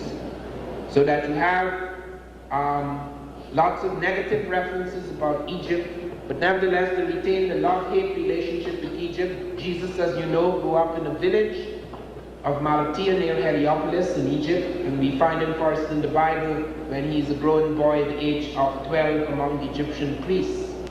What happened to him in the 18 years before his appearance, his return to Palestine to preach his ministry, we do not know. Some people claim, however, he was completely Egyptian. This we cannot prove. However, Taharqa was called upon by the Jews to protect them, and he entered the battlefield and protected the Jews against the charge of the Asiatics under Sennacherib. The Bible reports that the blacks were victorious in this victory. The Ethiopians were victorious in this victory. Victorious in this encounter with the Syrians. Here is Taharqa again. When I was doing the decade before Columbus, I had difficulty finding a black Taharqa in Britain. The leading British historian who commented on Taharqa, Arkell, said that it is impossible that Taharqa could have been a Negro. He may have only had one drop of Negro in his vein. This is the drop.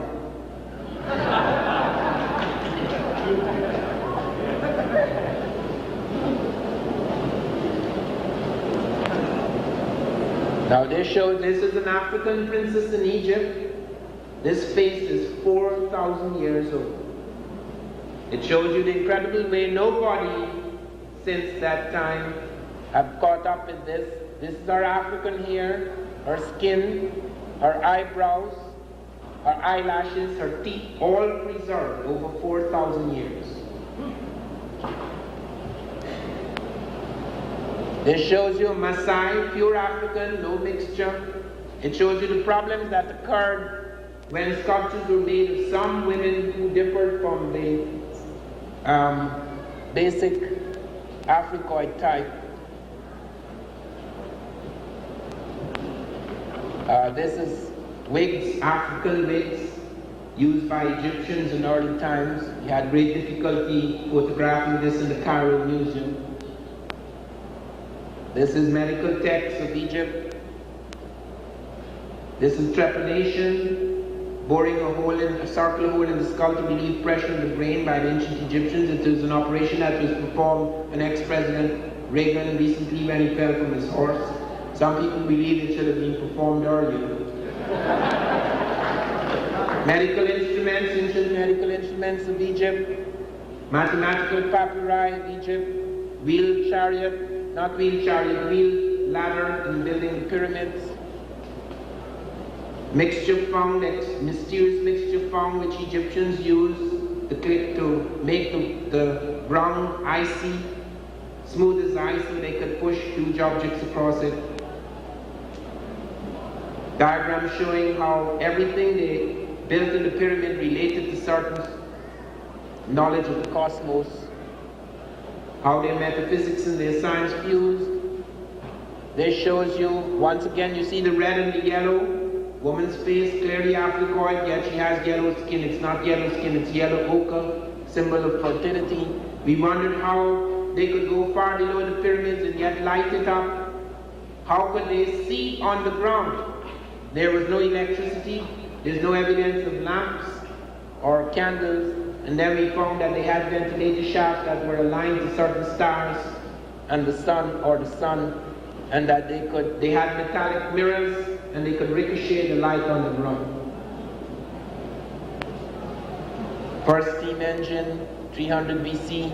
First glider, 300 BC. NASA informed me of this. This is the Carthaginian period, where after the victory by Hannibal against Rome, coins were struck showing the African elephants and African types. This is the iron furnace that turned out to be a steel smelting furnace. This is the plotting of Sirius B by the Dogon. That was the astronomical observatory at Namaratunga in Kenya. This is the plotting of Sirius B by the Dogon up to the year 1990. This is the Caesarean section observed among the Banyura surgeons. This is from Zimbabwe, largest stone city in the world, 800 years old. Conical tower where you could see from the top of this tower any figure in the valley 30 miles beneath. I'm going to rush over this.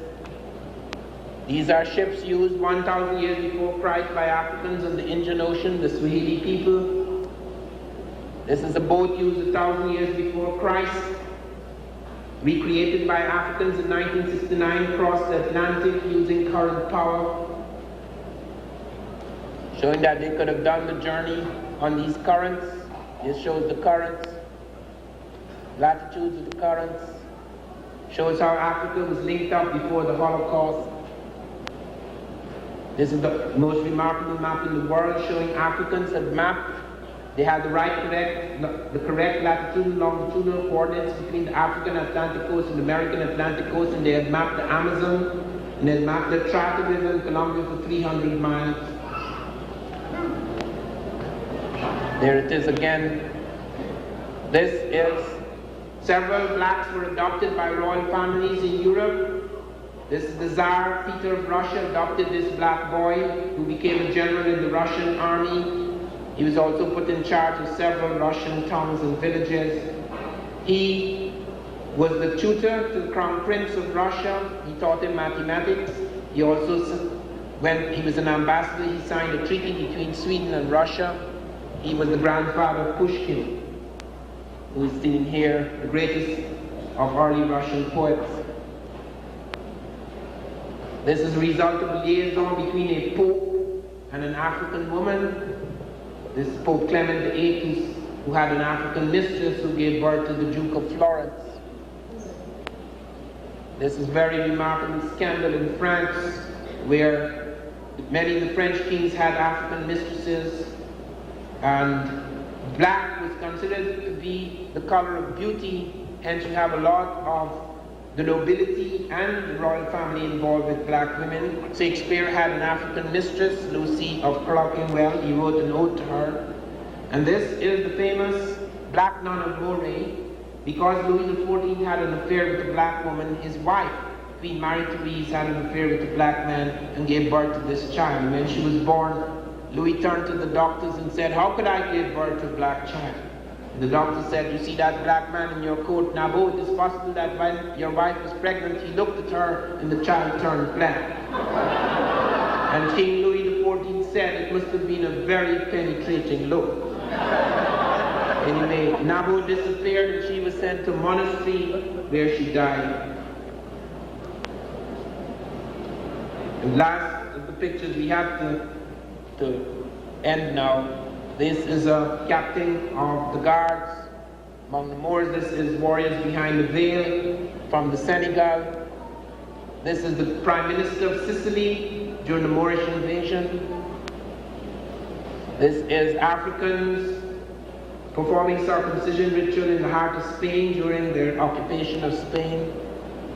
This is an African dignitary arriving in the heart of Spain, road being cleared for him. These are African noblemen playing chess in 12th century Spain.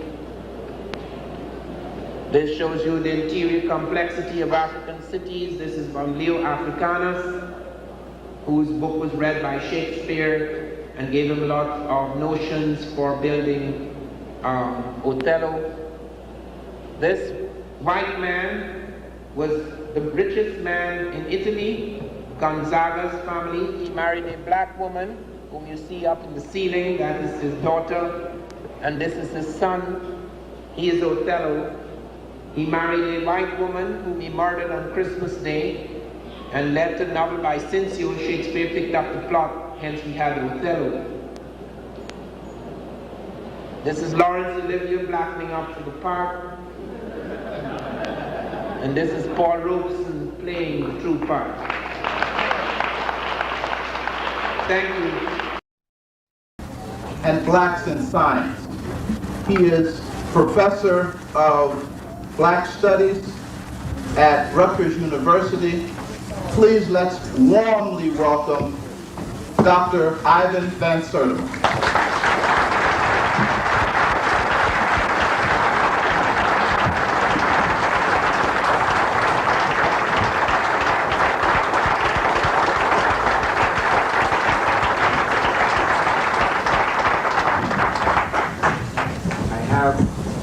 Both a pleasant and unpleasant announcement to make tonight. The unpleasant announcement is that I have a cold, and therefore I will have to speak in slow, measured tones in order to keep my voice going for the next hour. The pleasant announcement is that a week or two ago I got a letter from the Secretary General of UNESCO electing me to the International Commission to rewrite the history of mankind.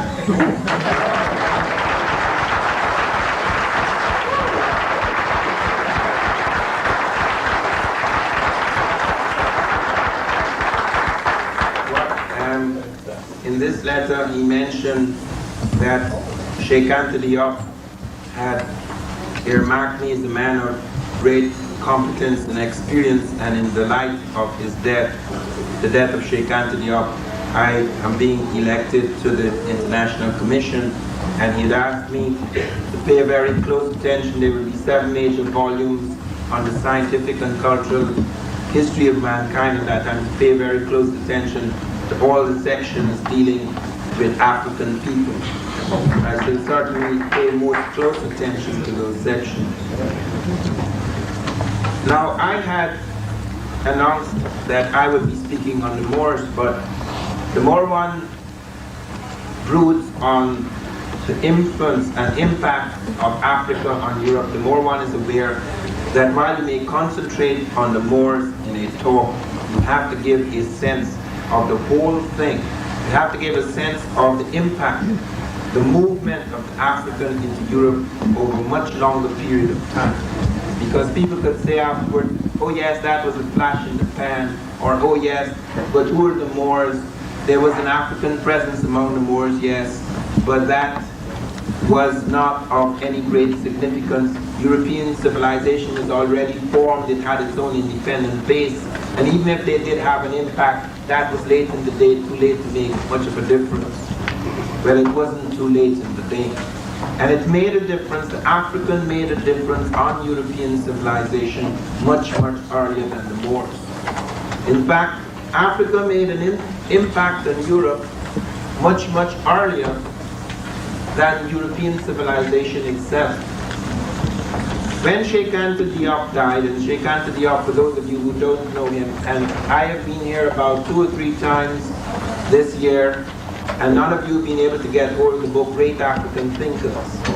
It is in great demand, not just here, it's in great demand. The president of Senegal asked for a copy. Madame Diop's wife, I got a letter from her a few days ago, in which she said that she and her sons were amazed by the range and scope of the work dedicated to her late husband, and that she was deeply pleased by this. So this is also in very great demand now in France and in French-speaking countries. And those of you who do want to get a copy of this, please do so, because Sheikh Anta Diop is the greatest African thinker that lived in the 20th century. And his passing is a great blow to us. What is extraordinary, what is ironic, is that the day after he died, 12 Oxford scientists brought out a report in Nature. This is a very significant report because they announced that not only was man born in Africa, but modern man, the man that now occupies this planet, springs from an African population. In other words, the European now has been established by new studies,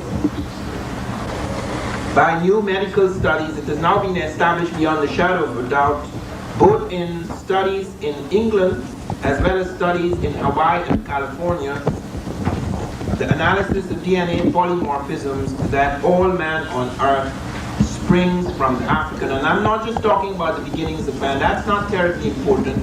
Everybody accepted for about the last 25 years that man was born in Africa. That in itself is not terribly important. Apes are born in Africa too. So people could say, yes, yes, yes, and that's what they said when I was at university. Okay, man was born in Africa, but he was at a very, very low level stage. And when he went to Europe and Asia, he evolved at the highest stage. Whereas those who remained in Africa, they deteriorated or remained the same. And therefore, even though man was born in Africa, he left that stage a long, long time ago, at the level of, say, Homo erectus. The new studies show that all the stages of man, from the first to the very last, occurred in Africa, and that the last man, the very last stage, the stage that now occupies about 100 or 120,000 years ago, we have evidence of a man with the brain case, the sophisticated brain that we have now on this planet is in that African man who left last. He spread over the rest of the African continent, and he also spread out into Europe, and he spread out into Asia. Many people may ask, how did he spread out into Europe and Asia? Why would he go to the ice after the warmth of Africa? African man did not seek to go out into Europe.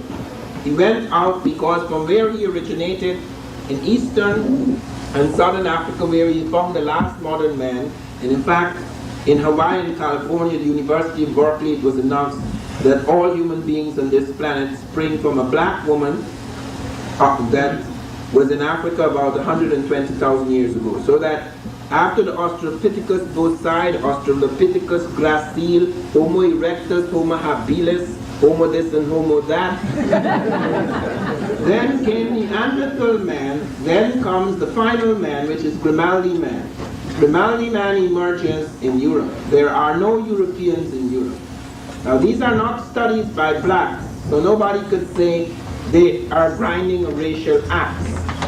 These are the most conservative. These are people who have no who had no respect for black history. These are the people making their announcements because their machines, their new eyes, their new windows on the world tell them beyond the shadow of a doubt, in an irrefutable way, there is no longer speculation on this matter. This is not theory now.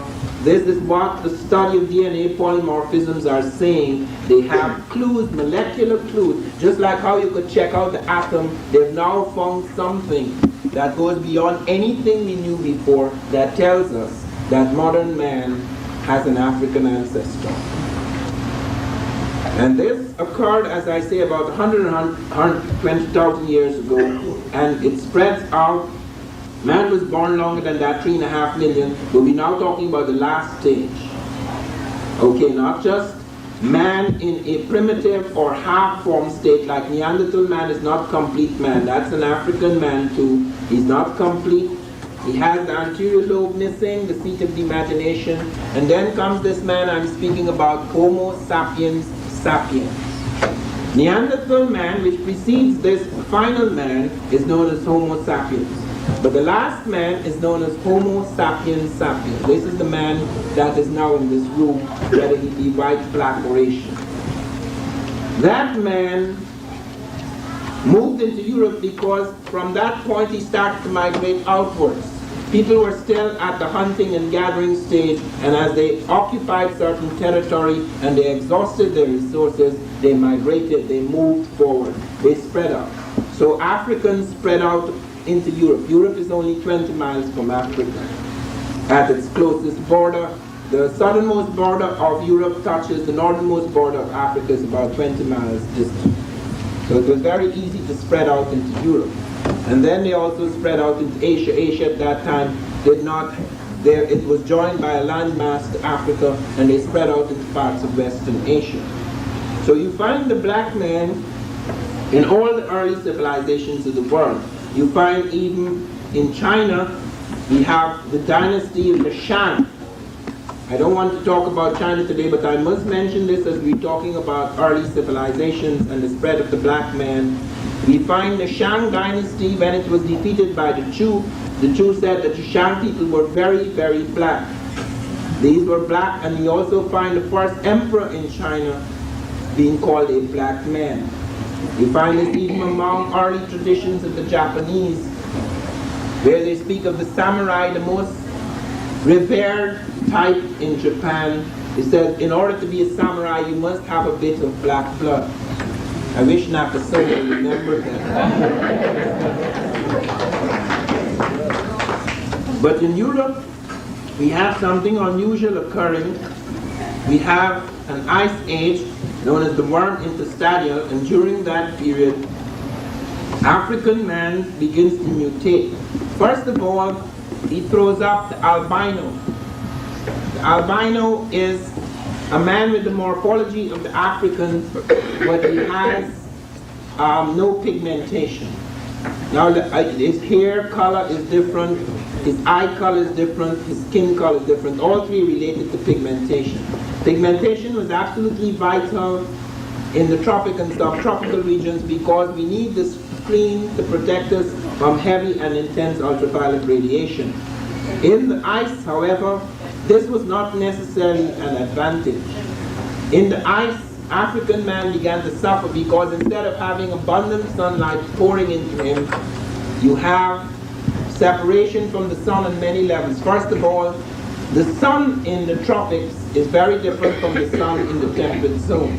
Where I was born, the sun is a powerful light.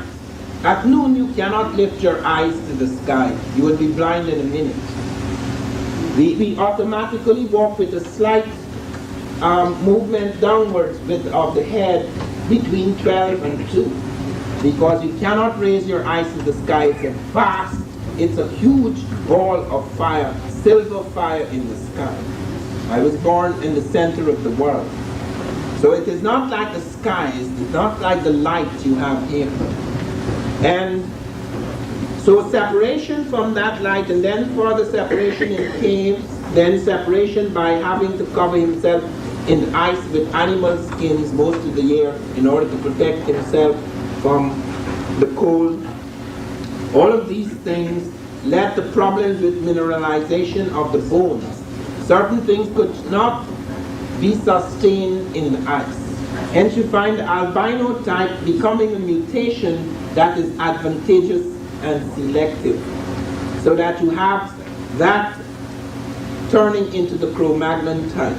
Slight morphological changes then begin to occur over 10,000 years, where you have contraction of features in the ice. ice tends to contract, heat tends to expand. So we have expansive features among sun people and contracted features among ice peaks. So that accounts for the narrowing of the nose, the slight differences in jaw structure, etc., which you would get in extreme ice forms. This is not the case today. In other words, a black cannot turn into white or a white turn into black, okay? Because those are extreme conditions over a long period of time.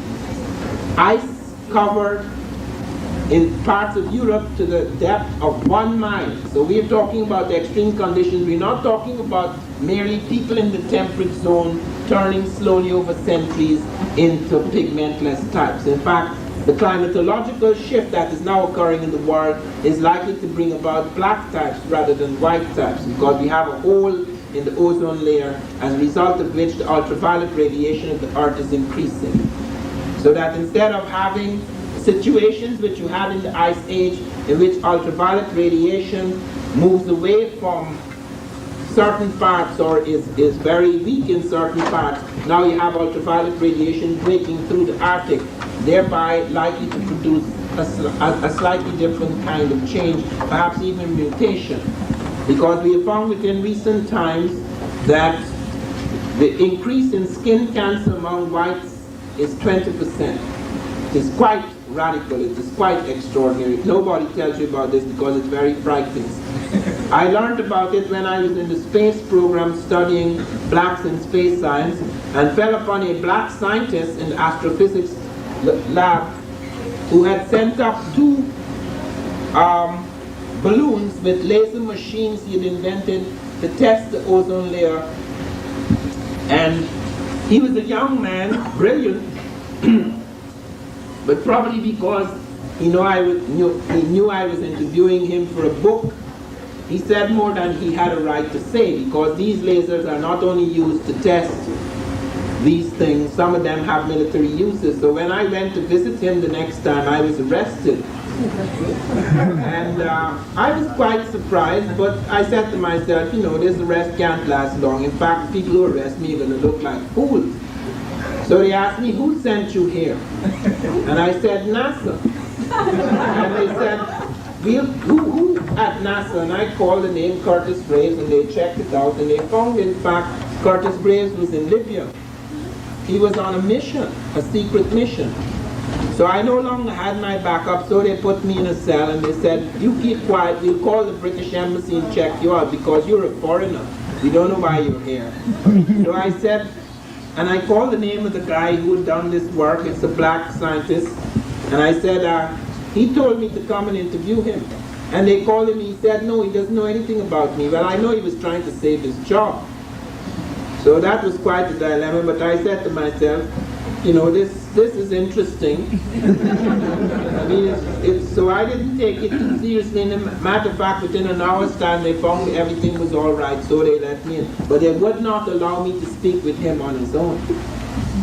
There was another scientist with him, and every time I asked him a question, he would turn to his senior scientist to see whether he could answer. And if he said anything, the other man would modify what he said, so I never used it. But one thing he told me in private, before we got into that situation, he said that this is a very, very serious matter. In 75 years, if that ozone layer opens up, if that hole opens up, people who do not have pigmentation screens will die like albinos died in Africa. They will have a shorter life. Now, that is nothing to rejoice about. I'm merely mentioning it because I want you to hear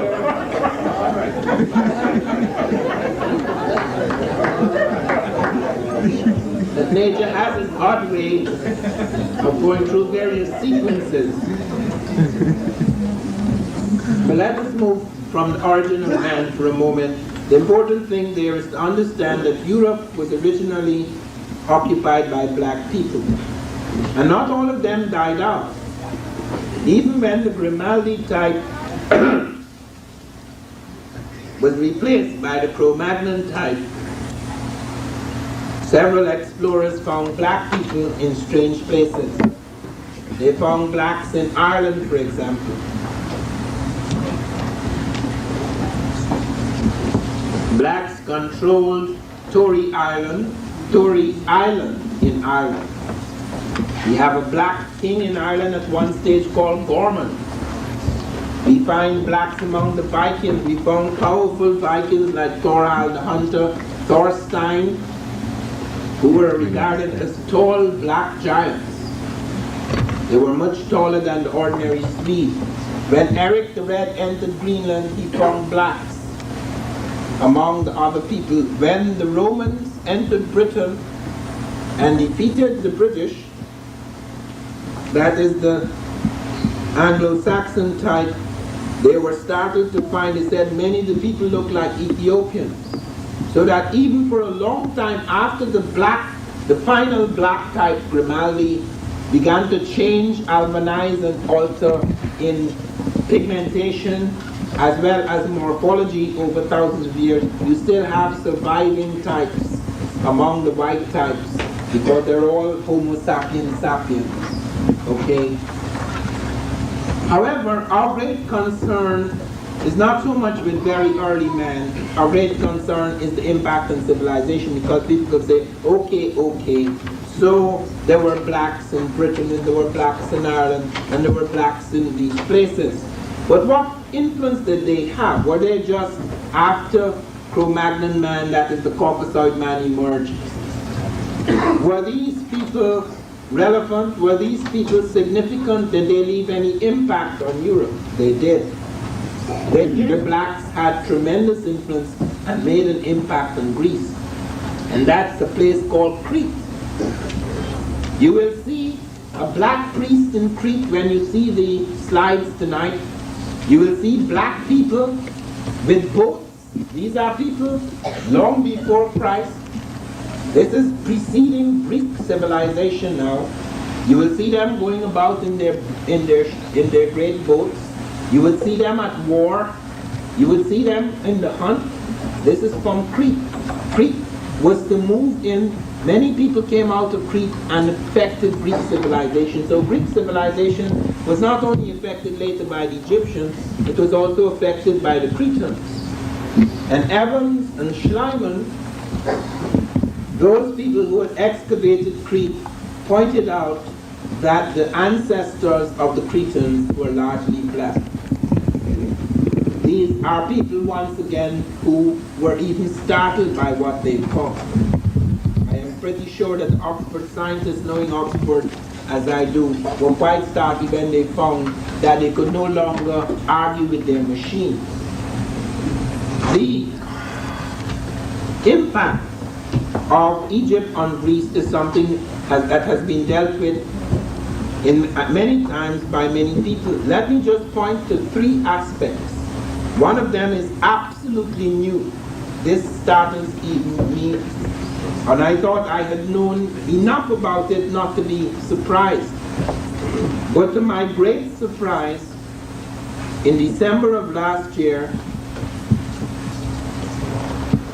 I received a letter from a young black mathematician in Philadelphia, Ted Irwin. Ted Irwin presented to me the Xerox of something he'd taken from a book called Mathematical Recreations. In 1932, a Dutch scientist, a Dutch mathematician, Dr. Keerder, discovered something astonishing. They found on the sarcophagus of an Egyptian in the step pyramid at Saqqara, built by the black genius Imhotep, they discovered a stone. People had looked at this stone many times, but they had not noticed that it was how significant it was, because on this stone were snakes, formed things in the form of snakes, and there was a harp player, etc. And they did not take this as very important. They did not understand what it was. After he began to look at it, and you will get a chance to see it tonight, it's our last slide. What did you think he discovered? He discovered that all the decimal numbers we're using today, which some of us call Arabic numerals, and some of us, even myself, thought to be Hindu numerals that the Arabs had brought into Europe during the Moorish civilization, had actually been created 2,900 years before Christ by the Egyptians. The decimal numbers 0, 1, 2, 3, 4, 5, 6, 7, 8, 9. All those had been created by the blacks in Egypt 2,900 BC. But we never suspected this because the general Egyptians were using other ciphers. This was held by a secret society of Egyptians in Hotep, and a few people knew about it. And there is no question about the date. And do you know, although that was discovered about 60 years ago, nearly 60 years ago, announced in 1932, nobody said a word about it. It's right there in this book. It's sitting on page 311. There is absolutely no question about it. It's more than 1,000 years before the Hindu picked it up and Thutmose III had carried this over into Asia when Thutmose conquered 110 cities in Asia. And there was never a word about it. That is one of the astonishing things that we are discovering now. That when Sheikh Anthony Diop was taking skins off the mummies in the Museum of Man, Diop told me when I was in England in '85, Diop said, do you know that when I was taking off the skin to study it in my lab, I discovered other people had already taken off skin? Yet nobody had said a word. In other words, some people had actually found out what he was to find out later, but they never said a word about it. It is very important. That is the reason why we have to be very educated about these things. Because after a period of time, if you're not vigilant, things that we have discovered now, 50 years from now, we may be told, that's not true. Where did you get that from? I never heard of that. It is very important. It is very important. Now, I have to get close to the mic, I understand. It is very important that this knowledge, which is not just being hooted about in words, this knowledge is now captured in journals, it's captured in books. Every year, since 1979, after I finished They Came Before Columbus, I have edited 1 or 2 books a year. I am now on my 14th book, which comes out on June 30th. There's Africans in early Europe, Africans in early Asia, which is being revised and expanded to include Japan and other parts of the world. There's Africans in early America, which comes out in June. There is there is Egypt Revisited. There's Nile Valley Civilizations. There is Great African Thinkers. There are books on African presence in the art of the Americas. There's a whole range of books. Black women in antiquity, etc. You are not to go without these things. It is not enough to make hollow boasts or outlandish statements about what blacks did in history. It is important that you should know the facts. If some of you learned the Bible by heart, most of our mothers or grandmothers or grandfathers learned the Bible by heart. Why shouldn't we learn our history by heart? There are certain people among us, and I needn't name them. You ask them about anything in their history, they will recite you page, chapter, and verse. We have to learn to do that, because that is a protection, a tremendous protection against the loss of our past.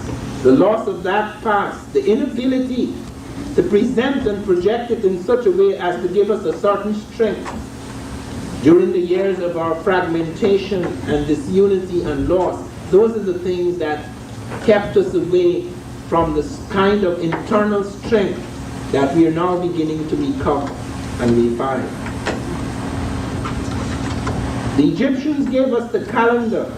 The first people to invent the 365 and a quarter day year were the Egyptians. It went up into Europe. They were the first people to cut the year into 365 and a quarter days. They dealt with the quarter differently. After 1,460 years, they created a leap year. Around 300 BC, when the Greeks came in, they changed that. You have also the Africans creating the exact calculation of the year into 12 months of 30 days each. They had 5 festival days. December the 25th, which we now celebrate as the day of the Christ, Africans created that day. They were the first people to celebrate December the 25th as the day of the Christ. Jesus was not born. Jesus is the last and perhaps the most powerful of the Christ figures. But the Christ figure was already in Africa. Christ is an African word. It's K-R-S-T, Christ, Christ of Christ. That's an Egyptian word meaning the anointed one, the revered one. And that exists in Africa. The figure that was being worshipped as the Christ was Horus. Horus, the mother of Horus was Isis. We have found, Bruce Williams, Keith Seal discovered that in Nubia, on the edge of the Sudan, a place called Kustal, they discovered a pharaonic civilization where Horus the Christ is already in existence. This is 200 years before the first Egyptian dynasty. We have discovered these figures in Ta-Seti, a civilization known as Ta-Seti, which precedes the Egyptian by at least 2 centuries. All of these things, these ideas, these concepts are carried over. The first image of Christ, the first physical image of Christ is not of a European at all. On the coin of Justinian II in the 2nd century AD, we could see a bronze Christ with woolly hair, just like he appears in Revelation. He is not a European. And we could look down the history of Egypt, of Greece and Egypt, and we could see a vast number of things carried forward from the African world into Europe. Look at the goddesses in Europe. Isis, the great African goddess, the mother of the Christ figure Horus, is carried right through Europe. Every major European power, Rome, Greece, even as far as the British Isles, you find them worshipping Isis. That is how the Black Madonnas began. And initially the Black Madonna has African features. It is only later that she's changed into a European woman, but she keeps the black skin. And then they tried to explain the way by saying they fell into fires, or that's the suit of the ages, or some such thing, or that's just a ritual color.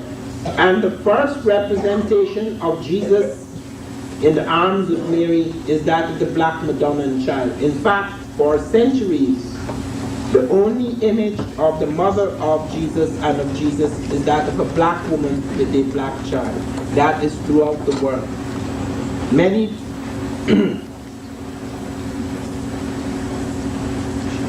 many queens, many princesses coming out of the Ethiopian world were carried into the European world. We find, for example, we have, I have to pause for a moment. We have Andromeda, who had Jason win the Golden Fleece. Andromeda is one of the great figures in the pantheon of the Greeks. Andromeda marries Perseus. This is a black woman. She's represented as a black woman in Greece. Medea is represented as a black woman. Andromeda, married Perseus. Medea had Jason win the Golden Fleece. Both are represented as black women. Circe appears in the Odyssey as a black. She's on the Greek vases as a black woman. She's the one who tempted the crew of Odysseus. Artemis, the goddess of chastity, appears as a black woman. Minerva, the goddess of wisdom, appears as a black woman. These are actual black women in the world who turn into mythical figures in the European world. Even Zeus, the great god Zeus, comes out of that world of the black and is taken into Europe. Those are the gods and goddesses they worship. Professor Scobie, who is here tonight, and to whom the book African Presence in Early Europe is dedicated,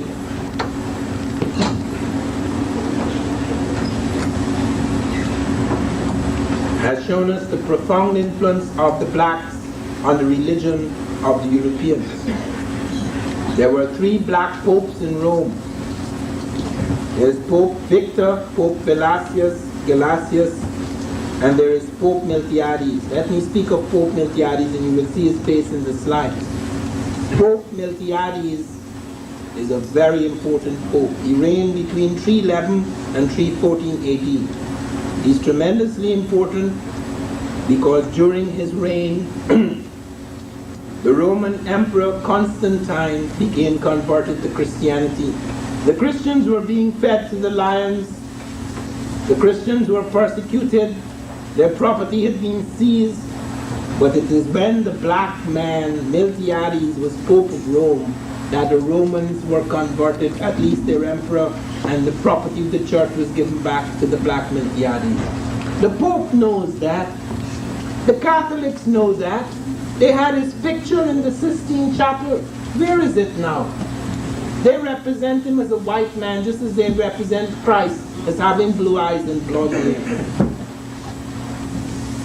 As Reverend Daughtry was saying on his tape just before this lecture began, what profound psychological impact it would have had on the world if Christ was represented as he was first represented. If that mother and child was seen as he was seen then and was seen here today, it would have made a tremendous difference. We could not have been treated the way we were treated. And we could not have grown to think of ourselves the way we have grown to think of ourselves.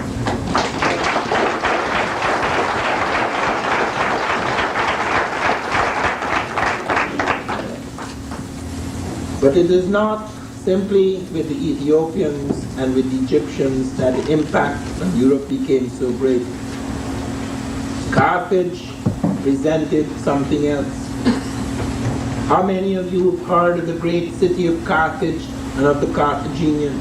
It is true that there are certain stages in Carthaginian history when whites were in power. There's a Greek Carthage, there's a Roman Carthage. We're not speaking of those later periods.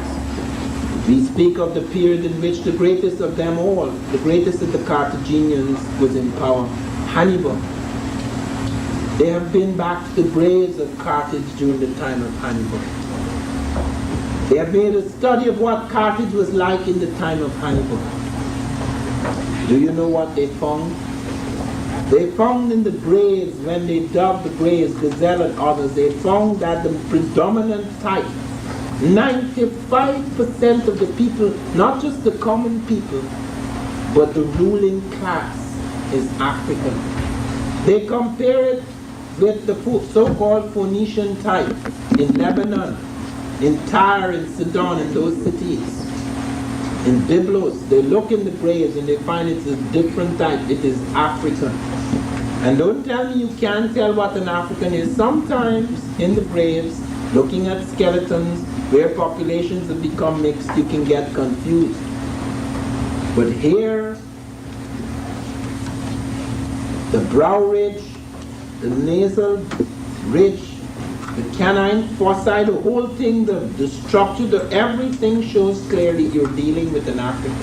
And it doesn't end there. You could say, all right, perhaps we made a mistake. The coin struck by the Romans after they were defeated by the great armies of Hannibal shows Africans on one side and elephants on the other. Do you know how they deal with that one? They say the people on the back of the elephants were riding the elephants. On the back of the coin, in other words, to celebrate, they're celebrating the riders, the elephant riders. In that time, only kings and gods and goddesses were on coins. But suddenly, because a black appears, he's not a god, obviously, because he's black. He's not a king, obviously, because he's black. Hence, he must have been the rider of the elephant. That is one of the great victories and one of the greatest strategies. You cannot become a general anywhere in the world without studying the strategies of Hannibal. Hannibal advanced with a largely African army across the Alps. You cannot imagine what that means. Do you know what it is for Africans coming out of the tropics to go into the ice for 1 year, taking elephants as cavalry, going right through those steep precipices, going through the Po Valley, fighting skirmishes with the Europeans all the time on their way, until the Europeans begin to admire them to such an extent that when they reached the doors of Rome, do you know, Europeans joined with them to defeat their own Europeans? You know why? Because the Romans to them were not just white people. They joined with the blacks to defeat their own whites because Rome was an imperial power. Some of them wanted to escape the imperialism of Rome. And hence they were prepared when they saw for the first time someone could successfully challenge Rome. They joined with Hannibal. Hannibal sent an army forward. This is where the Romans, the greatest European power, owning the whole world, having control over the greater part of the known world. There were only two powers fighting over the Mediterranean: the black and Phoenician power known as Carthage, and the white power known as Rome. And they thought for a moment that this was what the army was. So the Romans advanced. Hannibal's army then retreated swiftly, and the Romans thought it was a quick victory. But Hannibal had not really committed his army. He committed a part of the army to trick the Romans into advancing. So the Romans, instead of stopping and saying, well, why are these people running away from us without a fight? The Romans ran straight ahead, and he had two pincer movements.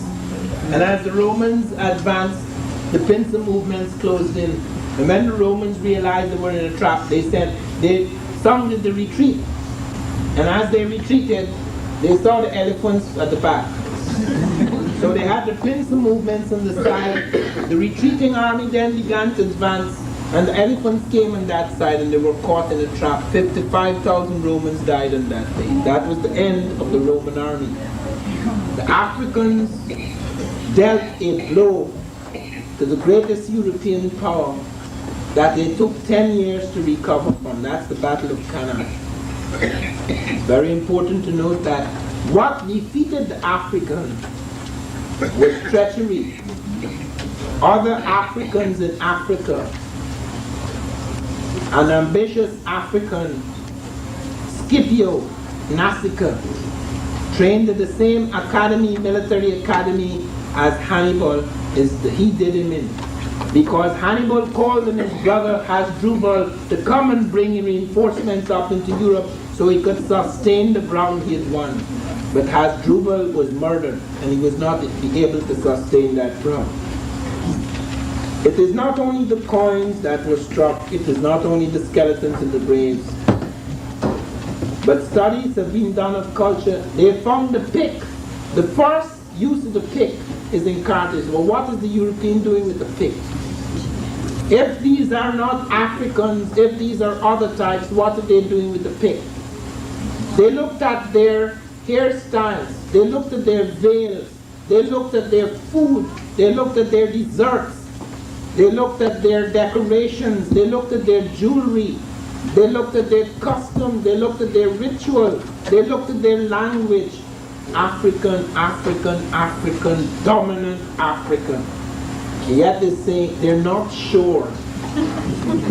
This is unbelievable, absolutely unbelievable. It's like at the United Nations. That was the one thing that the Secretary General of UNESCO said in his letter to me. There have been great complaints. That's why they're revising the history.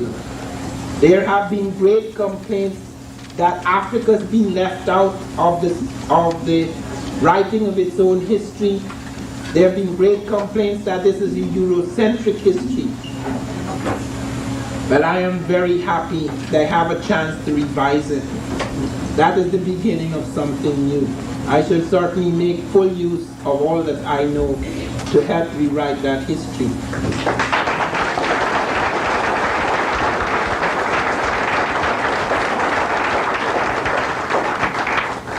Now to the Moors.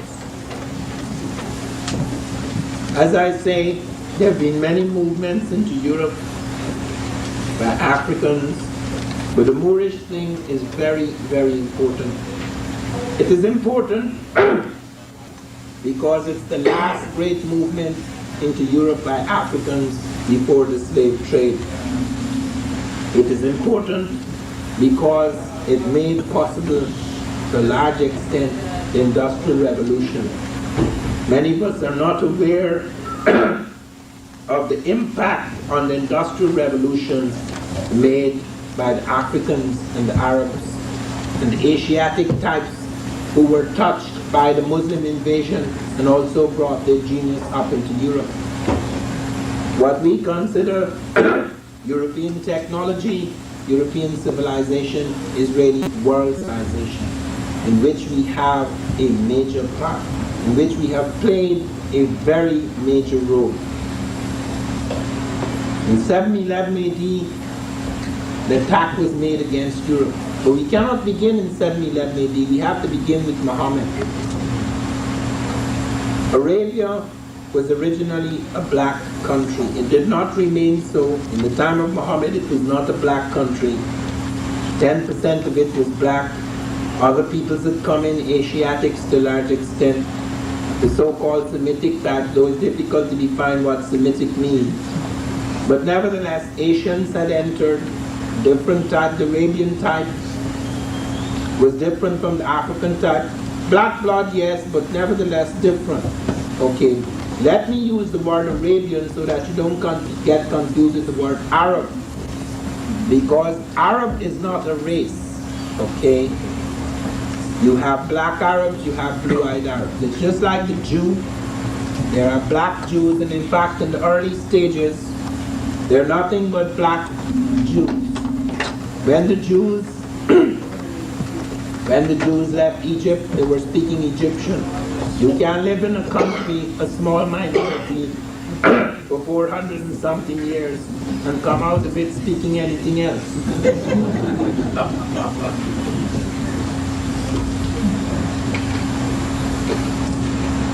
Let me pause for a moment.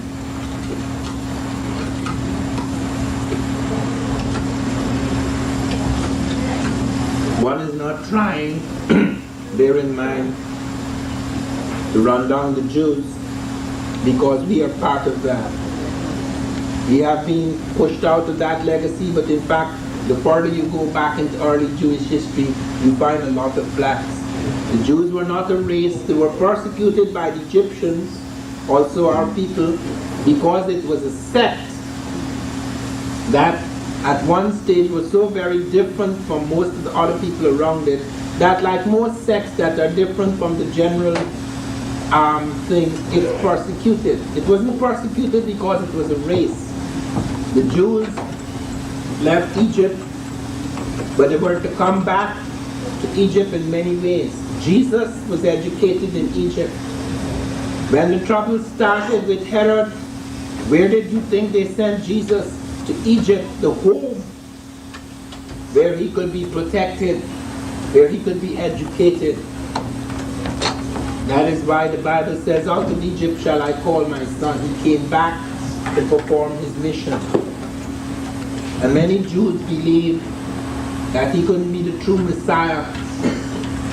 Some people have actually said, some Jews have actually said that Jesus was an Essene, that is, he was affected by that Egyptian religion. I don't want to go into that because Jesus was an extraordinary individual.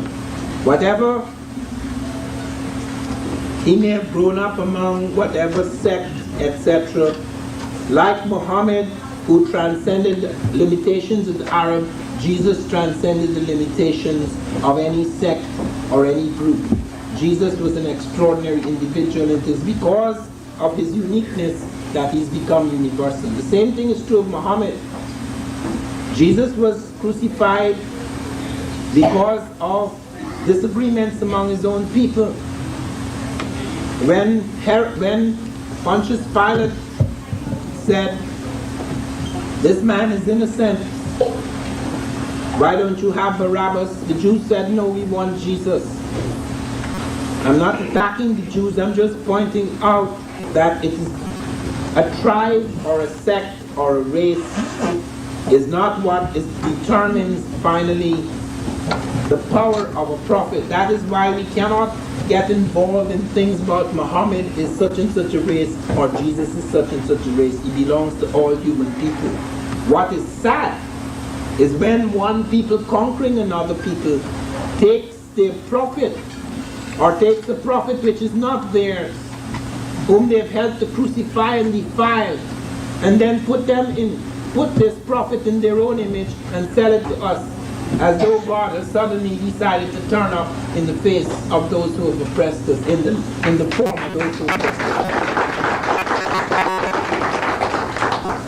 That is the reason why we have to know our history, or this is the sort of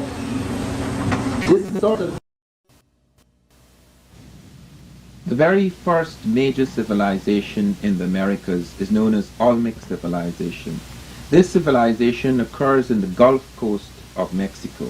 When we speak of Mexico, however, you must get it very clear in your mind that we're not speaking of the shrunken Mexico of today. We speak of Mexico when it was the very core and heartland of Native American civilizations. A Mexico that included parts of Colorado, parts of Texas, parts of California, going right up to La Plata in Canada. This civilization, known as Olmec, was to touch all other civilizations in America. The Maya, the Toltec, the Aztec, etc. It was even to stretch right out into South America. What is very unusual about this civilization was that not only was it the mother of American civilizations, but it contained elements that were not just native to America, but was a fusion between the Native American and people coming from outside. The most significant of those outsiders were the Africans. We have very clear evidence in stone heads, in terracottas that are clay sculptures, as well as skulls and skeletons of an African physical type entering that native population, somewhere between 948 and 680 BC. How do we know the date? It is because on one of the platforms in the holy center and capital of the Olmec world, a place called La Venta, we were able to date the stone heads because they were rooted in a wooden platform where the Americans worshipped, and we got this dating of 948 to 680 BC. Now, several people have wondered what kind of Africans these were. Who were these outsiders? These were largely Egypto-Nubian types. At least that type was in command. Because what we do find in the evidence is that not merely the presence of this physical type, which is African, but the presence of cultural elements, which we will talk about in this program, which are clearly of Egypto-Nubian origin. The question arises, why do we include Egypt among classically African civilizations? There is now absolutely no doubt that the ancient Egyptian civilization was overwhelmingly African. They have found the kingdom of Ta-Seti in the Nile Valley, where all the major elements, political and religious elements, spring out of the south of Egypt, spring out of the Nubian world at Kustal in Nubia, where we have about a dozen black kings reigning before the first Egyptian dynasty. Even the hieroglyphs, the writing system of the Egyptians, we find it have their roots in the Sudan, so that as the Africans move up from Nubia, they go into Egypt, so that we find the African not only in the evening of Egyptian civilization, but in its very dawn. And we find them also in the noon dynasties. This is very important because it's important to understand that the Egyptian thing, the Egyptian miracle, was not only to touch Europe, not only to touch Asia, but was to stretch out to America as well.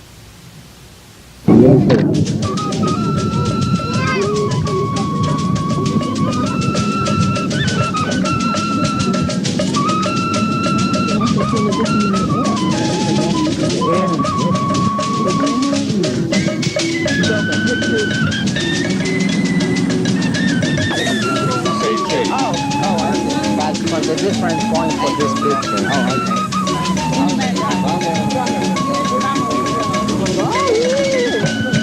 Go right ahead.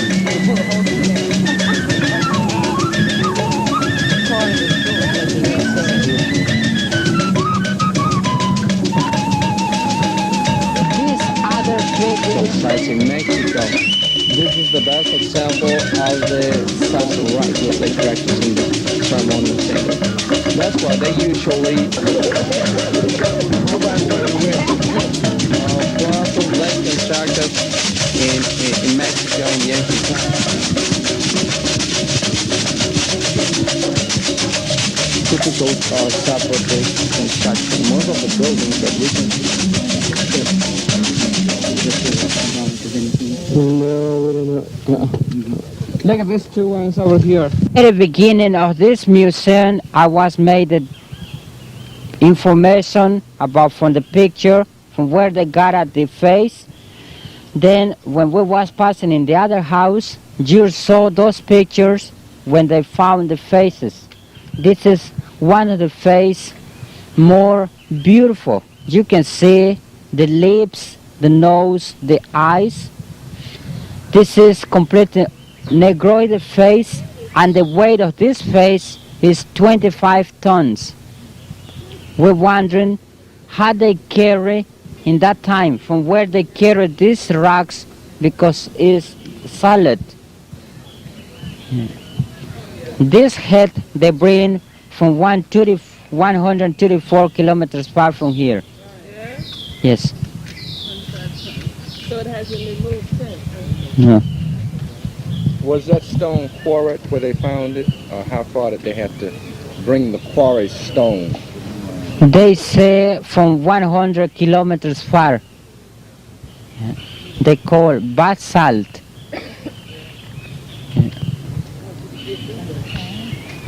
Basalt.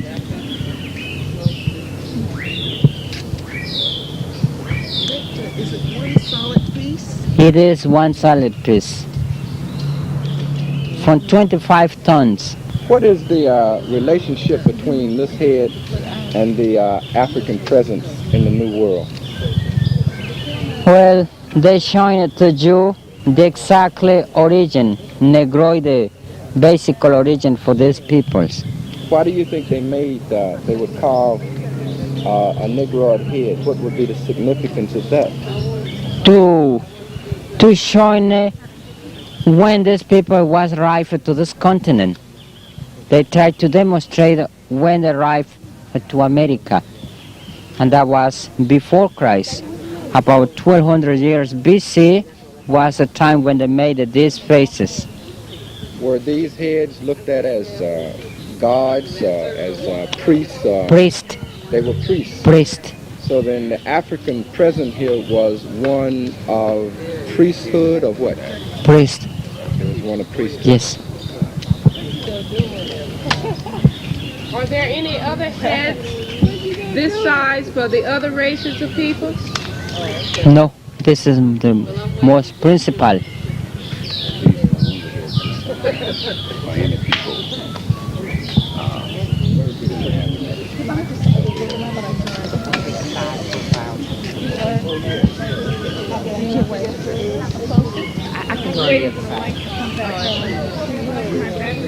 Dr. Van Sertima, can you make a comment on this? I was asking him the significance of this in terms of the importance in the society of these heads, and he was saying that these were represented priest class. Yes, this is the priest king class, because it would appear that these people were among the ruling elite of the Olmec. And these heads were revered. In fact, on one of them you have a flat top and you have an altar where people worshipped. And there is another one in which you have a sort of eustachian tube that runs from the ear through the mouth so that the priest could stand at the back of the head and talk to the people. It was a kind of oracular thing, you know, the sort of oracle. This is one of the great heads. And one of the things that you should note too, which many people do not note, is the way that thing falls along the ear. And also note the markings, the way it is cut, the way it is eroded on top, because the top of the helmet is also very important to note. The things right on the brow, the way these are formed, because this is the way in which even on top, I don't know how we can get on top there, but there's something quite interesting on the very top of the head. There are certain striations on the top of the head that are also significant. Okay, Victor.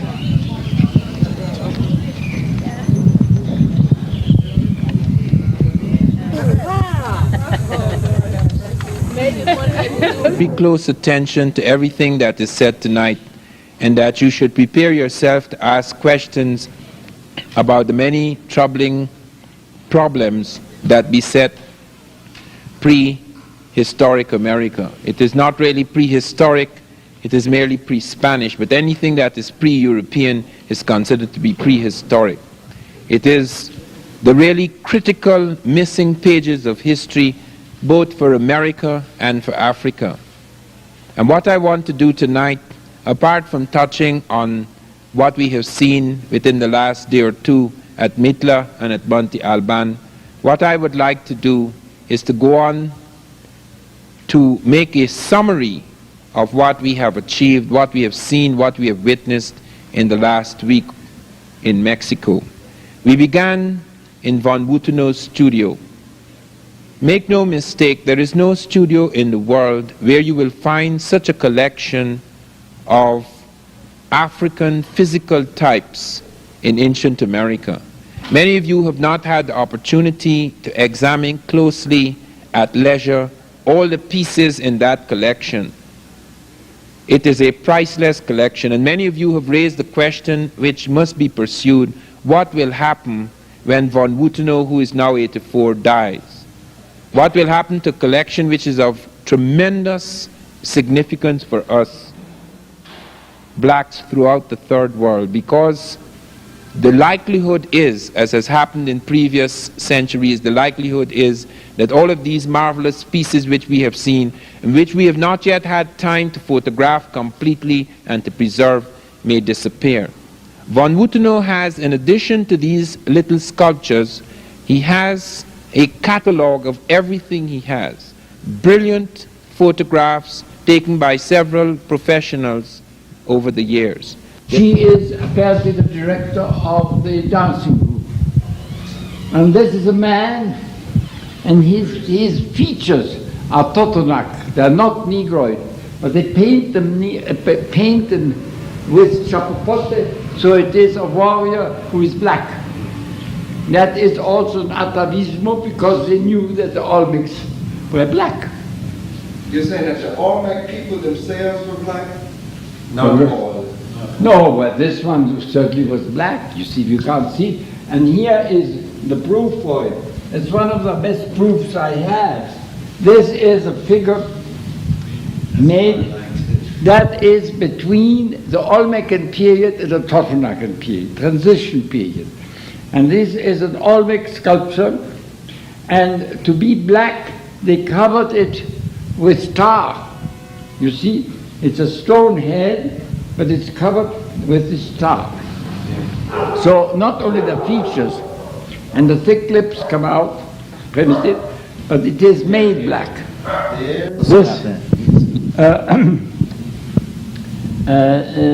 This piece was put on the cover of Revista in Mexico in March, and shows you that another colossal Olmec head was found in Mexico, which has not been, in my opinion, I don't know where it is, it's never exhibited. I wonder if they really have excavated it. Of course, you see these, there is the item that the people in Tabasco is one of the provinces here, I mean one of the states, is a state, just as Louisiana is a state. And the people in Tabasco don't want it to disappear from their place to Mexico City. And there are frictions between the Instituto de Antropología and the state, you see. And that's why I don't know if they've done in the state something about it. In any case, it has not been shown up here in Mexico City. But it is 100% Negroid features, and I wish we could get it out and get some of you. The choice of archaeological sites to link all that we have seen together as a single piece.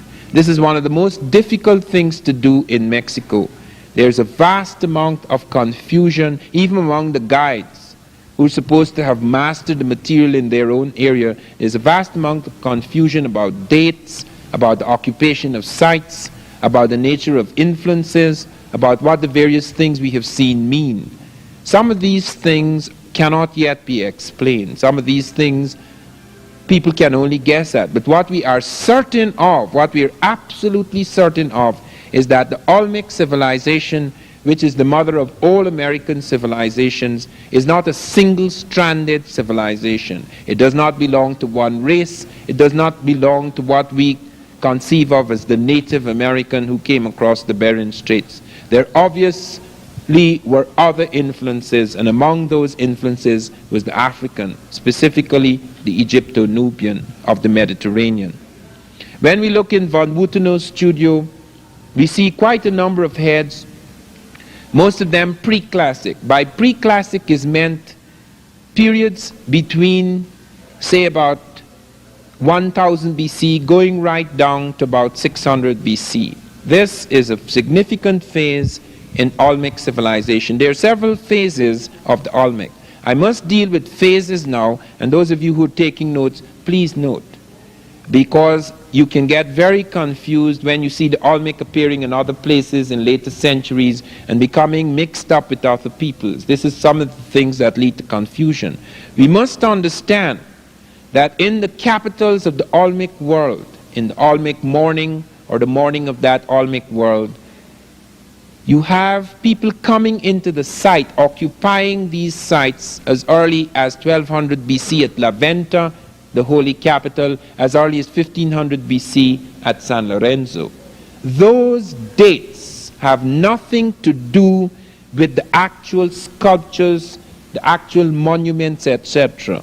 People walk into a site and start to occupy it because they find there is land there, they can plow the fields, they can grow crops, they can eat, etc. They don't just walk in today and tomorrow they start building colossal sculptures and massive ceremonial platforms and pyramids, etc. So when people come into a site, has nothing to do with when the flowering, the high point, the climax of the civilization occurs. The Olmecs came into their sites pretty early as 1500 BC at San Lorenzo, as early as 1200 BC at La Venta.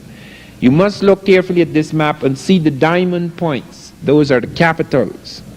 And those diamond points show you where the Olmec first made their major settlements. Now it is as early as 1858 that Mexicans became aware of these sites. Remember that just like in Egypt, a great civilization flourished and then died, and then people forgot all about it. The pyramids lay under the sand, the Sphinx lay under the sand. Some things stood there like enigmatic witnesses of a glorious past. But many people continued to live for centuries without recovering the majesty of that civilization, without being able to go back to their roots. This is what happened in many of the great cities of the Americas. That for a long time, for centuries, a shadow fell upon this world. Something very unusual seemed to happen somewhere around AD 900. Some people put it slightly later, but something very unusual happened in America. It may have been some kind of cataclysm, it may have been an epidemic, it may have been the upheaval, some revolution in which the elite was overthrown and many of the marvelous statues and many of the marvelous platforms were abandoned. We do not know exactly what happened. It was suggested by Victor Damas at Palenque that there was an epidemic of cholera and that could account for the disappearance of people. And that may be a plausible explanation for the disappearance of some of the people from the Mayan sites. But when we come to the Olmec morning, which I want to dwell upon because it affects everything, when Michael Coe and others speak of the Olmec as the mother of American civilization, they are really stating the whole thing in a sentence. It really is. Because in the Olmec morning, on that great platform at La Venta, we find quite a number of things that is to affect the civilization centuries afterwards. But let me come back to 1858. 1858 was the discovery at Tres Zapotes of a stone head. Now this is the stone head. This is the first head to be discovered. Now look closely at this head. When the Mexicans saw this head, when their scholars saw this head, scholars like Orozco Ibarra, Jose Melgar, etc., they were absolutely convinced that there were Africans in America at some ancient time. Why were they convinced? They were convinced by two things. By the African physiognomy, the dome of the forehead, the cut of the nose, the jaw, the mouth, etc., but also by something which has never been mentioned in the archaeology for some odd reason. And that is, at the back of the stone head, there was hair, detailed Ethiopian type hair. No Native American has hair like that. And if that was presented in the archaeology, all this nonsense about babies and jaguars, I have never seen a jaguar with hair like that. And I've never seen a baby with a face like that. People had to find explanations for things they found embarrassing. It is similar to the discovery of the great civilization of Ta Seti, the kingdom rather of Ta Seti in the Nile Valley, which precedes the Egyptian. The man who found the Ta Seti, Keith Seal, never said a word about it. He died without saying anything.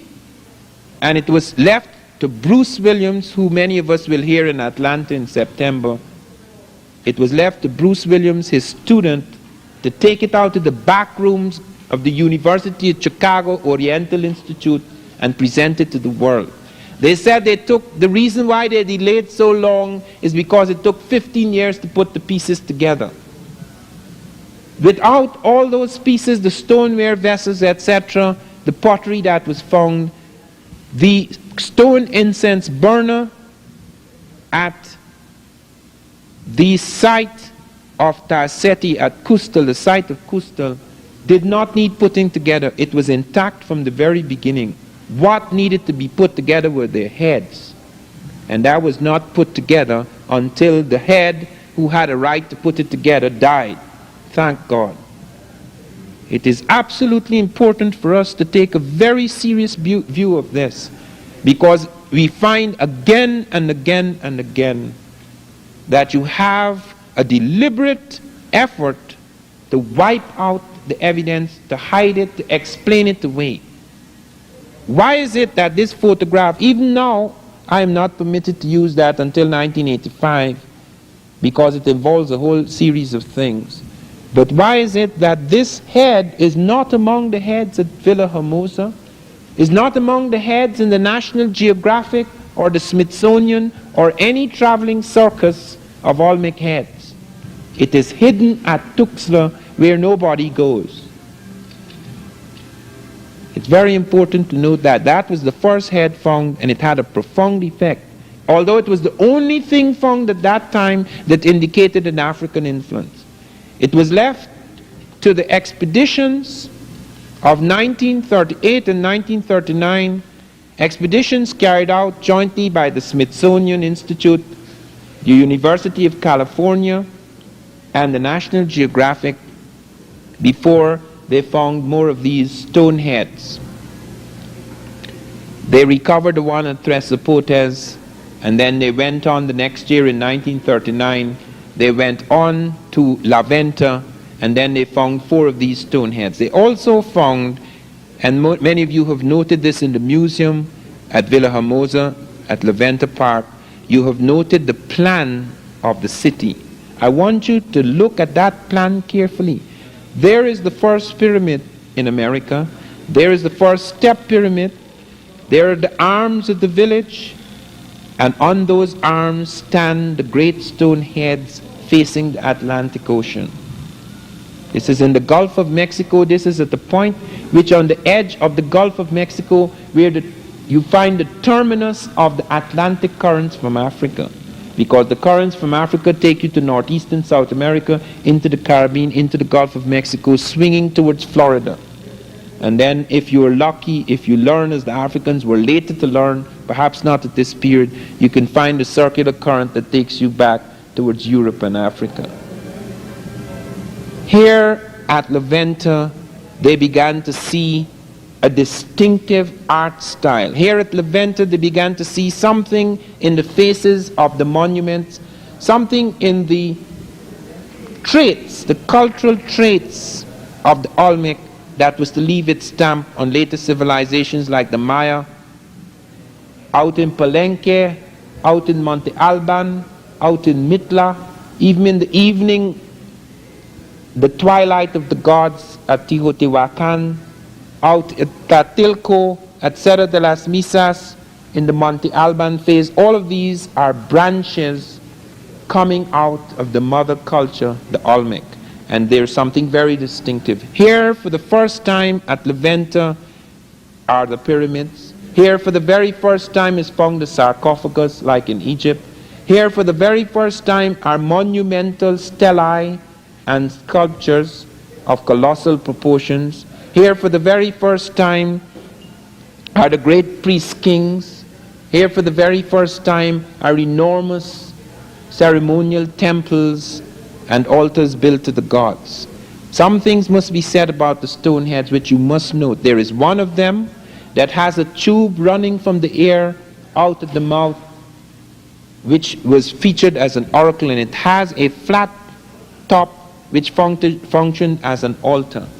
This is very important because it is that kind of oracular thing that was found in Egypto-Nubia in the period. In order for the priest kings of the Egyptians to hold the world together, which was being torn apart. The Bible describes Egypt at that time like, it describes the great factions and frictions in Egypt at that time. They speak of it as some sort of a torn nation. And in order to pull it together, they had to find once again the power of religion. Religion is responsible for the extraordinary vitality that built the temples and the pyramids and the great tombs of both Egypt and America. Note that. People do not do those extraordinary things. Only giants could do those things. Man becomes a giant when he develops a peculiar kind of focus, when there's a crystallization of his psychic energy. In civilizations that are highly fragmented, that have lost all their certitudes and cannot find again any kind of certitude and focus and power, the tremendous capacity to have the consciousness to operate as a giant is lost. Only giants can build those things. It has nothing to do with size, because the American is small in size. It has nothing to do with machines, because the Egyptian machines were crude compared to the machines we have today. It has to do with a peculiar kind of consciousness which made it possible for one to do things so monumental that even we now, with our great machines, cannot attempt to do what the Africans did. It is so extraordinary that just a few years ago, the American government sent out a team to study how the Egyptians moved heavy objects across the sand. And in spite of all of our technology, when one of the great nuclear reactors were being moved across the desert at Gary, they used the identical method the ancient Egyptians used. This is the high technology, the 20th century, looking for a method that was the most practical and efficient method for moving a heavy object across the sands. So you're not dealing here with primitives, in spite of the ancient nature, in spite of the time, the prehistoric time of these cultures and civilizations. You're dealing with highly sophisticated people, a state of mind, a consciousness that made it possible for this extraordinary leap to occur. And the peculiar thing about the Olmec is that that leap occurs with all the Egyptian elements in it. It had its own native elements. It had its jaguar. The jaguar is not Egyptian. Nobody in Egypt or Nubia has a jaguar that they worship. There's a little cat cult in Nubia which I noted, but it's not equivalent at all to the great jaguar which prowled the swamps of the Olmec. Why then suddenly they start with things which are duplicated nowhere else in the world in such a complex, in such a combination, in such an arbitrary combination? The stelae with the hieroglyphs, the monumental sculpture, the sarcophagus, the pyramids, the step and the true pyramid, and all of these elements, even including, as I have shown, the bird and the serpent on the crown of the Egyptians and the Olmec, and all of the monarchic traits, a whole series of monarchic traits that distinguish royalty in the Olmec world and in the Egyptian world. Clearly, we have evidence of some kind of body of people who came into the Olmec world at that time. And there is a reason for this, because people have asked, okay, fine. All right, people can cross the Atlantic, fine. You have proven they have boats, fine. But why did they come here? The Egyptians have no business in the Atlantic, which is true. The Egyptians have no business in the Atlantic. The Atlantic is very, very far from Egypt. And Egyptian ships have no right in the Atlantic circa 800 BC. The reason why they are in the Atlantic at all, in the North Atlantic, is because of an unusual situation that is occurring in the Mediterranean at that point in time. It is very important, therefore, not only to study what was happening in Mesoamerica, but to study what was happening at that point in time in Egypt and Nubia. What you have is a war going on between Africa and Asia. The Asiatics are attacking everyone in the Mediterranean. They have smashed the Hittites. They have taken iron smelting process from the Hittites. They have smashed the Phoenicians. They have made vassals of the Phoenicians, who have always been servants of the Egyptians and the Nubians. 50% of the Egypto-Nubian navies are Phoenician. These are people who Sheikh Anta Diop claims were once black, who, like the Arabs who were once totally black in Saudi Arabia, became mixed with Asiatics, and you get this what you call the Semitic type.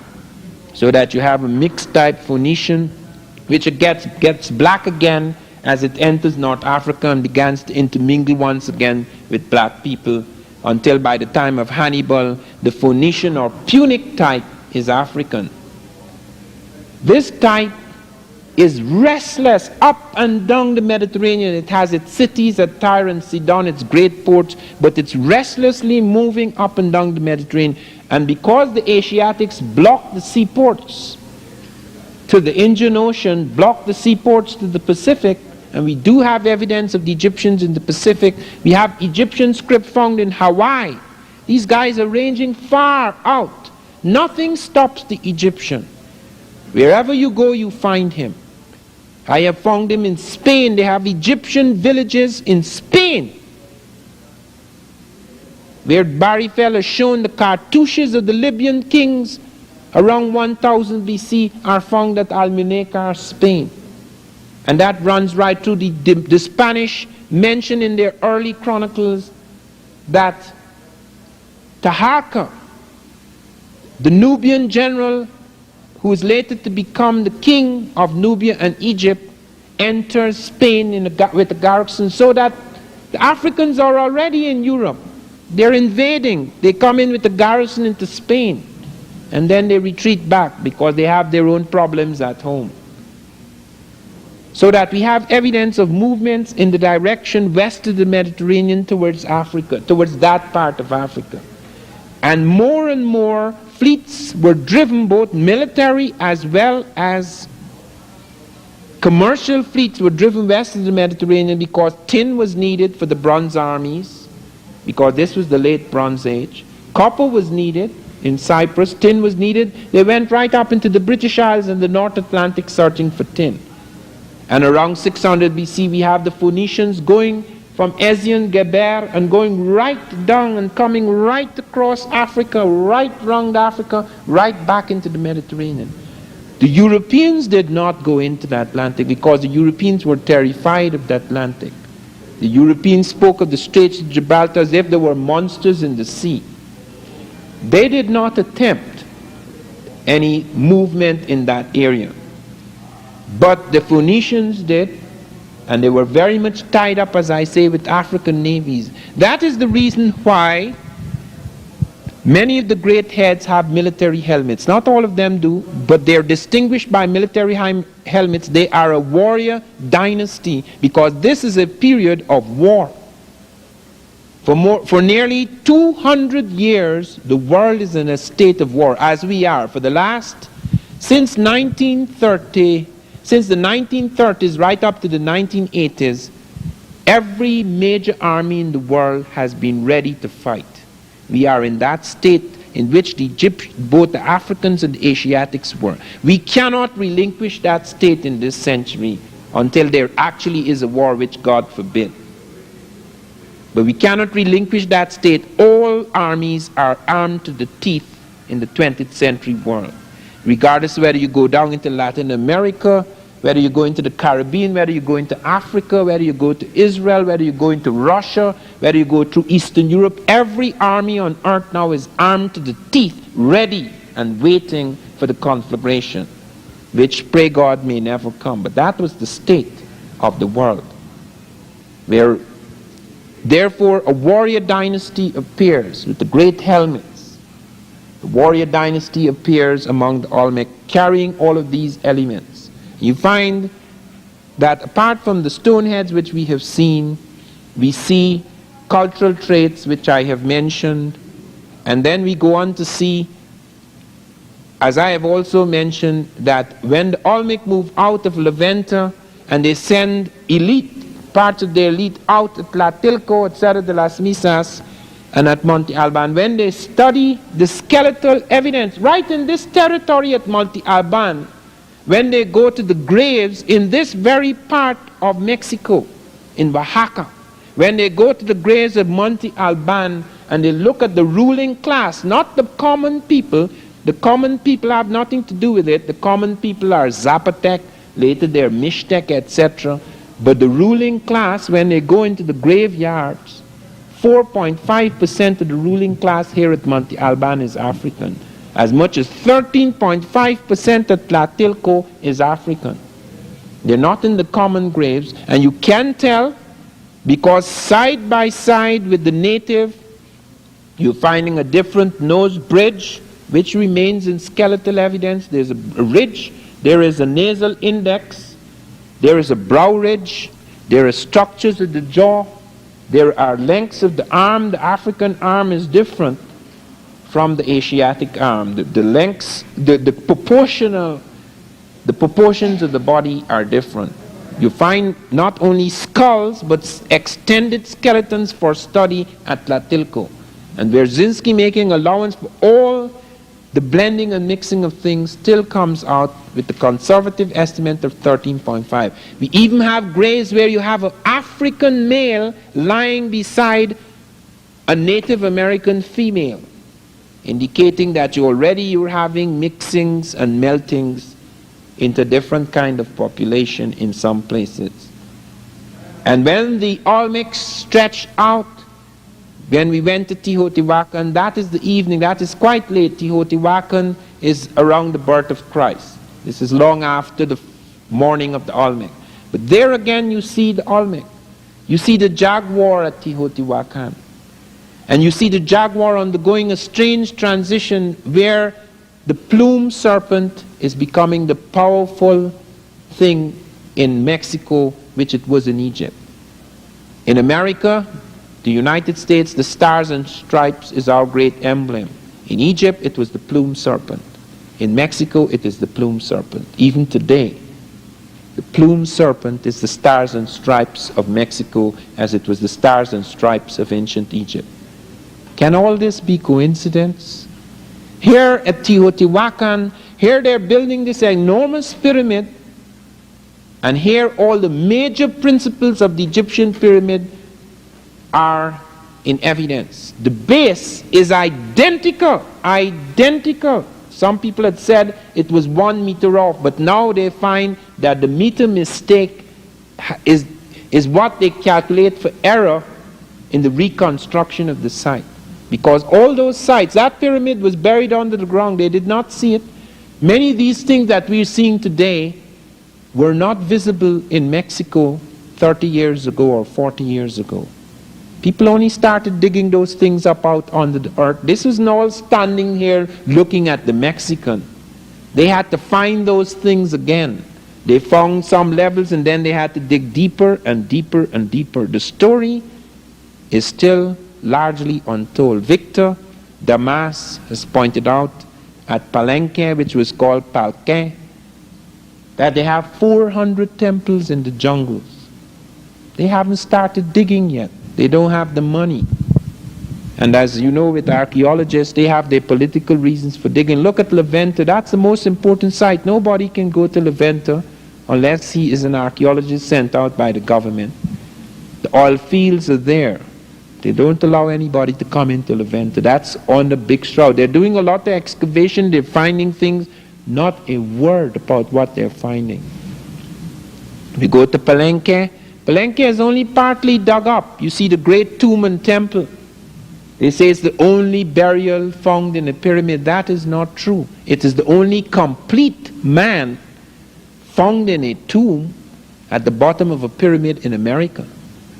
But there mentioned many pyramids in the Americas in which you have urns, 1 or 2 sarcophagi, skeletons, all sorts of things found in the hollow of the pyramids. So that it is evidence that they were not only used as temples but as tombs.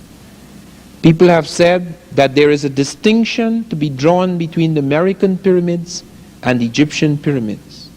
That American pyramids are stepped, whereas the Egyptian pyramids are conical. That American pyramids are used only as temples, whereas the Egyptian pyramids are used as tombs. This is not true. The Egyptians began building the step pyramid, which you find at La Venta. When the great black genius Imhotep began building pyramids, he did not build a conical pyramid, he built a step pyramid.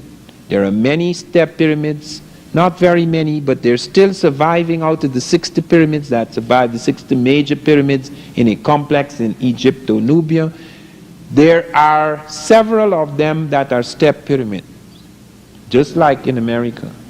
Then the Egyptians started filling in the steps so that when you x-ray some of the pyramids, you can still see the steps, although you don't see it with the naked eye. If you x-ray some of them, you can see the steps because the step is built at the core, because it more easily solves the problem of the ratio of run to rise in the building of that enormous thing. It's called the second of the pyramid in mathematics.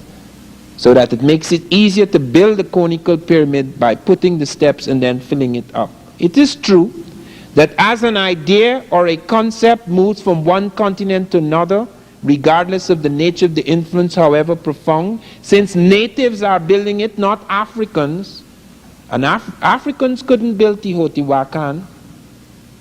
Africans influenced the building. To build Teotihuacan must have taken more than 1 million people. There weren't 1 million Africans in America. So that you have native labor, that is people who are living here are building, but the ideas, the engineering, even before they started to build, these guys worked it out like Washington, D.C. They have grid patterns, they have quadrants, they plan the whole city even before they start to put down the first brick. Obviously, you're not dealing with guys who had never entered urban worlds before, because there was no urban complex in all America. La Venta was a great ceremonial city, yes, but real urban life begins at Teotihuacan.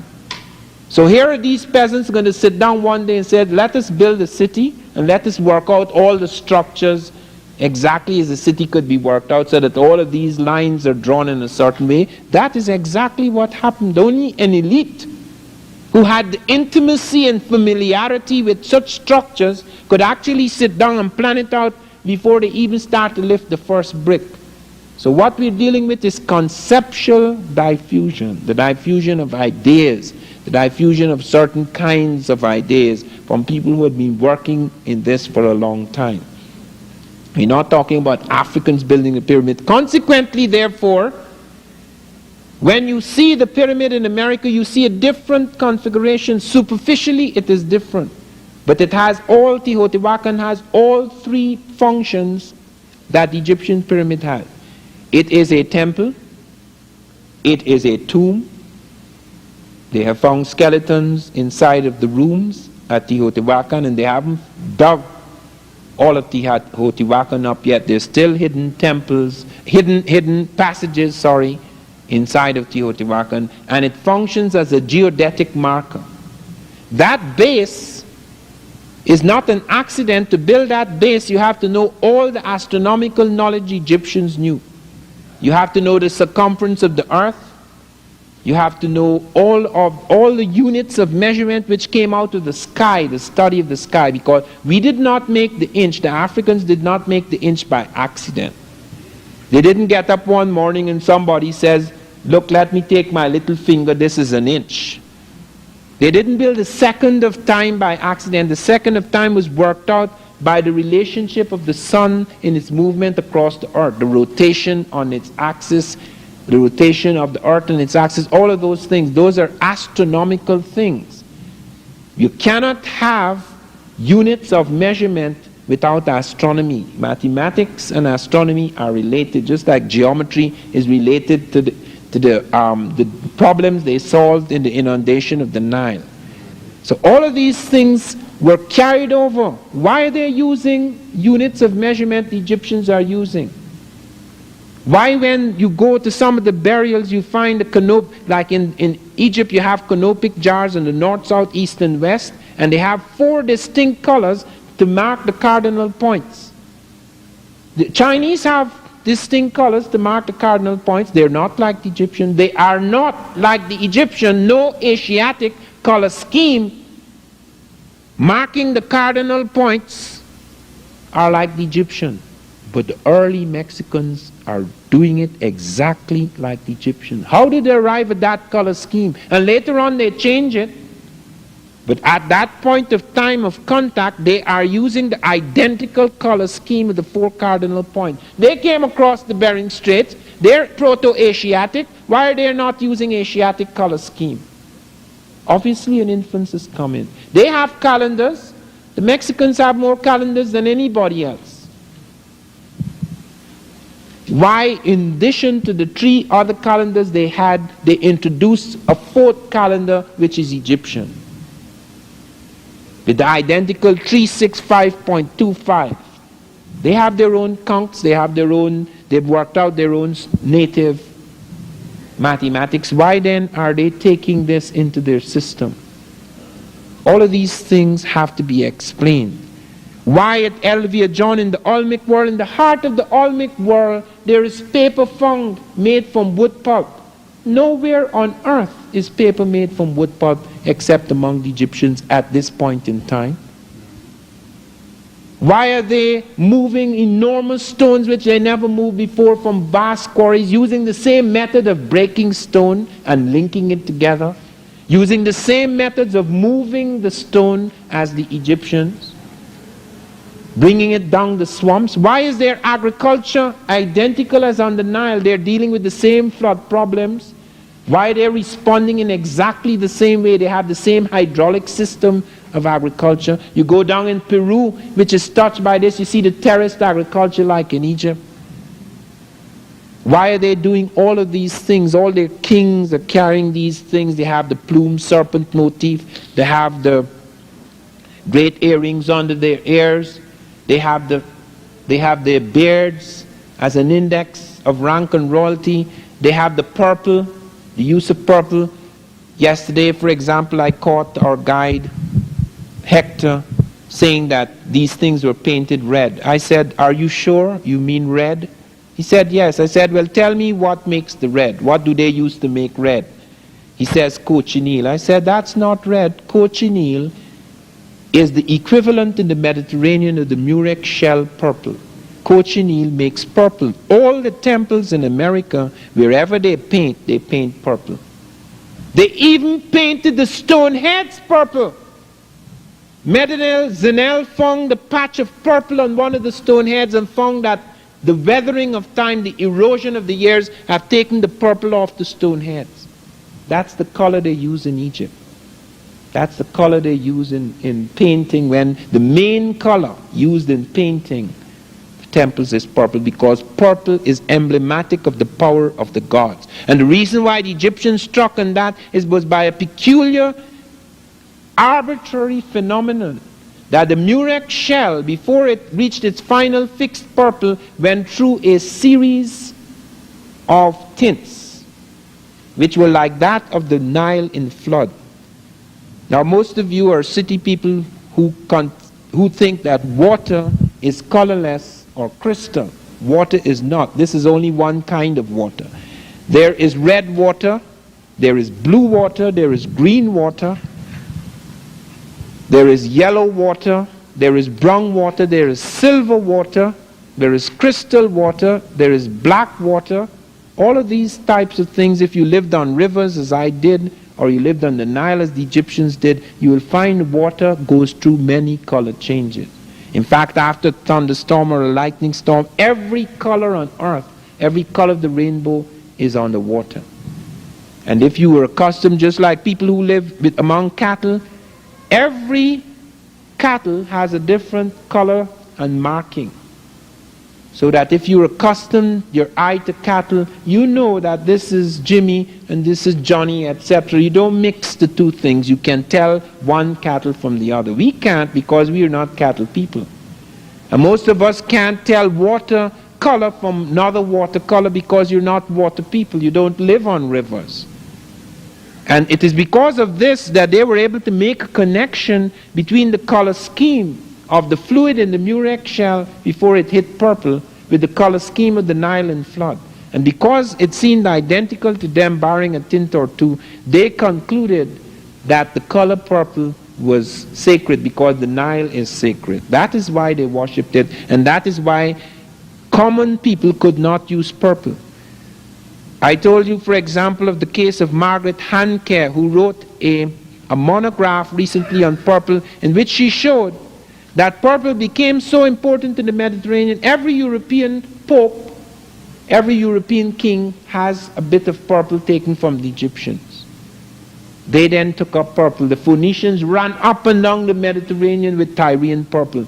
They destroyed all the ports that had the murex shell until the murex shell was exhausted. And some people say that the Phoenicians came over here with the Africans searching for purple. Cochineal, which is American, nowhere on earth is cochineal found. It has been found stamped on caves in North Africa. It doesn't belong to Africa. Barry Fell and his colleagues found cochineal, and it's been analyzed and examined, and they found it on some caves in North Africa. And the cost of purple was so great that 1 ell or yard of purple could be sold for nearly $1 million at a certain point in time. Only kings could buy purple. It was not the common people. All of these are things that seem to link up the old world with the new. The Olmec then go on, not only touching Teotihuacan, they seem to go on to touch other places. We saw Mitla yesterday. Mitla does not have very much to offer us because Mitla is almost razed to the ground. You saw the savagery with which the Spanish struck Mitla, so that our friend could tell us that 70% of the population were destroyed by the Europeans. 70% were destroyed by the Europeans within a matter of 50 years. And you find their temples razed to the ground. And I raised with him the question of something, the question which intrigues us is that there is a secret passageway at Mitla which has not been found since the 16th century, which was found by some of the Dominican priests, where they found an enormous burial and they closed it up and it was never found again. There are lots of secrets at Mitla, but there again you find Olmec elite coming in, and then the Zapotecan and other people operating at Mitla. At Monte Alban, we have something very extraordinary occurring. Monte Alban seems to be evidence of an Olmec elite which landed in the place, and as building began in new ceremonial centers, they were sacrificed. They were overthrown, it seems, by the people, the Zapotec, the people who were in that area. What evidence do we have that these are not dancers? Because at first they said they were dancers, and recently they started this nonsense about hospital, that how these are sick people, that's why they look so strange. You note those people. First of all, their eyes are closed. They have a distorted pose and posture, and they're in a strange state, and their loins have been cut out in some cases. You can actually see the castration occurring. Now, I do not know of any sickness that causes people's testicles to fall out, because that is what they're presenting as a new theory now. This is a hospital at Monte Alban. That is why you have these figures. Do you know, we only saw a few of them, 140 of those types have been found at Monte Alban. And they indicate this extraordinary sacrifice that was made of ruling types. And for the first time, note, they said that at La Venta, we were not dealing with real people, we were dealing with babies and jaguars. Now they say at Monte Alban, these people have Olmecoid features. How can they have Olmecoid features when they're not? There's no such thing as Olmecoid features, because they say that the reason why these people have these peculiar kinds of faces at La Venta and those places is not because they're real people looking like that, but because they're representing the baby type or they're representing the jaguar type. Now they say they have Olmecoid features. What are Olmecoid features? The Afro-Asiatic, the strange face that begins in the Olmec world that touches Monte Alban. There is the revolt.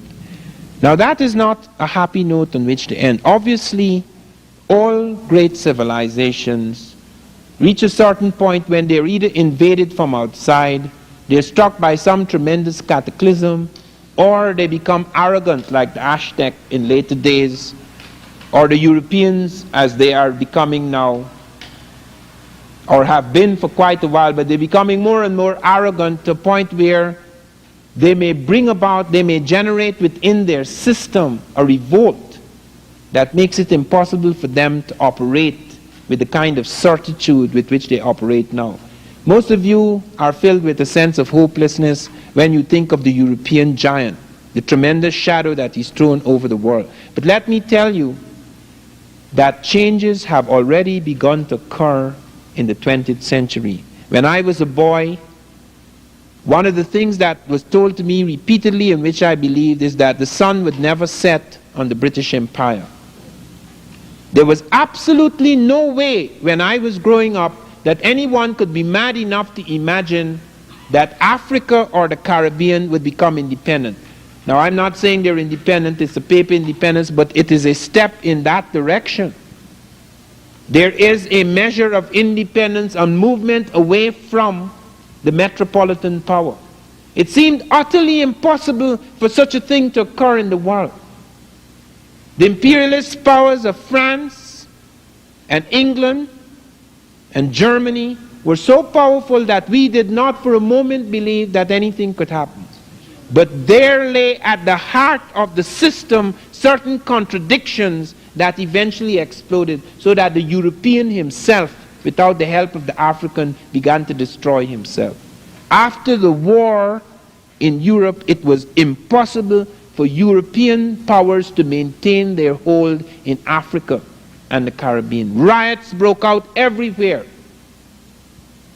And the more riots that broke out in Africa, the more riots broke out elsewhere. I remember the only time I heard of anything about Africans that made me feel proud and that made me feel that I could identify with them was during the Mau Mau Rebellion, when the radio, which we listened to as if it were the Bible, the BBC said that the British Army was closing in on an African who was the right-hand man to Kenyatta. I can't remember his name now, but Dedan Kimathi ran 40 miles on his toes to escape the pincer movement of the whole British Army in Kenya and jumped away from them. That was the first time in my life that I heard of an African different from what I had heard of in Tarzan. That is the first time I began to think that perhaps we were dealing with something else other than what I had been told. It was just a flicker. It was to come later, for example, when books started suddenly to arrive from Russia in English about the revolutions in Africa, and they tried to seize these books, but they couldn't find them. We passed them on fast. So the tide and the movement began and could not be stopped, because suddenly, with almost a religious fervor, peoples all over the world began to become conscious of themselves as having the power to change things. That was all. They did not have guns, they did not have bombs. Everything was against them, but they had a new moral force. A new moral force that came out of a contact not as profound as ours today, but a contact, however flickering, however faint, of another kind of history, of another kind of person. Suddenly, as if what had been buried for centuries in history began to resurrect itself, creating a new sense of person. I was talking today with someone, and this is something that has been raised constantly by students as one travels around the country. Why is it important to talk about what blacks did in America 3,000 years ago, or in Africa 3,000, 2,000, 1,000 years ago? What does it matter? The black man is reduced throughout the world. So to talk about what he did or didn't do in ancient times is irrelevant. That is not true. That is not true, because of the fact that this consciousness is where change begins. Consciousness is the beginning of a new man, beginning of force. It is like putting a plug into ancient source of electricity. Something actually happens. One begins invaded with a new energy. I always remember that. There are circuits of energy in the human. Energy has nothing to do with how much food you eat or what is your native constitution. Gandhi had more energy than anybody who was weightlifting. Gandhi could walk into England with his loincloth and sit in the snow without feeling cold. That is energy. It's a different kind of energy. Gandhi acquired a peculiar kind of energy because he was plugging into something that was different from what the Indian had plugged into for a long time under the British. A different conception of freedom and power and dignity. When Gandhi sat at that table and the British said, of course, you don't expect we are going to leave this place, do you? And Gandhi said, yes, you're going to leave this place with an absolute confidence, because he knew from the shift in consciousness that there was no way that the British could move against the tide that was rising in the consciousness of the Indian people. They were going back to a sense of what they were. They were no longer thinking of themselves as mere extensions of that civilization. That is why we go back into history, because history, its resurrection, its reconstruction, produces different qualities in the human. It is almost like a religious energy and fervor and zeal that rises in consciousness and reshapes the people. That is why one goes back, because it really affects the living present. Our conception of the world, our consciousness of what is happening is determined by our conception of history. If you think your history starts with slavery, as most black Americans do still, and most whites still do, and Alex Haley's roots didn't change it, merely consolidated it. If you think that history begins with slavery or with primitives in the jungle, there is absolutely no way that you can speak with confidence that you can overturn a civilization, because at the root, regardless of any protests that may spring superficially from your mouths, at the very center of your being, there's an absolute conviction that you're dealing with people who are essentially superior in every way. They only cease to be essentially superior when you rediscover through your history that it is not so. That fundamentally there are large extent invaders who struck as barbarian forces other peoples, captured them, and destroyed not only their cities and their civilizations, but sought systematically, as they still do, to destroy their conception of themselves as people. It is only then through that history, whether it be in Mexico or in Egypt, the recovery of this, when one sees that one is at the very center of formative civilization. Olmec was formative. It wasn't just something it wasn't just something flowering at La Venta, Tres Zapotes, San Lorenzo in Veracruz. It was to touch Mitla, it was to touch Monte Alban, it was to touch Teotihuacan, it was to touch Tlatelolco, all the great centers. It was even to go right down into South America so that it touched Chavin, Kupisnik civilization in South America. And we were involved in it. And Egypt was not just Cairo and the Sudan. Egypt touched Europe. The Greek would not have been possible without Egypt. Asia and its great quantum leaps would not have been possible without Egypt. That Nile Valley carried a fire into Europe, a fire into Asia, right through the world. We were there at the heart of that. And it